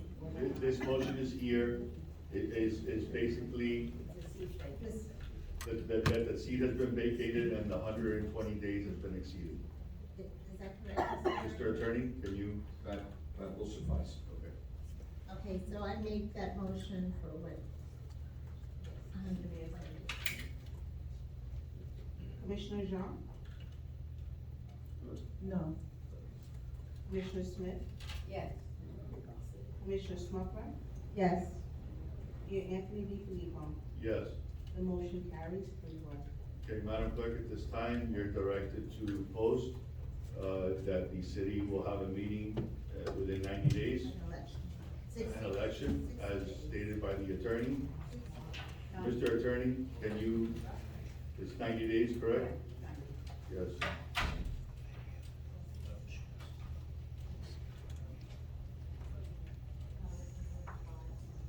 It says to be held not less than 35 days nor more than 60 days after such vacancy has occurred. So, we will work, I apologize. Can you please read that again into the Yes. record? So the, special election required, should any vacancy occur, more than 1 year prior to the next general election, the council shall have no power to fill the same. It shall be filled by a special election to fill the vacancy for the unexpired term to be held not less than 35 days nor more than 60 days after such vacancy has occurred or as soon thereafter as Miami-Dade County election procedures allow. That's the direction we're giving the clerk. All in favor? Aye. Any opposed? Okay. So, Did we vote correctly on this? Just one, did we need, did anybody, do we need to make a motion for that? The motion should be to, implement section I don't think we 7 made a motion. Did we make the motion then? we'll redo it again, just to be sure and clear, okay? I make a motion. They asked you to come back. Oh, okay, so- I thought you were done with that part. No, so it's now the. We're finishing the second round, guys. I'm sorry. Mr. Attorney, for the record, state what we're voting on and the direction we're giving staff.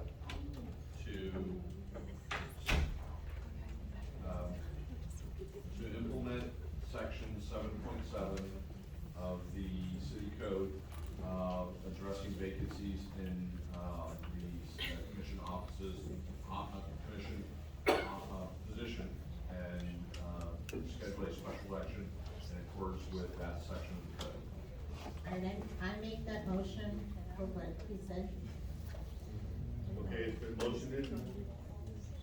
Do I have a second so we can move forward? Second. Okay, so the motion is seconded, and we'll just call the roll for the record, to be clear. This is an election, or more, or? 35 to 60. Madam Clerk? Commissioner Smith? Yes. Commissioner Smucker? Yes. Commissioner Jean? Yes. Mayor Anthony DiFilippo? Yes. Motion carries 4-0. Okay.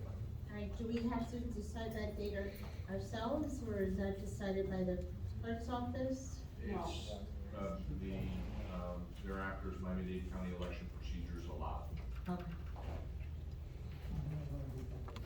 Okay, well, moving on to our next item. Okay, so just for clarification, does his salary stop and his rights to enter the building on the 4th floor and everything? And court ruling to the contrary, until such time as Okay, so Mr. Manager, can you have him, his access denied? Thank you. What was it that you asked for? I'm sorry. That his access be denied to, his access card be denied And benefits. to benefits and anything. correct, access to the. And he does have the right to pay the premium for the insurance. He would be treated, like any other, employee. Not employee. I'm sorry, as any other, individual eligible for, city insurance. Once that insurance is terminated or conditions exist to terminate that, eligible for, what's commonly referred to as COBRA coverage. Okay, so as far as I know, commissioners have the right to insurance for as long as they want. We're not part of COBRA. No, COBRA applies to this federal law. I'm saying we could have it for 20 years, as long as we want. That's what I was told today by HR. We informed, the court, we informed, Ms. Reichlatt that we would, make sure that was Okay. the case. Whatever applies. Whatever applies, but he has insurance, no one has to worry that he doesn't have insurance. Okay. All right, let's move on. Just real quick, Mr. Mayor, I would like somebody to, when he feels better, to accompany him to his office to get out his personal things, of course. Thank you. All right, moving on down, we have item number 7, which leads us into the rest of our agenda. Public comment, this is general public comment. Anybody wishing to speak? Okay, step up at this time. This is not a comment about the hearing we just had, this is a comment about, the consent agenda and any item on the agenda, if you wish to speak at this time. Anything you wish to say, you can. Good evening, everyone. Quorum, please. 1, 2, 3, 4. Okay. Mr. Mayor, Mubarak Azad. Thank you, Mubarak. Just one thing I want to say is when the consent agenda was read last night, nothing was read into the record. I'd like that to be read into the record so that we have it clear. I think you did pass the consent agenda. No, not yet. Oh, you didn't? No, that was let the record reflect that, I believe that the mayor misspoke, and called consent agenda, which actually the vote was to accept the agenda. Oh, okay, okay. That's all I have to say. Thank you very much. It was a long night. You guys can wrap this thing up. City attorney, I released staff because I took that as the consent agenda was approved. My bad, but I don't have the staff here, for consent. If something is pulled. So I can speak to it because I'm familiar with the item. I just saw it here, consent agenda on my thing, so that's why I read it.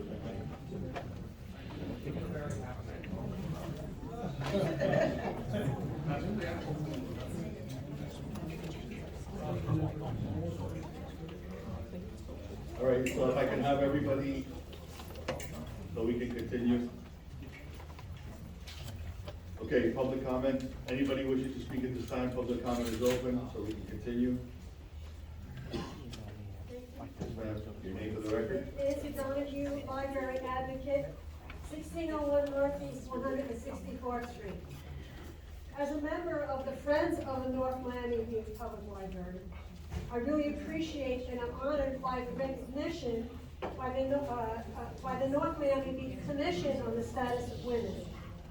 I am reminded that the valuable contribution that women make to this community is further enhanced by the very existence of the North Miami Beach Public Library, the sparkling gem of this city. The purpose of the Library Friends is to support the library's many programs and to mitigate some of its challenges, including a staff shortage and not enough hours to serve the public and to meet demand. The library's continued presence and vitality touch the lives of the people of this community that include all ages and cultural backgrounds. Some of the people who were here earlier were from the North Miami, as members of the Friends of the North Miami Public Library, as a show of support for organizations like Friends of the Library of every city, because libraries are the underpinning of any thriving community and democracy. Thank you.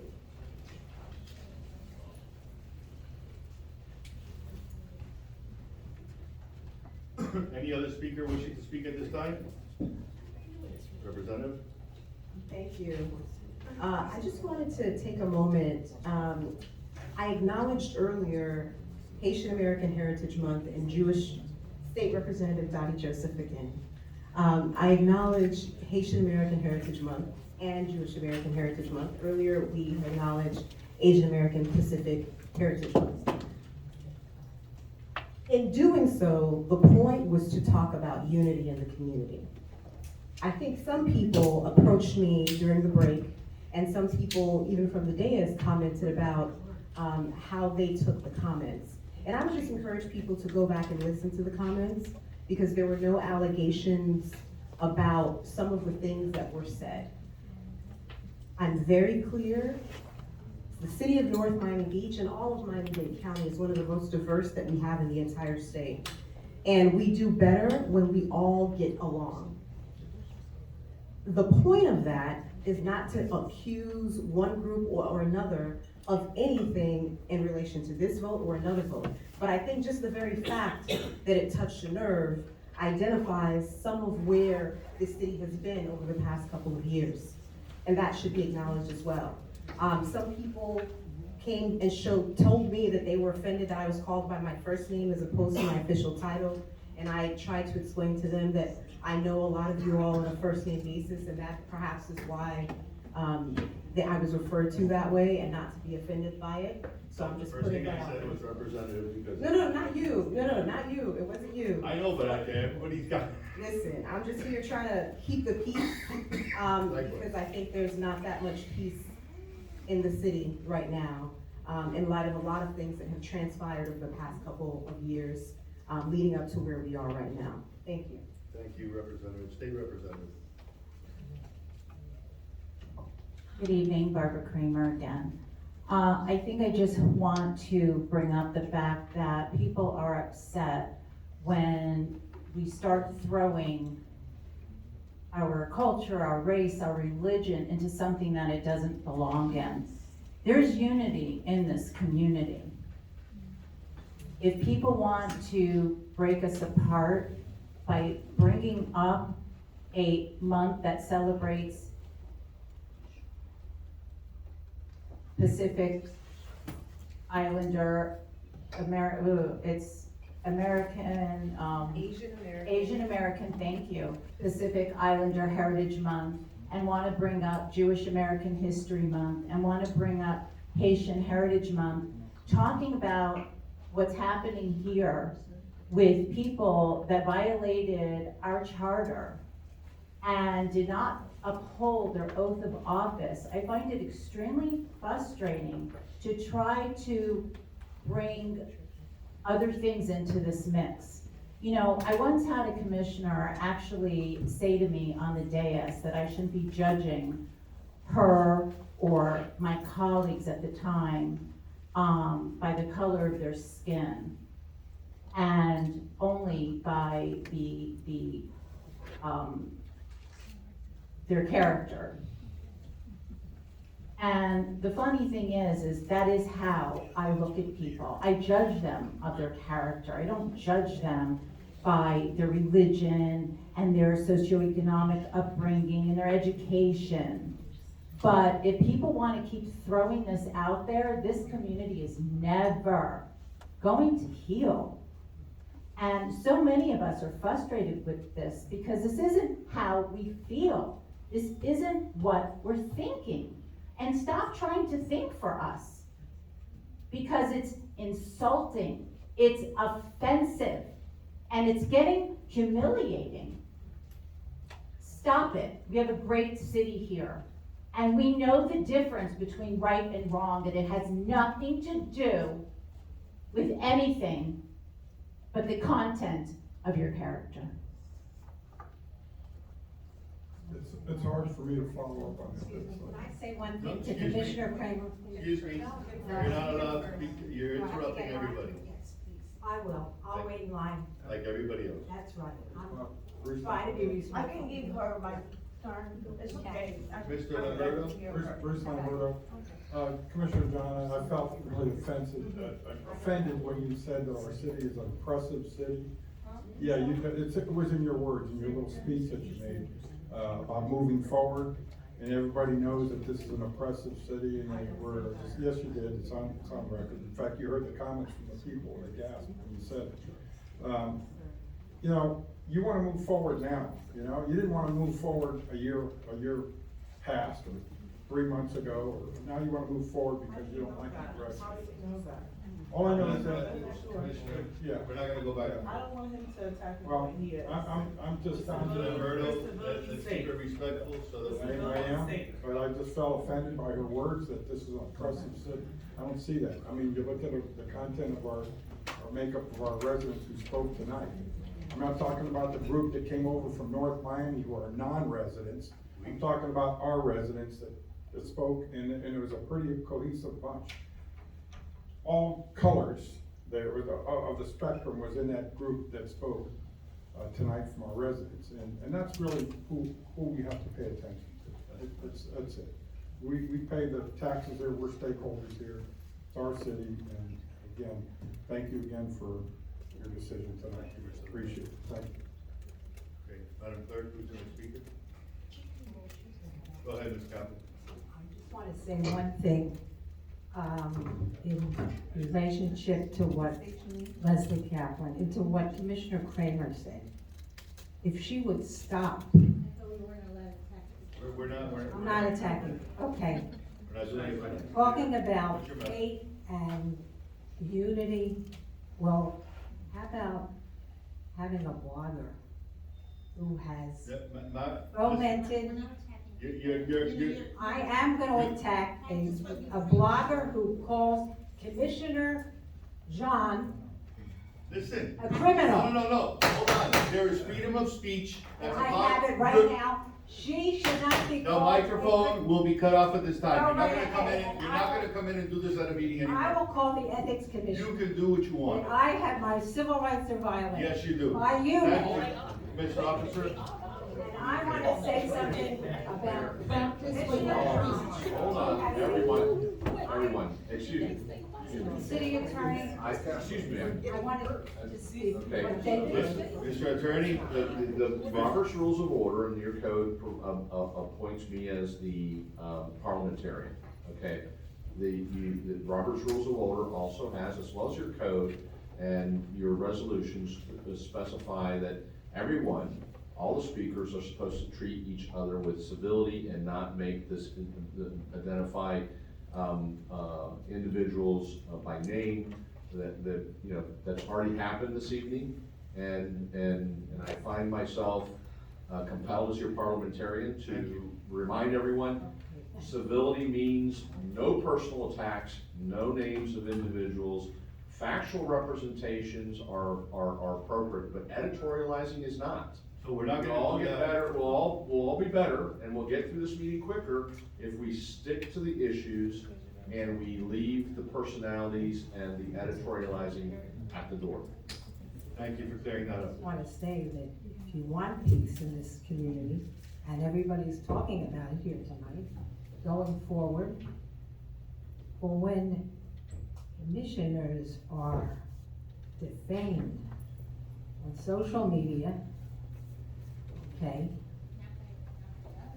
Let her finish, just finish, please. what do you want to say to me, Commissioner? I said none of us, I said none, that I'm aware of, none of us up here have defamed any commissioners on social media. Did I say that? That's what you're saying, when commissioners are defamed. If you're talking Did about. I say that you defamed anyone on social media? Mayor? I did not. I'm gonna continue to talk, because just to avoid the back and forth. Yes. Okay, I just wanna Everybody's doing one. support Commissioner Jean here tonight, because I saw over the last 2 years, and they're still defaming her on social media. And it's wrong. It's wrong. And they're all friends with this personal blogger. And nobody says anything, nobody tries to stop it. And to call my friend and this wonderful commissioner a criminal is disgusting. No one here has called her a criminal. Did I say they did? Then I don't know what you're talking about. I'm talking about, Back and forth. We don't do that. Yeah, I just don't know what she's talking Now, let's just be quiet, let her finish. you don't know what I'm talking about, because you darn know well what I'm talking about. Oh, yes, you do. And you know who it is, and you're probably getting notes from her as you're reading from your telephone. That's probably the truth. Don't Excuse be- me, are you? is She's that- talking to me, so I'm saying, I think she's defensive. Commissioner, please, let's just move on. She's being defensive towards Okay. calling out and saying, I've never done that. I never accused her of anything. Did anybody hear me accuse Commissioner Smuckler? What she did was rip off everybody's, name card. That she did. That I'd accuse you of. And I just came up to support Commissioner John. Thank you. And how disgraceful it is, and that people are friendly with this blogger. And they sit right here on the dais. Thank you. Next speaker. I am Mara, and I live in this beautiful city. First, I would like to say thank you to the Mayor, Anthony De Filippo, and the Chief of Police and Chief Deputy for fixing the problem around my neighborhood. The speeding is less now, but I make a suggestion about changing a dummy car once in a while, because hey, people already know and they start to speed again. So after that, my observation is, and something I would like to ask, to answer to the lady, is that I was the one that went over there and I said, you don't know the problems in our city, and we are not racist. We love everybody. My friends, my neighbor, I don't even like to name colors, because when you say black, white, red, yellow, then you are looking at colors. I don't look at colors. I look at how people are. And yes, it's a little sore spot when people from other city comes here to give opinions and think they know what is going on. Go to your city and fix your problems, and then I will respect you. So anyways, with that said, thank you very much, Mayor. You finally took some action, things that you have been done long time ago. You guys are doing it tonight. So 100% support of this city. More, almost 90% agree with what you, all of you, just have done now, okay? So take it as you want to take it, and I leave it at that. Good morning, Keith Myers, resident. I'm going to be brief. I just want to thank the commission and the committees that helped organize the luau last week. As someone who is actually Hawaiian, it was great. The dancers were amazing. It just felt great to finally be in an environment without any drama for the first time in quite a while. Something did come up earlier today, that was said, and I'm not gonna talk about Mr. Joseph, but Barbara Kramer an accusation was made about Barbara Kramer that involved her getting censured. An accusation that I transcribed every single commission meeting. I actually have the transcripts of every single commission meeting the past 18 months. What was claimed was said, was never said. I think the city needs to make it right and undo that unjust action. Thank you.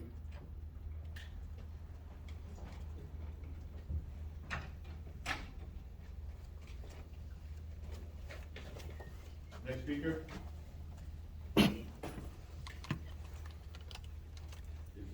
Anyone else wishing to speak at this time? Mr. Grisano, you coming up? No, I'll give him a break. Okay. All right, public comment is closed. Oh, okay, yeah, absolutely. I'm Carol Roy, Miami Beach resident. I just want to say, nobody should tell somebody else you shouldn't be offended. If you're offended by comments someone makes, then you ask the person, oh, I'm sorry, how were you offended? You learn, you communicate, you talk. But you don't get up here and excuse the things you did when it caused hurt, pain, or offensiveness to other people. I disrespect that. That's all. Anybody else wishing to speak at this time? Okay, for the record, public comment is closed, and now we go to our announcements. Go ahead, Mr. Attorney.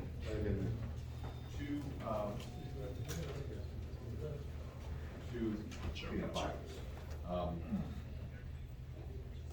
There is an inconsistency between your charter, section 4.2, which we were just discussing, and section 7.7 of your code of ordinances that was referred to. And you may recall, we were having a discussion whether or not it's 90 days or 65 days. Well, section 4.2 of your charter does say between 35 days and 90 days. Whereas section 7.7 of your code says 35 days and 65 days. As we have already discussed and we've all identified, your charter takes precedence over your code. So that is the scheduling of the special call election that you direct the staff to coordinate. Will be in accordance with section 4.2 of your charter, which says, within no more than 35 days. I'm sorry, no less than 35 days and no more than 90 days. So I just want to state that for the record. So I knew I wasn't crazy yet, but I know that's what I read. So you're so just to be right and fair and just, do we need to go back? Do we need to amend? I want to make sure this is done properly, because I don't want anything coming back to his. So if we gotta clear the days, if we gotta vote again, we'll do it. But I gotta make sure that I think it is sufficient to recognize that the reference to section 7.7 and the 35 and 65 days will make will obviously through this process reflect that that was a scrivener's error, an error that it actually we will do that in accordance with section 4.2 of your city charter. Okay. Takes precedence over section 7.7. The other item that I wanted. Could we at this time tell you to correct it so that we're in coordination? Yes, I'm assuming that you're telling us that you're agreeing that we will correct I was that. gonna wait for you to finish, but on that first item, the direction is to clear that up and make it right. Okay. The second item is that, hold on, I'm only one. Commissioner, you guys were here, we gotta do this right. Does anybody disagree? I wanna just ask, I'd like to ask the clerk, because she's the one gonna run does she have to get in touch with the county? Is it a whole big thing? And we're gonna. Well, first, do we agree that we, with the 90 days, that they're making an adjustment from the 60 to the 90, then you can. Oh, it's gonna be 90, not Correct. 60. Correct. Oh, no, I agree. All right. I agree. Okay. He was reading it correctly into the record. Okay, sorry, we're good. Wait a minute, you have to ask the other two. Commissioner Are John, you we with? voting or are we just? No, you just strike, That's fine. Yeah, there was a change in the verbiage that was inconsistent. I wanna make sure all of us had the opportunity to apply. Okay? The other item is that, in speaking with, Commissioner Jean before the meeting, and then, she reminded me that kind of, I don't wanna say jumped the gun, but she had asked, of me, and also I shared with the city manager, her desire to have,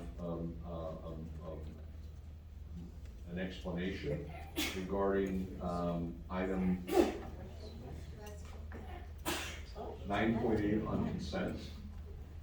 Then you have to pull it. Correct, well, we approved the agenda, so we had that discussion. We approved the agenda, at the beginning of the meeting, and she had wanted to pull item 9.8. And so, it's the, 10.8. I'm sorry. Is it 10.8? You got the old agenda. Oh, I have the old agenda, I'm sorry. 10.8, which is the, extension of the agreement with the lobbyist for the annexation. I mean, I'm, if that may. Yes, but- So, my only concern about that is that they were here and they left. I can explain, I mean, unless it's a very technical, They did not have a presentation, but they were both here. I don't want them to be discounted because they left, because I said it was approved and move on. But I'm here to answer questions that if they're very specific or technical. I do have some additional backup that I can share with you. But they're not here to give a full presentation. So do we wanna go ahead and hear that item, or? Yeah, well, yes, before we vote on the consent agenda item is to take out and remove 10.8 and. Did we vote on the consent or we did not? Yes, we voted on the consent. No, you have not voted on it. Let me read the. No, on the agenda. On the agenda. On the agenda. So before we, vote on the consent is to pull item 10.8 for discussion purposes, and I'll read all the other items into the. Are you making that motion? Yes, I am making the motion. I'm gonna second it. Okay, motion is seconded, all in favor? Aye. Any opposed? Okay, With your approval, then I'll read the other items. go ahead. Thank you, Mr. Attorney. So where are we moving to? Oh, I'm sorry, you all have announcements. Yeah. What item is 10.8, what item is gonna be moved to? Well, we're moving it, and it's gonna be item on our legislation 12.7, Madam Clerk? 12.7. Item next week. 12.6 was pulled. Okay. Okay, so we'll make this 12.6. Mr. Mayor, Mr. Commissioner. may I have a point of personal privilege prior to going into announcements? I know that can be a little lengthy. Is it a reference to this item we're speaking 12.6 right now? No, it's a point of personal privilege. Okay, let me finish this item and then we'll give you that point of privilege. So it's item 10.6 for everybody paying attention to those pulled. Moving 10.8 to 12.6. 10.8 to 12.6. Okay. Okay, the motion is seconded and we all agree now. Go ahead, you ask for a point of privilege. Thank you, Mr. Mayor. Although I wasn't on the dais, because of what was told to me by the city attorney regarding this item about Commissioner Joseph, I did pay attention on the television screen as to what was going on and some of the things that were being said. I think that regardless of whatever decision was made by the commissioners present here, that at least I wanted to take the opportunity to address some things and also to make some things clear from my seat. Number one, as it relates to the election that happened in November, I understand how elections work. It's not always that your candidate or the person you support wins. I took the opportunity after the election to reach out to all colleagues of mine who had won by phone.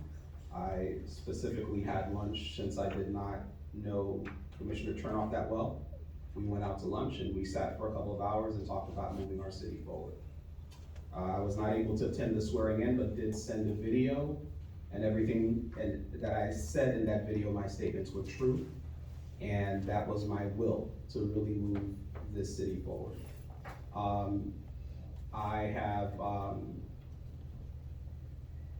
I took the time also, like I said, to speak with each individual commissioner that won, including Commissioner Smuggler and Smith. As it relates to my not attending the meetings in question and the city manager and the city attorney, I want to make it clear that the city manager and the city attorney, per my conversations, were ready to move on. They understand politics just like everyone else. Unfortunately, as a result of what I felt was a very important issue, their tenure here extended well beyond probably even their own intentions, or well beyond what they thought it would have been.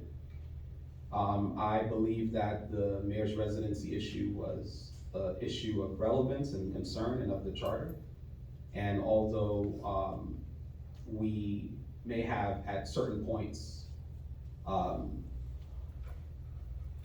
not always erred on the side of what was 100% correct, or may have been able to do better in previous opportunities, this issue was an issue that I felt was important and critical to any elected official being in office and residing in the city. So I did bring that issue up at the first opportunity for this commission to discuss it, per the request of then Vice Mayor Joseph, and even to the agreement of Commissioner Chernoff, and an email from our city clerk. The proper processes were followed to try to have a special meeting to discuss, similar to the meeting that you guys had today. That did not take place. That meeting never took place. No one was ever heard, no evidence or rebuttal. None of that ever happened concerning the mayor's issue. And whether or not eventually he would be determined to be a resident or not is not the point of this statement. The point of this statement is to say that there was an effort to have that discussion. When that effort was not met with a positive reaction, or it didn't occur, I felt that it was necessary to exercise my right to protest. My attorney did not tell me not to come to meetings. My city manager did not tell me not to come to meetings. In fact, it was just based on opinions that we received that I made my decision not to show up, and made my decision not to participate. It wasn't to protect anyone's job. It wasn't to say that I didn't agree with elections. It was because I felt that we needed to have a discussion on this issue, and it was not happening. Now, some people can say that that wasn't the best way to do it. Everyone has that right. In hindsight, some people may say there's a different process. Perhaps there was, but at that time, that's what occurred. If that offended anyone and made people think that the city business was not important, that was not the intent, because for me, it was a foundational issue about our city.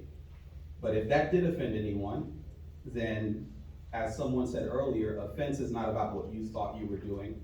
It's about the receiving end of the offense. And for that, I will apologize. But I'm not apologizing for the fact that I was standing on what I believe was right. Now, moving forward, what I'm seeing that continues to be divisiveness, I would hope we can start to move forward. I will hope that no matter what happens with Commissioner Joseph, and my hope is, of course, that he be given due process in the court of law. But I would hope that our city can really try to turn over a new leaf. And as even the judge said last week, to move forward and let bygones be bygones, because we have work to do. And I believe that this is really seeping into the fabric of who we are as a city. And believe it or not, whether or not we want to hear the comments about race, whether or not we want to hear the comments about prejudice, whether or not we want to hear the comments about bias, whatever we do up here to a certain degree is seeping into our community. And I hear the conversations, I talk to the people, and these things are starting to happen. People are seeing these things from a particular prism. And I believe it is our responsibility here first to try to work together so that we can start to change that narrative. It's not about what makes us sleep at night. It's not about us saying, well, this is not happening here and we can go to bed at night. It's about taking into account those residents, some of them, many of them who are not here, that may not show up to commission meetings, but vote. I know over 70% of them voted for me. I know over 60-something% voted for the mayor. I know over 60-something% voted for Commissioner Joseph. But not 14,000 or 10,000 people show up to our commission meetings, maybe 10, maybe 20. But those conversations are happening, and it's up to us to make sure that we can change that around. So tonight, I'm just putting that on the record.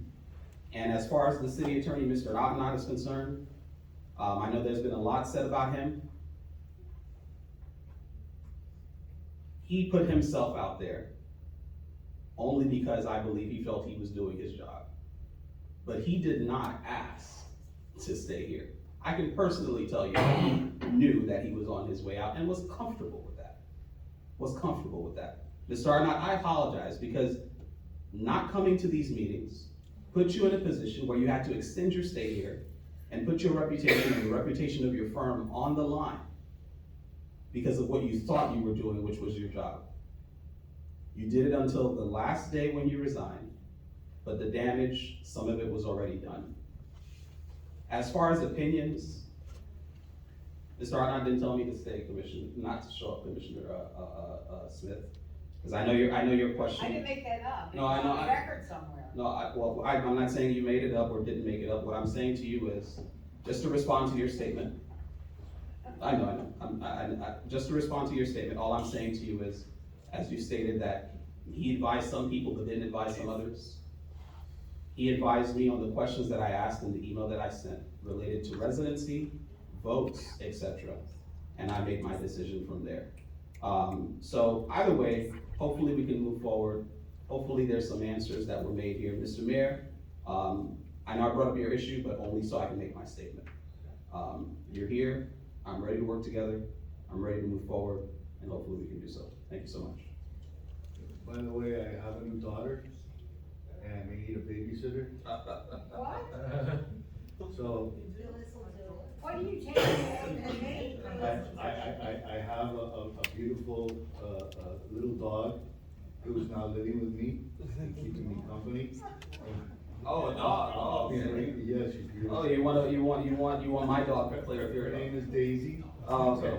Whenever you want to come over to my apartment at 3601, my residency where I've been, and come and share a cup of tea or a nice cold cup of Coca-Cola or water, whatever you want, bring your dog and let them play together. Well, Jaritos is better, maybe Jaritos. Thank you, Commissioner. All right, God bless you, man. Let's move forward. Thank you, sir. All right. Announcements, please. Good evening, Mayor, Vice Mayor, Commissioners. I'll just quickly run through the announcements of the citywide events. First, Thursday, May 18th is the Senior Luncheon Cafe Chai from 11 a.m. to 2 p.m. at the McDonald Center. Thursday? Thursday, this Thursday, Senior Luncheon. Also, May 18th is Haitian Flag Day. The library will be hosting a little event at 6 p.m. Friday, May 19th is another senior luncheon from 11 to 2 p.m. I'm confused. Me too. Why are there two a day apart? Not sure. The senior program? The Cafe Chai is the one with Rabbi Smith, with the. Well, that's the small one. Right, with the Jewish, Yeah, they come and and the kosher. yes, the kosher meals. The next, where's Commissioner Smith? No, Rabbi Smith uses the Yes Center, The McDonald's Center. well, the McDonald's Center. But that has nothing to do with. No. No, I think my senior luncheon's on Friday. It's always been on It Friday. is. Yeah, Friday the 19th.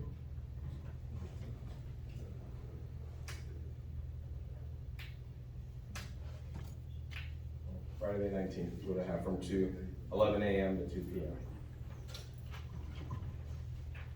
You can double check that and make any corrections if you need to. Thank you, and that's unusual. Usually it's the last Friday, but for some reason it's the third Friday. I'll look into it and I'll let you know. Thank you. Monday the 22nd is Jewish American Heritage Story Time at the library. That's going to be at 6 p.m. Wednesday, May 24th, Parks and Rec After School Spelling Bee from 3:30 to 5:30 at the Julius Lippin Theater. The same day, May 24th, is the Small Business Workshop, CRA event. It's the Intro to Small Business Finance 101. That'll be from 6 p.m. to 9 p.m. at the McDonald's Center. Thursday, May 25th, is a Farm Share event from 9 a.m. to 12 p.m. at Victory Pool. May 25th, Florida League of Mayors event from 5 p.m. to 10 p.m. at the McDonald's Center. What's that? What date? The 25th, May 25th, from 5 to 10 p.m. It's for mayors. The Mayors, Florida League of Mayors event. Okay, so the Florida League of Cities reached out to me as the Vice President of the League of Cities and asked me to coordinate with all the 34 mayors in Miami-Dade County, all the cities, towns, and villages. So I've been working together, and thank God I have a great assistant, Mel Sharabani, who has reached out to all the mayors, and we have, I think it's about 10 or 12 that have confirmed that they're showing up out of the 34 in Miami-Dade County. So the Florida League of Cities is having a dinner for the mayors in Miami-Dade County where they want to go over some of their initiatives. And with that, I will be sharing that information with the commission at that meeting and bringing it back to each and every one of you. That's the meeting that's going to be.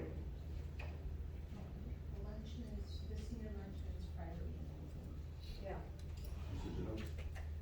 Also on May 25th is Explore Haitian Heritage Month, an event at the library at 5:30 p.m. Sunday, May 28th is the North Miami Beach Police Department's PAL banquet from 12 p.m. to 8 p.m. At the 12 to 8 p.m. 8 hours is their banquet? That's what was provided there. No, that's not the one. Okay, well then I will make that correction and get it to you guys. And where is it? The Up Gymnasium. And then on May 31st at 2 p.m. is the opening of the North Miami Beach Police Department's Zone 8 Resiliency Retreat Room. And that'll conclude the announcements. Hopefully you all attend. Oh, and did you mention the Flag Day story time at the library? On Haitian Flag Day story time? Yes, yeah, that's at 5:30 on the 25th. No, on the 18th. On Flag Day. You mentioned. Yeah, I mentioned Flag Day. Oh, okay. Yeah, 6 o'clock. 6 o'clock, Yes, okay. yes. All right, thank you. You're Sorry. So all the dates are straight, guys? We're good? Memorial Day? Memorial Day on the 29th. What time is that fair? Oh, I don't have that listed on here, but we do have that. So I'll make sure to get you all that. Memorial Day is important because we have our Memorial Day ceremony. Yes, we're working with that. Which I might, So May 29th at 10 a.m. Yep. I might add that Lenny called me Purple Howard B. Henson Park. Yep. At 10 a.m. on May 29th. So Lenny called me, he's 98 years old, and he called to make sure that they played my buddy. And we will. And we will. Thank you. What? Okay, thank you very much for the announcements. Do we have city commission reports, or do we want to forego them and move forward? Oh, let's do it. City commission reports, Madam Clerk? Commissioner Furlong? How many minutes do I have? 3. Okay, thank you, Mr. Mayor. Oh, I'm sorry. No. The clerk is saying 2, she's the clerk. She No, takes. I thought he gave him That's what was agreed, not my decision. Oh, 2 minutes? That's 2 minutes. Okay, that's fine too, no problem. Yeah, I just want to say that, Happy Haitian Heritage Month, I believe Jewish American Heritage Month, and, I don't want to make any mistakes, but I believe it is, Asian American Heritage Month as well. or Asian Pacific, yes.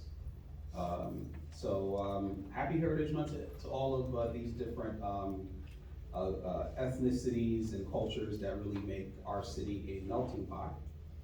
In addition to that, I also want to say that I did participate on Saturday at the Taste of Haiti.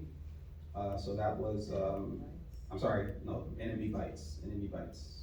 And that was pretty good to see some of our residents there. Sorry? It had both names. What? The Haitian name also. So the event. Asian Heritage Month and Taste of NMB Bites, yeah. Yeah, NMB Bites in celebration of Asian Heritage Month. Maybe that's the best way to put it. So that was nice and had a good time there. Aside from that, I just want to talk about the canal and I had a conversation with someone the other day that North Miami Beach has the opportunity to really solve some national conversations here on a local level because of our ecosystem, and the canal is one of them. And every certain amount of days or weeks, you get an influx of trash that is sitting there on the canal. I've been privileged to see manatees and a lot of different wildlife and different species in our canal. And I think it's about time that we start looking at how we partner with Florida Fish and Wildlife and the state of Florida to really mitigate some of this pollution that's going into our bays through the canal.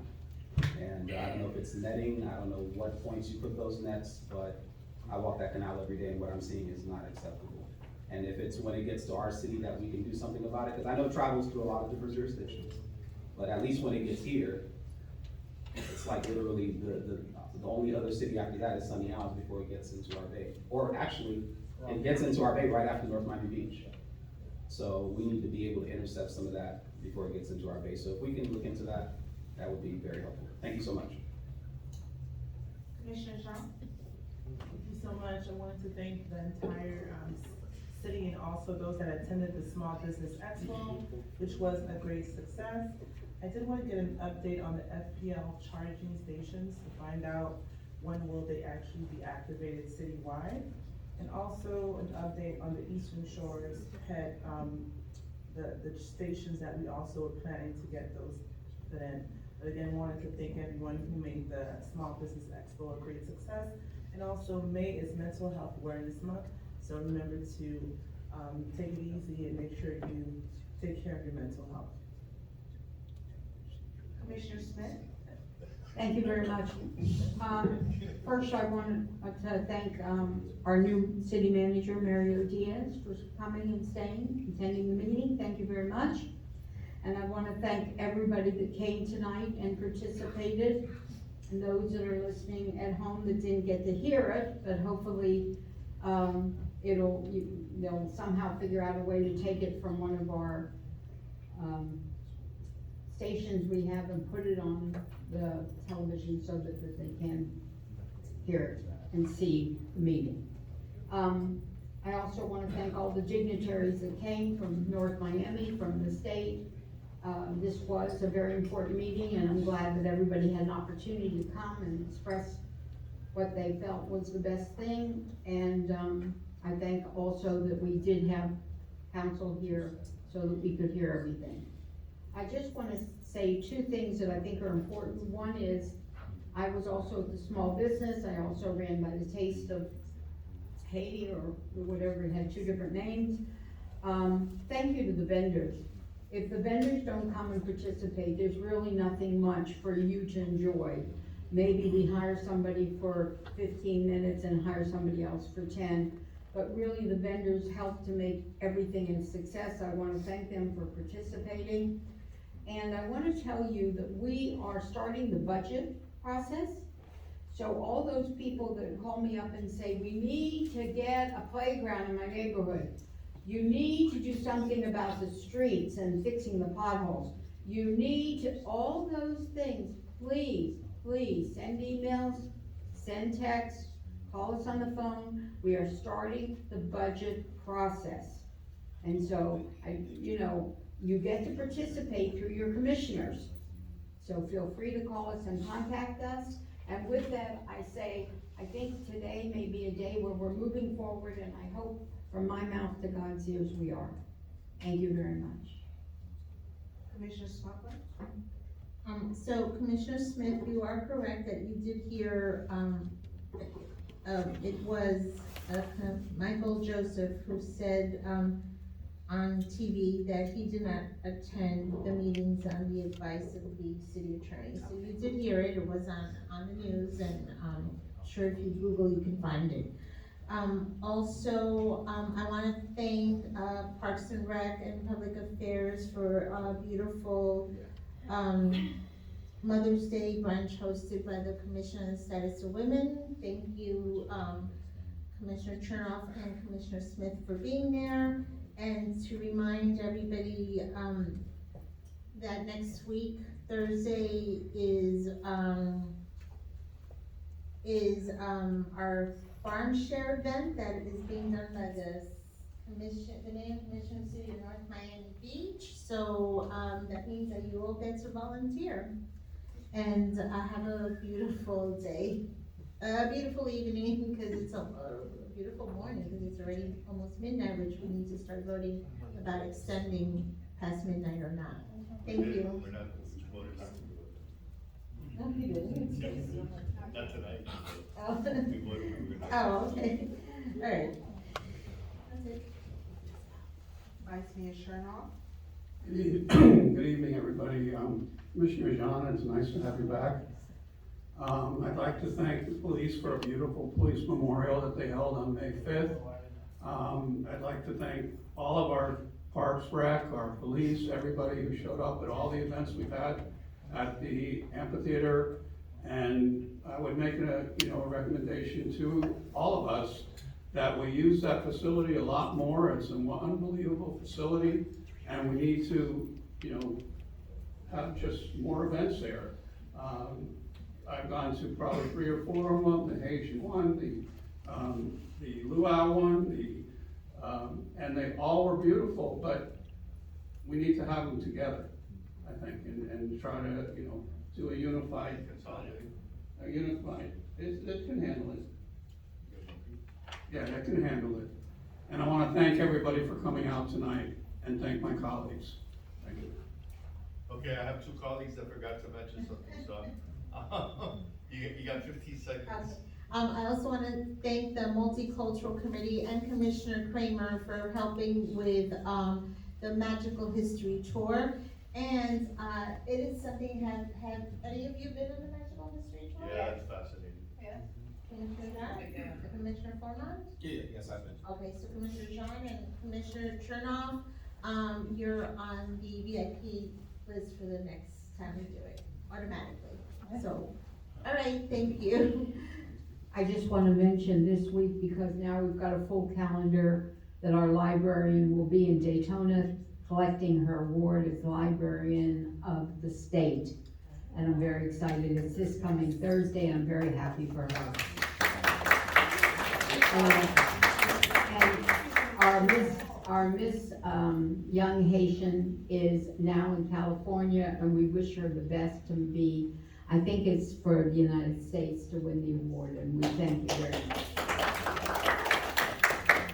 This is the 21st. Mayor Anthony DiFilippo.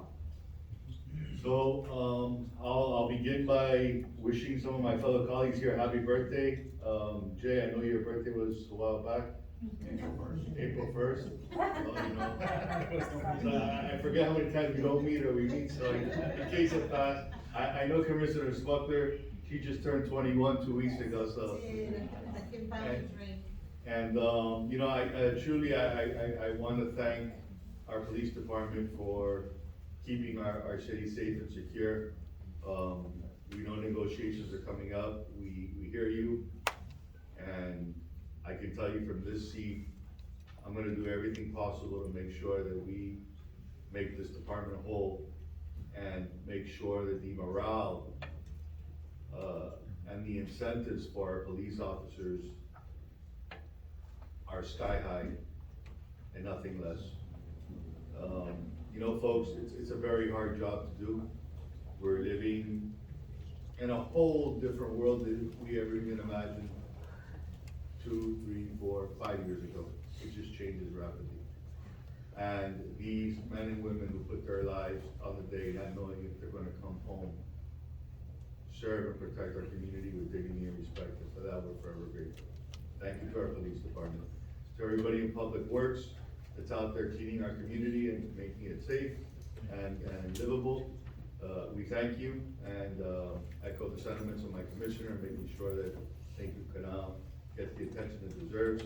We used to have a company that used to come in and clean the canal, and I think we tried to save some money and leave it to the county. I think we should go back with the vendor we have, that is doing a fabulous job. I'll talk to staff more about that, but I was on that all the time. Mr. Stormers, I agree with you. And you wanna say something else?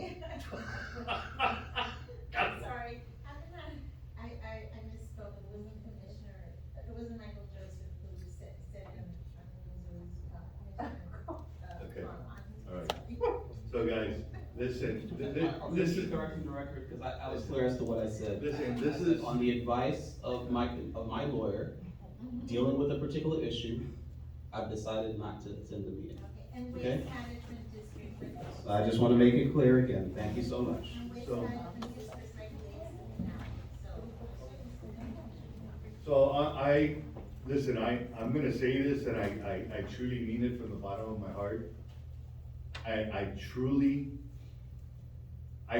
hope that everybody can leave this dais today saying that we're gonna make, from today forward, North Miami Beach a better place, that we are gonna be a cohesive mayor and commission.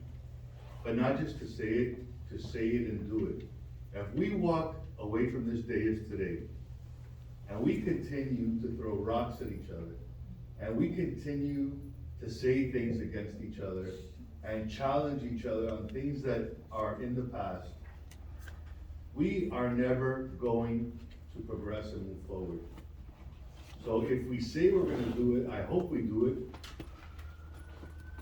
I hope we do it, because you know what? We need a lot of healing, and we need a lot of prayer. And if we truly believe in Almighty God, then let's pray and let's do the right thing, not just say it. And I'm including myself in this.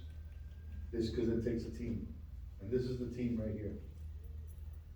You know, we're healing. We gotta start healing.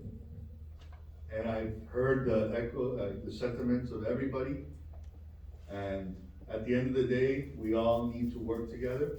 Doesn't mean we're gonna always agree on everything, but we need to agree to come up here and treat everybody with dignity and respect, and move the city agenda's work forward. That needs to happen here. We need to heal. And that's what I pray for, and that's what I ask for.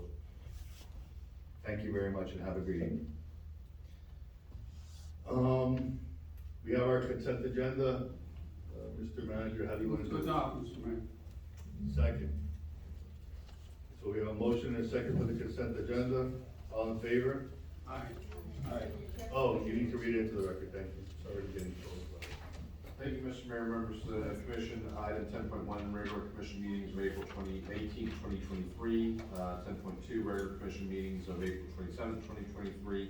Item 10.3, resolution number R2 2023-37, entitled Resolution of the Mayor and City Commission of the City of North Miami Beach, Florida, approving and authorizing the increase in expenditure with Greenfields Outdoor Fitness Inc. for the purchase of outdoor fitness equipment along Snake Creek Canal, authorizing city manager designee to increase the expenditure of $258,300 and providing an effective date.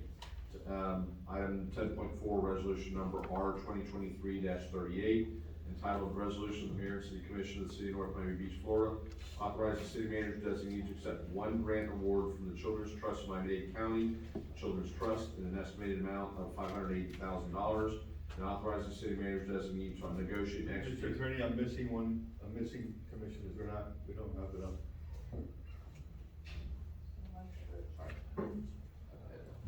I'm sorry, that's why I'm making sure, because my commissioners just want to, there we go.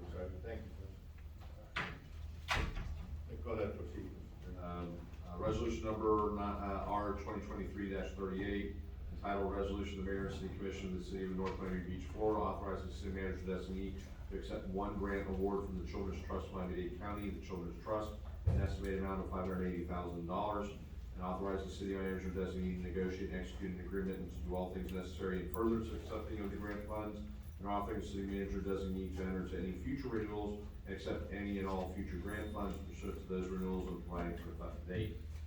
Item number 10.5, resolution number R 2023-39, entitled "The Resolution of the Mayor and City Commission of the City of North Miami Beach, Florida, approving and authorizing an increase in annual expenditure with Butler Group of South Florida LLC, doing business as next staff for school crossing guard services, and authorizing the city manager designee to do all things necessary to effectuate this resolution and providing for an effective date." Item 10.6. I'm sorry, that's correct. 10.8 is full. Okay, that's. Move to 12.6. 10.6, resolution number R 2023-40, entitled Resolution of the Mayor and City Commission of the City of North Miami Beach, Florida, approving and authorizing the increase in expenditure with Bartow Ford for the purchase of 7 duty fleet vehicles, and authorizing the city manager designee to do all things necessary to effectuate this resolution and providing for effective date. Item 10.7, resolution number R 2023-41, entitled Resolution of the Mayor and City Commission of the City of North Miami Beach, Florida, approving and authorizing the increase in annual expenditure with Census Corporation number 2 for automated external defibrillators, AED equipment, first aid supplies, maintenance and training, and authorizing the city manager designee to do all things necessary to effectuate this resolution and providing for an effective date. Move to adopt, Mr. Mayor. Second. Okay, all in favor? Aye. Any opposed? Okay, sounds good, you got it passed, consent agenda, and now we'll move on to our legislation. Mayor? Go ahead. Can I ask, because of the time sensitivity, and we have 2 consultants here, that if we take item 12.3, 12.4, and 12.5 together, we might be able to get them, since they've had the presentation, we can knock those 3 out, if it's, I'm good with it if it's the will of the commission. I'm good. and they are time sensitive in the sense that Understood. Thank you. Let's go ahead with item 12.3. Mr. Mayor and members of the commission, this ordinance number 2023-03, first reading, sediment and erosion control, and an ordinance entitled, an ordinance to the mayor and the city commission of the city of North Miami Beach amending chapter 14 zoning and land development, article 12 environmental regulations, the code of ordinances of the city of North Miami Beach, Florida, to create a new section 24-140 entitled sediment and erosion control to establish soil erosion and sedimentation control as an ongoing priority, and shall establish soil erosion and sedimentation control fees for maintenance and repair of drainage structures, providing for conflict severability and codification, and providing for an effective date. And a motion to introduce? Second. Motion. Okay, thank you. There's a motion and seconded. Let's go, public comment at this time is open. Anybody wishing to speak at this time on this item? Okay, seeing none, public comment is closed. Is there any comments or questions on the commission? Yeah. Go ahead, Commissioner Smith. Okay, so I was asking, and I saw it in one of these, I don't remember which one. Are they gonna have a presentation? Mayor, You want me to? or you could read them all together? You can read them all together, but just understand that because they're ordinances, they need to be adopted separately by roll call vote. And we have one presentation there for all 3, so you'll be able to get. So the next, with your permission, the next item, there's going to be a presentation on is ordinance number 2023-04. It's on first reading. It's entitled an ordinance of the mayor and city commission of the city of North Miami Beach, amending chapter 17, streets and sidewalks of the code of ordinances of the city of North Miami Beach, Florida, to establish soil erosion and sedimentation control as an ongoing priority, and shall establish soil erosion and sedimentation control enforcement, providing for conflict severability and codification, providing for an effective date. The last item is item 12.5, ordinance number 2023-05. Again, on first reading, it's entitled an ordinance to the mayor and city of the mayor and city commission of the city of North Miami Beach, amending chapter 20 stormwater of the code of ordinances of the city of North Miami Beach, Florida, to create a new section 20-4 entitled illicit discharge and improper disposal, to to establish methods for controlling the introduction of pollutants into the municipal separate stormwater system, MS4, to comply with the requirements of the National Pollutant Discharge Elimination System, and NPDES, permit process providing for conflict severability and classification providing for effective date. I need a motion on those two for introduction. Second. Okay, the motion is seconded. Is there anybody in public comment wishing to speak on these two items at this time? And I've already asked for the first item. So we have three items, 12.3, 12.4, and 12.5. Anybody wishing to speak on the items that have been read out to you at this time, please step up. Okay, public comment is closed at this time, and we will hear from staff. Hi. Hi. Thank you for having me. So I am, my name is Rachel Vitek. I am with RES. We are a consultant to the city, assisting with the NPDES permit implementation. We've been doing this for a few years now. So the main reason that we're here, like kind of mentioned already, is that the city was audited by DEP this year, and DEP, one of the things they brought up is that there are some areas in the city code that was lacking some enforcement. So what this enforcement, the purpose is essentially so that if a site, whether it's a construction site or private property, if they're discharging illegally into the city's stormwater system, that the city has the power to go in and stop this enforcement. And that could be, you know, notifying the property, that could be going onto their site to inspect the property, and making sure they're not discharging illegally to the city's property. And that could be all the way as far as, with this new code language, going in and abating the issue if you're not getting compliance from the property owner. And then charging the property owner for those issues that have to be taken care of on the city's behalf. So that's kind of why we're here. It's in a couple different sections. It's required in a couple different sections of the permit. So that's kind of how it's broken out here. Having to do with post-construction, having to do with illicit discharges and connections, and then also having to do with sediment erosion control. Vice Mayor? Are you saying that we didn't have that before? So there, a couple things have kind of transpired. Let me just get to one thing real quick, and I'll come back to that. So I just want to do a brief summary of the NPDES program, so you're aware of it. It is a brainchild of the Clean Water Act that over the years eventually got to dealing with non-point source. Your permit is actually issued to Miami-Dade County, and you are a co-permittee of that permit. So what happened is that I think the city and many cities in Miami-Dade County have been relying on the county to do that, but the county's not actually doing it for you. So that's what's kind of been coming out. So we are in cycle 4 of our permit. Each permit is about 5 years long, so you've had this permit for essentially about 20 years or so. This kind of stuff is just now coming out in this permit cycle. So DEP has been tightening up their reins this permit cycle with some new language, and then between that and then determining the county's not doing it, that's when this kind of came out. So that's why the language now needs to be updated. Mr. Attorney, will you be following up with us and letting us, what's your take on that, please? Yeah. How are we gonna follow up and get that language corrected? We will work with the consultant, and with the administration to see what we can do. Frankly, I'm not sure this with them, but most municipalities that I've worked with have adopted these ordinances or similar ordinances 10, 15 years ago. When MS4 and NPDES was first adopted or promulgated by the federal government, and so we're playing catch up. We'll do that. We'll work with as I said, consultant and staff to make sure that things are correct between us and the county in that regard. Yeah, and a lot of this language just being presented, we got from DEP, so it's been examples that have been used throughout the state, throughout the county already anyways. So we didn't just kind of make it up and write the language on our own. A lot of it's been already gone through a lot of review process already. Mr. Attorney, does that mean by the second reading you'll have it corrected?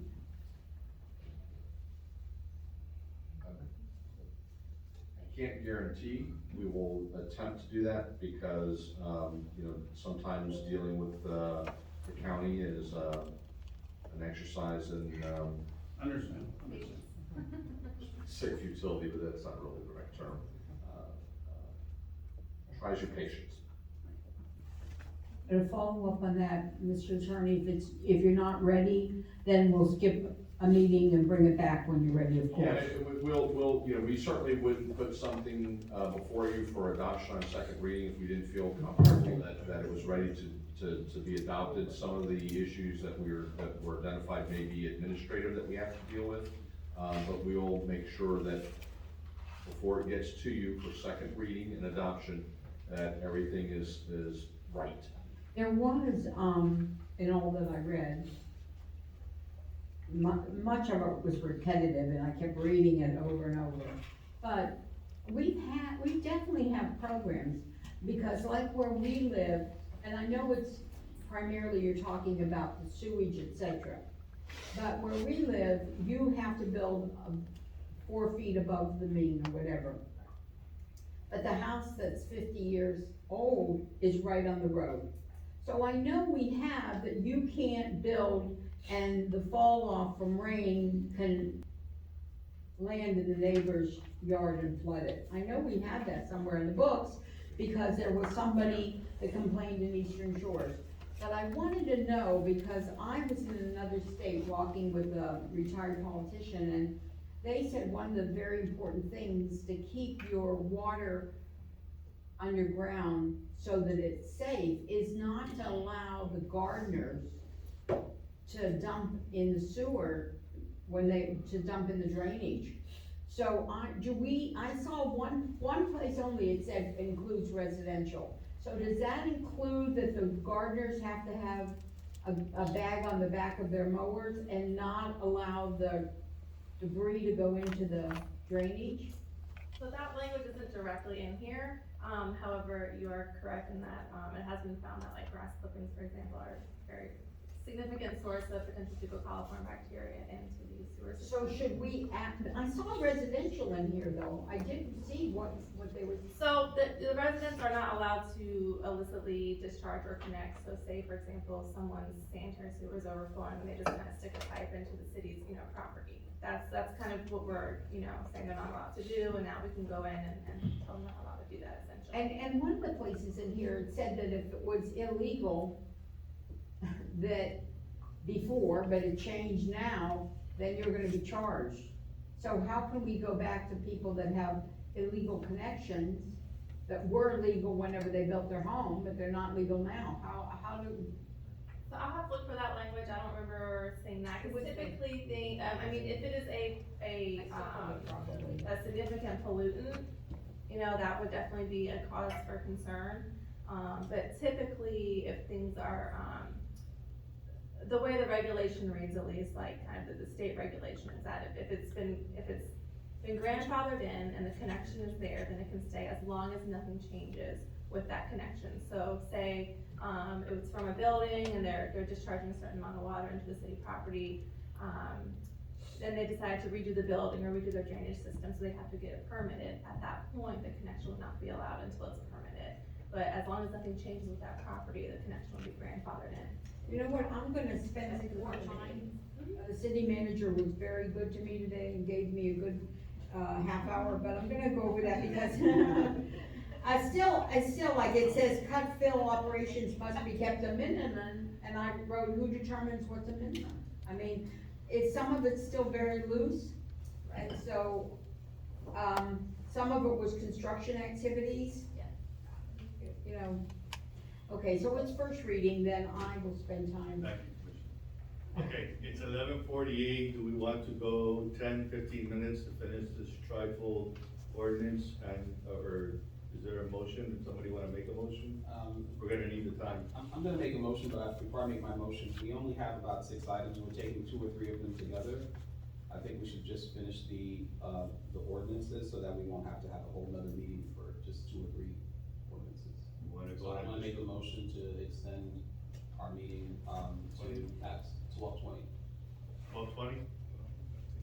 Okay, second. All right, all in favor? Aye. Any opposed? Opposed. All right, let's go continue, and we'll try and get done with it hopefully sooner than later. Mr. Mayor. I was just leaving, 11. Clerk, can you look up, when I was here before, I had an ordinance that said you couldn't do blowers had to blow on their own property. Would you make sure that's still there? Thank you. Okay, please continue. Right, so, that was kind of again, the general kind of consensus of the program. I don't wanna go through the whole presentation just in the essence of time, especially if we haven't had like a full, attorney review yet, in case there is some language changes and things like that we need to go through. So I guess at this point, I'll just see, are there any other kind of questions that we're seeing on the language so far?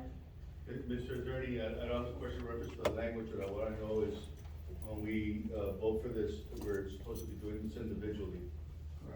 So if there's no questions on the first item, which is item 12.3, then I'd like to start there so we can.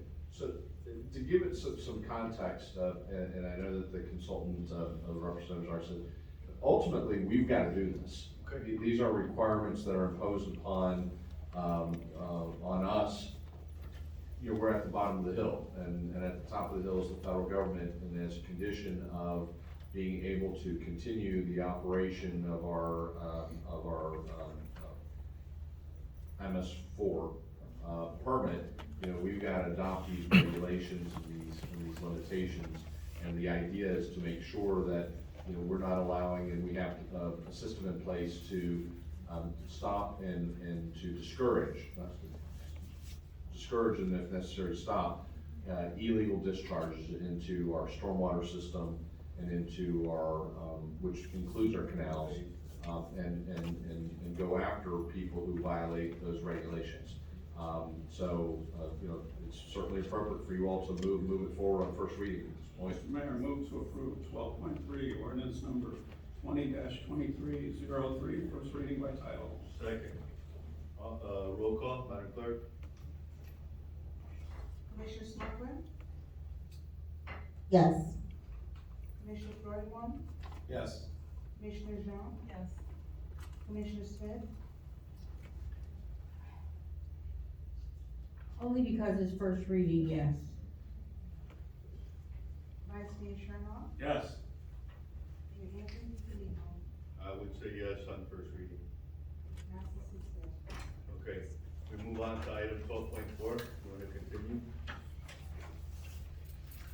Yeah, so let's see, but again, this is kind of all, it's kind of all tied in together, it's not. Okay, so basically, I think this is what you've been explaining to us, but I Right. just want to make sure that I give you Move the to knowledge. adopt 12.4, ordinance number 20-23-04, first reading. Second.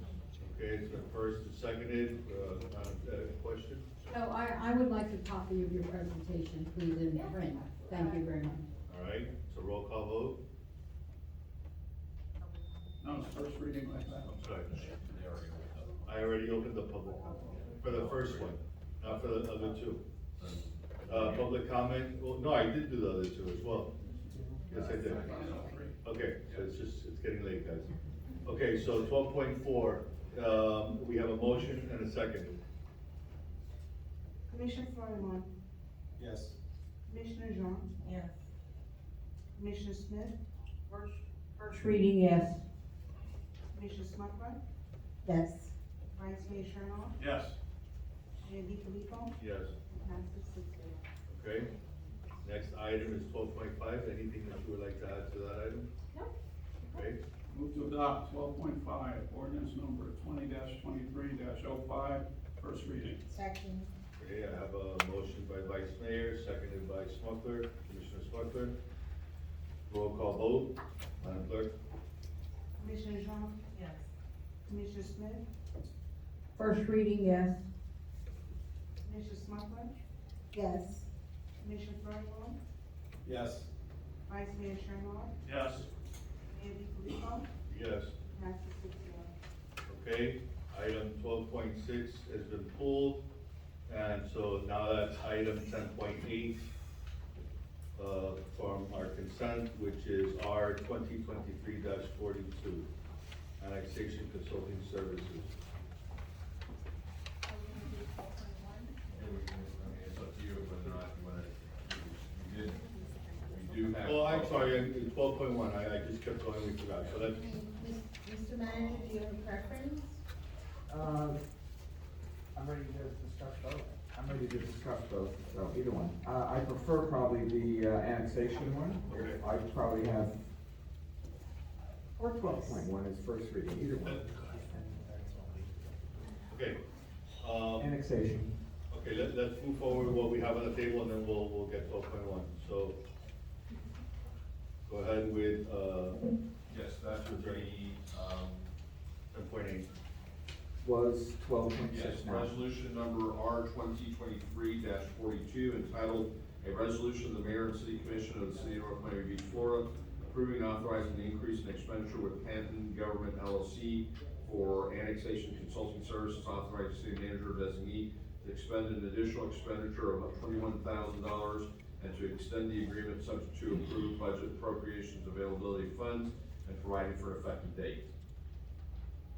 I need a Move to motion approve, to Mr. introduce. Mayor. Okay, second. Is there anybody wishing to speak on public comment on this item at this time? No? Okay, seeing none, we'll go ahead and bring conversations up here on the dais. Mr. Manager. Yeah, I'm gonna give you a little background. So when I was asked to reinitiate this process, which probably started many, many years ago, and got a call from, I guess, Becker, the original attorney, who said, you know, what do we want to do? We want to move this forward. So they gave me a proposal to kind of finish off the process, and they gave me a list of deliverables, which I think I included in the backup. If not, let me just go to that. And basically what they're going to do is continue the process. They said it was pretty much at the 4-yard line, you know, right about there, and now we're just picking up to finish off the process. That's the fee of $21,000. And also I have some information about if you need to know the number of registered voters, the number of households, that type of thing.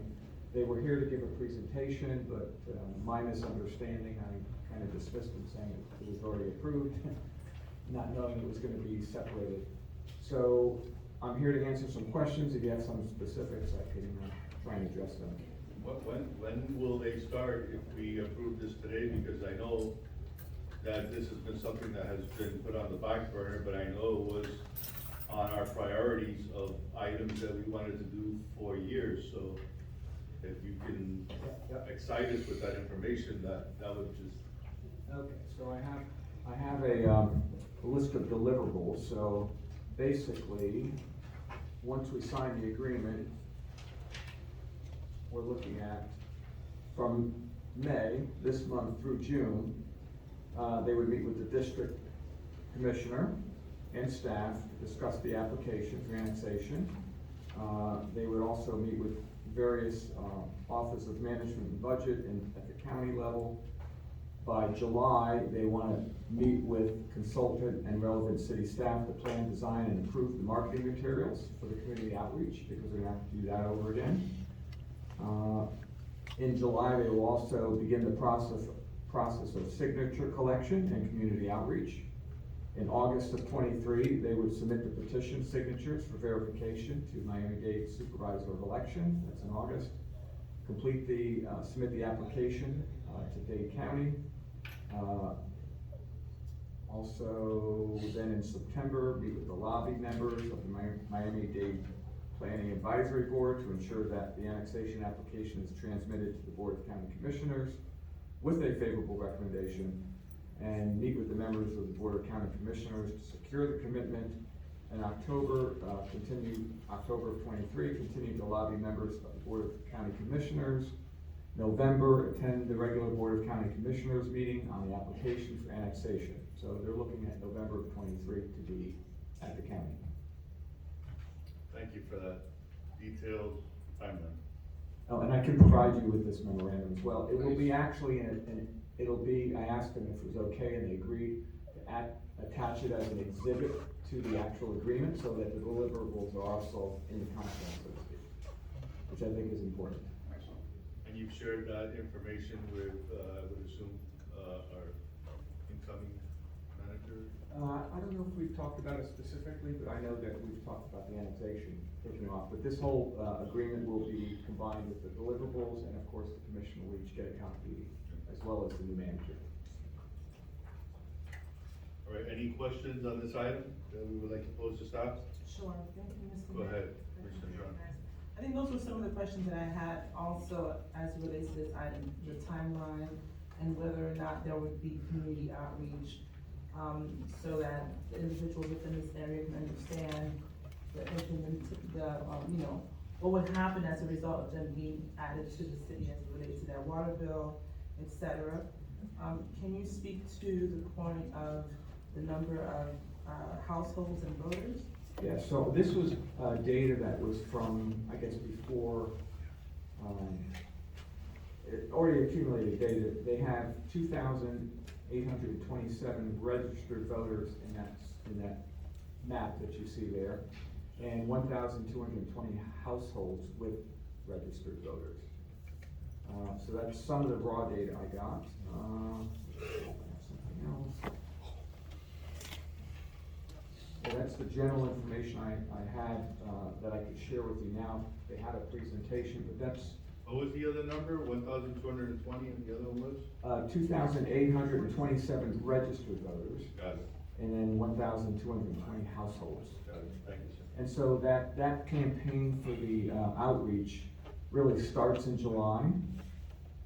And they're approving marketing materials that would include, information about the utilities and the differences and the benefits and that type of thing.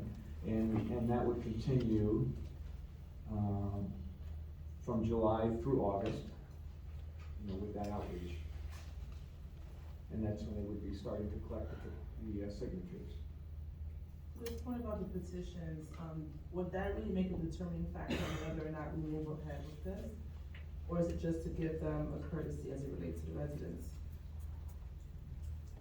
I'm not sure how that works, but I imagine you have a certain number of petitions that you'd have to present to the Dade County supervisor in order to meet the requirements. So yeah, I think, it's important to do that marketing because, whether things have changed perceptually or in reality with that group, then you wanna make sure that you have the votes and you have the petition. So of course, yeah, that's the goal.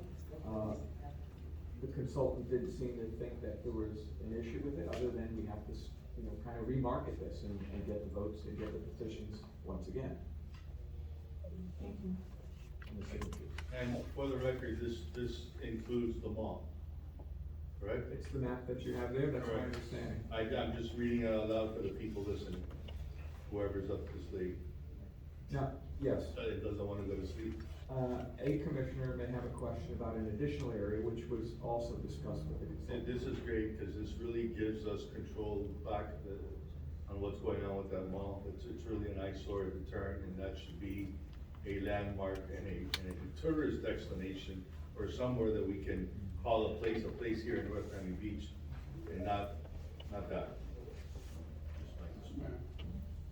Mr. Manager, when do we get a chance to speak with them about our concerns about how to go about it? All right, I'll tell you right now, that's in the deliverables as well.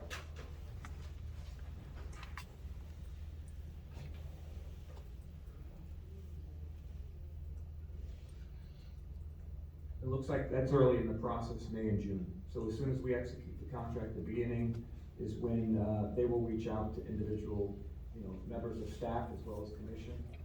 And, Commissioner Smoker, you have your hand up? Yes, so, just wanted to let you know that signatures from 20% of the registered voters are mandatory to move the application forward. Also, 20%. Signatures of 20% of the registered voters are mandatory to move the application forward. So when you met with, the people from Becker, did they give you any indication of what happened, in the last 2 years, of this process? Yes. Can you fill me in a little bit? Do I have to? Yes. We just wanna make sure you got the right information, man. Well, Everything is questionable. Their indication was everything was moving smooth sailing. I mean, We had the right amount of petitions signed, the process was fine. And they were basically put on a pause, maybe, if that's the best word to say. Okay, and then no one else from that you're aware of, no one else from, our staff or, did anything to move this forward? I can't speak to that. I was just told that they were on a pause and they had the open contract, and I think that's why we were able to negotiate this fee, because they realized that a lot of the work they had done had been done, so it's not like they're reinventing the wheel, so to speak, but they do have to go back and redo the petitions and restart that process. Okay, thank you. Well, I spoke to the company, today, as a matter of fact, and, because I'm very interested, not just to get this, I agree totally with the mayor that is, I mean, we can even include that maybe in our CRA, if we can get that shopping center and really get something special there. But, then the next step, if we are successful, is again, keeping in line with what we're trying to do, is Northwest Second Avenue to Northeast 8th Avenue from 167th Street and the north side of 166, to try to get that also as a part of the city, so that we can have control over the code and over everything. So we weren't allowed to do it a couple years ago because it was part of the petition for Biscayne Gardens, but then Biscayne Gardens was so overwhelmingly against it that now we have an opportunity, and before that opportunity changes, I would like us to really also consider that. And then my last question is, Mr. Manager, if you paid them an extra $1,000 or $2,000, could you get guarantee that we're done and we're gonna get the annexation? I've been hearing about this annexation for 15 years. I'm willing to pay an extra $1,000, just. We appreciate all your hard work and making it. Yeah, to bring it back, it's just, I mean, what I had heard, and maybe you can't say it, is that prior administration had literally told them, don't go forward. When it was already, all you had to do was go downtown and get the yes. So, hopefully now we are gonna get it. And I do think the area you're speaking of, and just from speaking with the consultant and a quick Google Earth map search, there's only literally 16 homes in that area, so it's not adding a lot of additional registered voters, because the rest is commercial. It's commercial, but it's really for the control, actually from Northeast 6th to I understand, the Northeast whole 8th. corridor now becomes unified in the sense. That's right. People don't understand why is one street this way and that's the other side that way, because it's a different county. Well, and, you know, I had gone to Doral to look at the man that had actually designed the arch for Golden Beach. We could have things like an arch, we could have an entryway, that could be welcome to our city. But, yes, that's all commercial on the north side of 166, except from 6th Avenue to 8th Avenue, so it's really not a lot of residential. I can also share with you, with the commission, they gave me also a memorandum on all their past actions, from February of 22 to the current, and then they gave me the deliverables for moving forward. So they do have some things here in terms of what transpired in the past, and I can share that with you. Oh, that would be, I would like that, thank you. Does that say anything about the consultant that was hired, other than Becker and Hampton? The city had hired, I believe it was, Willis Howard to do some work for us on that. Yeah, they may be in this memorandum, I'll share this with you. Thank you. Was there a record that anything was accomplished with that? Well, that's what I wanna know, if we accomplished anything or not. Absolutely nothing from what I know. I'll share the map. Thank you, we appreciate that. All right, this is a roll call. Madam Clerk, go ahead. I need, it's a resolution, but we moved it. I need a motion. I make a motion. Second. Okay, so motion is seconded. All in favor? Aye. Any opposed? Okay, I'm moving forward with that. Let's go ahead with our appointments.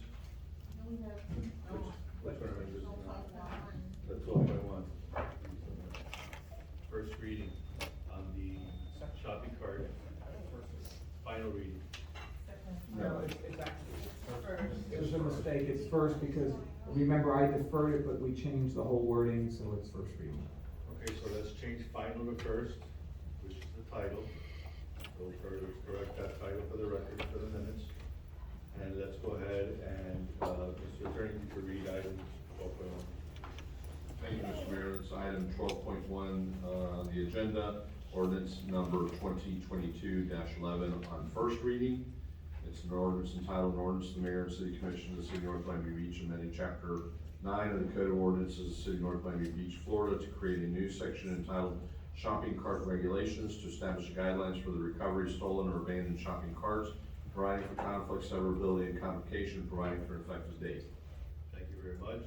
Anybody wishing to speak on this item on public comment?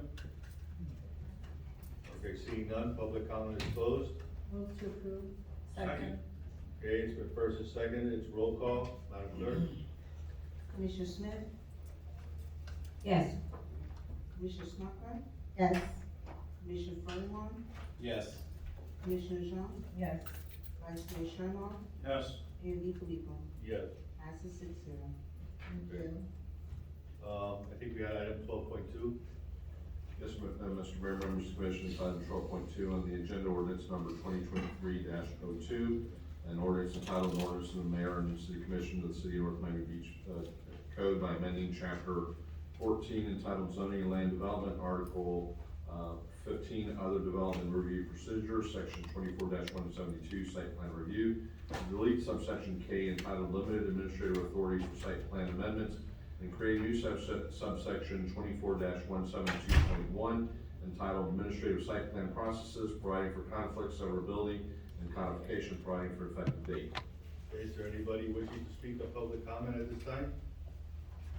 Okay, seeing none, public comment is closed. Mr. Ng, if you can come up and explain to us the item as briefly as you can, and I know Commissioner Smith has a question. Go ahead, Commissioner. I'd like to table this.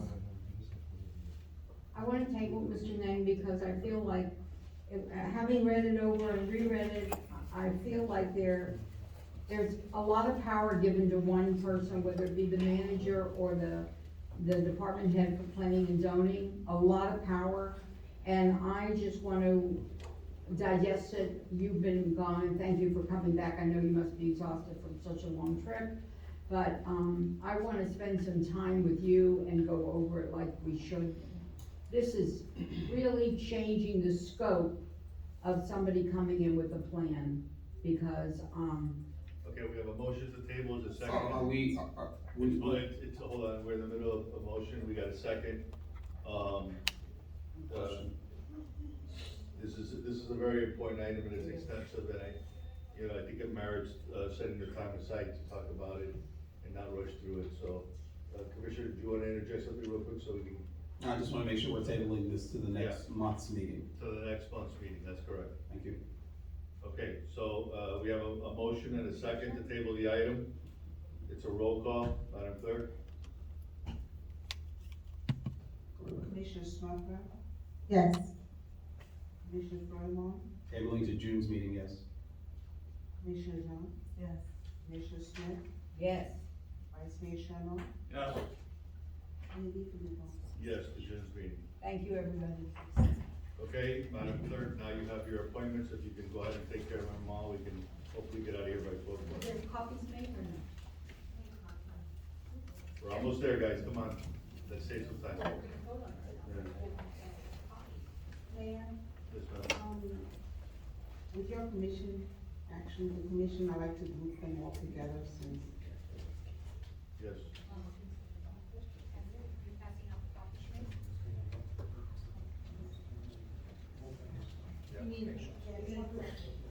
We're gonna vote on all 1, 2, 3, 4, 5, 6, 7 of them at the same time?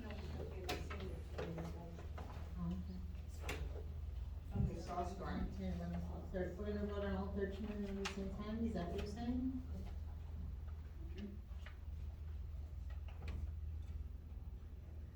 Alright, I'm gonna begin. Item 14.1, reappointing Bruce Lamberto to the Public Utilities Commission. Item 14.2, reappointing Diane. Why don't we do this individually? Because I did some. Yeah. The same person. Yeah, and I got all of them. Yeah. But let's do it All right, from the top. she group them, I'm sorry. All right, I'll separate that out. Is that, Okay, ready?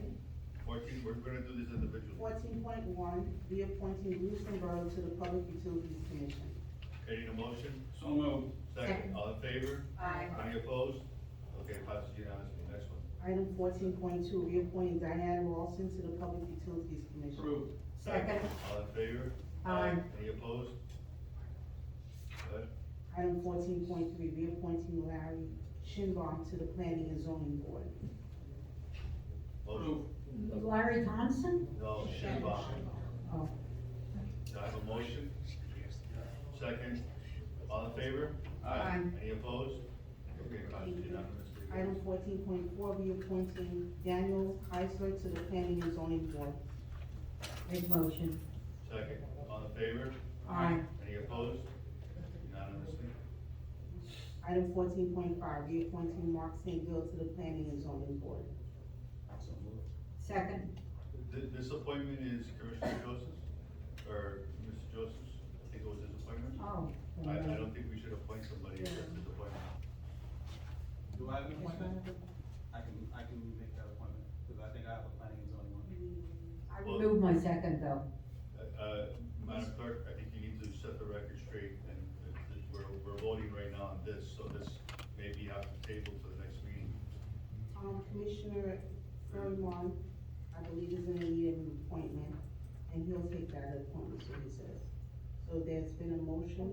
For what board is this? This is for the Planning and Zoning Board, and it's for the reappointing of Mark St. Bill. So how's the planning and zoning board been meeting if they didn't have 5 people? No, actually 7, right? Right, but he didn't have somebody and somebody else didn't have somebody. No, Madam Clerk, our time is running short. Reappointment. And this is for a reappointment, so this is not a reappointment, he's gonna be appointed by a new commissioner, so this needs to come back at the next meeting. Well, respectfully, sir, it is a appointment because he's been active, he's already appointed, he's on the board. Okay, so let's see if it's the will of the commission. So, Commissioner Fremont is going to be the appointee. So we already had a motion. I make the motion. Second. Okay, I have conflicts with that, I don't think that that's appropriate to do, but, we have a motion, a second, all in favor? Aye. Any opposed? Opposed? Aye. Opposed? Okay, he fails. How many opposed, I'm sorry? Four. Four. To 2. What's your conflict, Mr. Mayor? We're moving on to 14.6. Mr. Mayor, you said you have a conflict with that. Do you want to make that conflict clear or no? I know there's hands all over. There's hands everywhere, yeah, I'm just trying to get before the clock, I don't wanna digress, cause we've got appointments. Go ahead and move forward. Reappointing Magdalena Amarati to the Public Utilities Make the Commission. motion. Second, all in favor? Aye. Any opposed? 6-0. Appointing Ruth Hogan to the Economic Development Commission. Make the motion. Second. All in favor? Aye. Any opposed? 6-0. Okay. I'm going to be reading these applications, they were just put on this evening, okay? So these are all to the Senior Advisory Board. The names are as follows, all for the same board. Toby Adelman, Make the motion. Second, all in favor? Aye. Any opposed? Okay, go ahead. Karen Boston, Make the motion. Second, any opposed? Go ahead. Rodney Nesmith, Make the motion. Second, any opposed? Unanimous, go ahead. Lillian Monelia, Make the motion. second. Unanimous, go ahead. Trisha Harris, Make the motion. second. Unanimous, go ahead. It's pronouncing. Penny Valinsky, Are these for the board or that one's for himself? Is that person live in the city?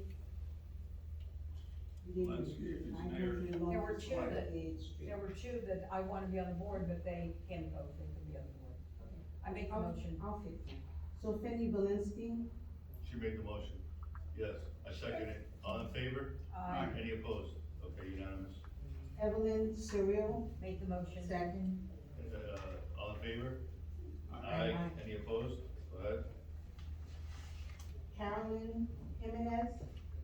make the motion.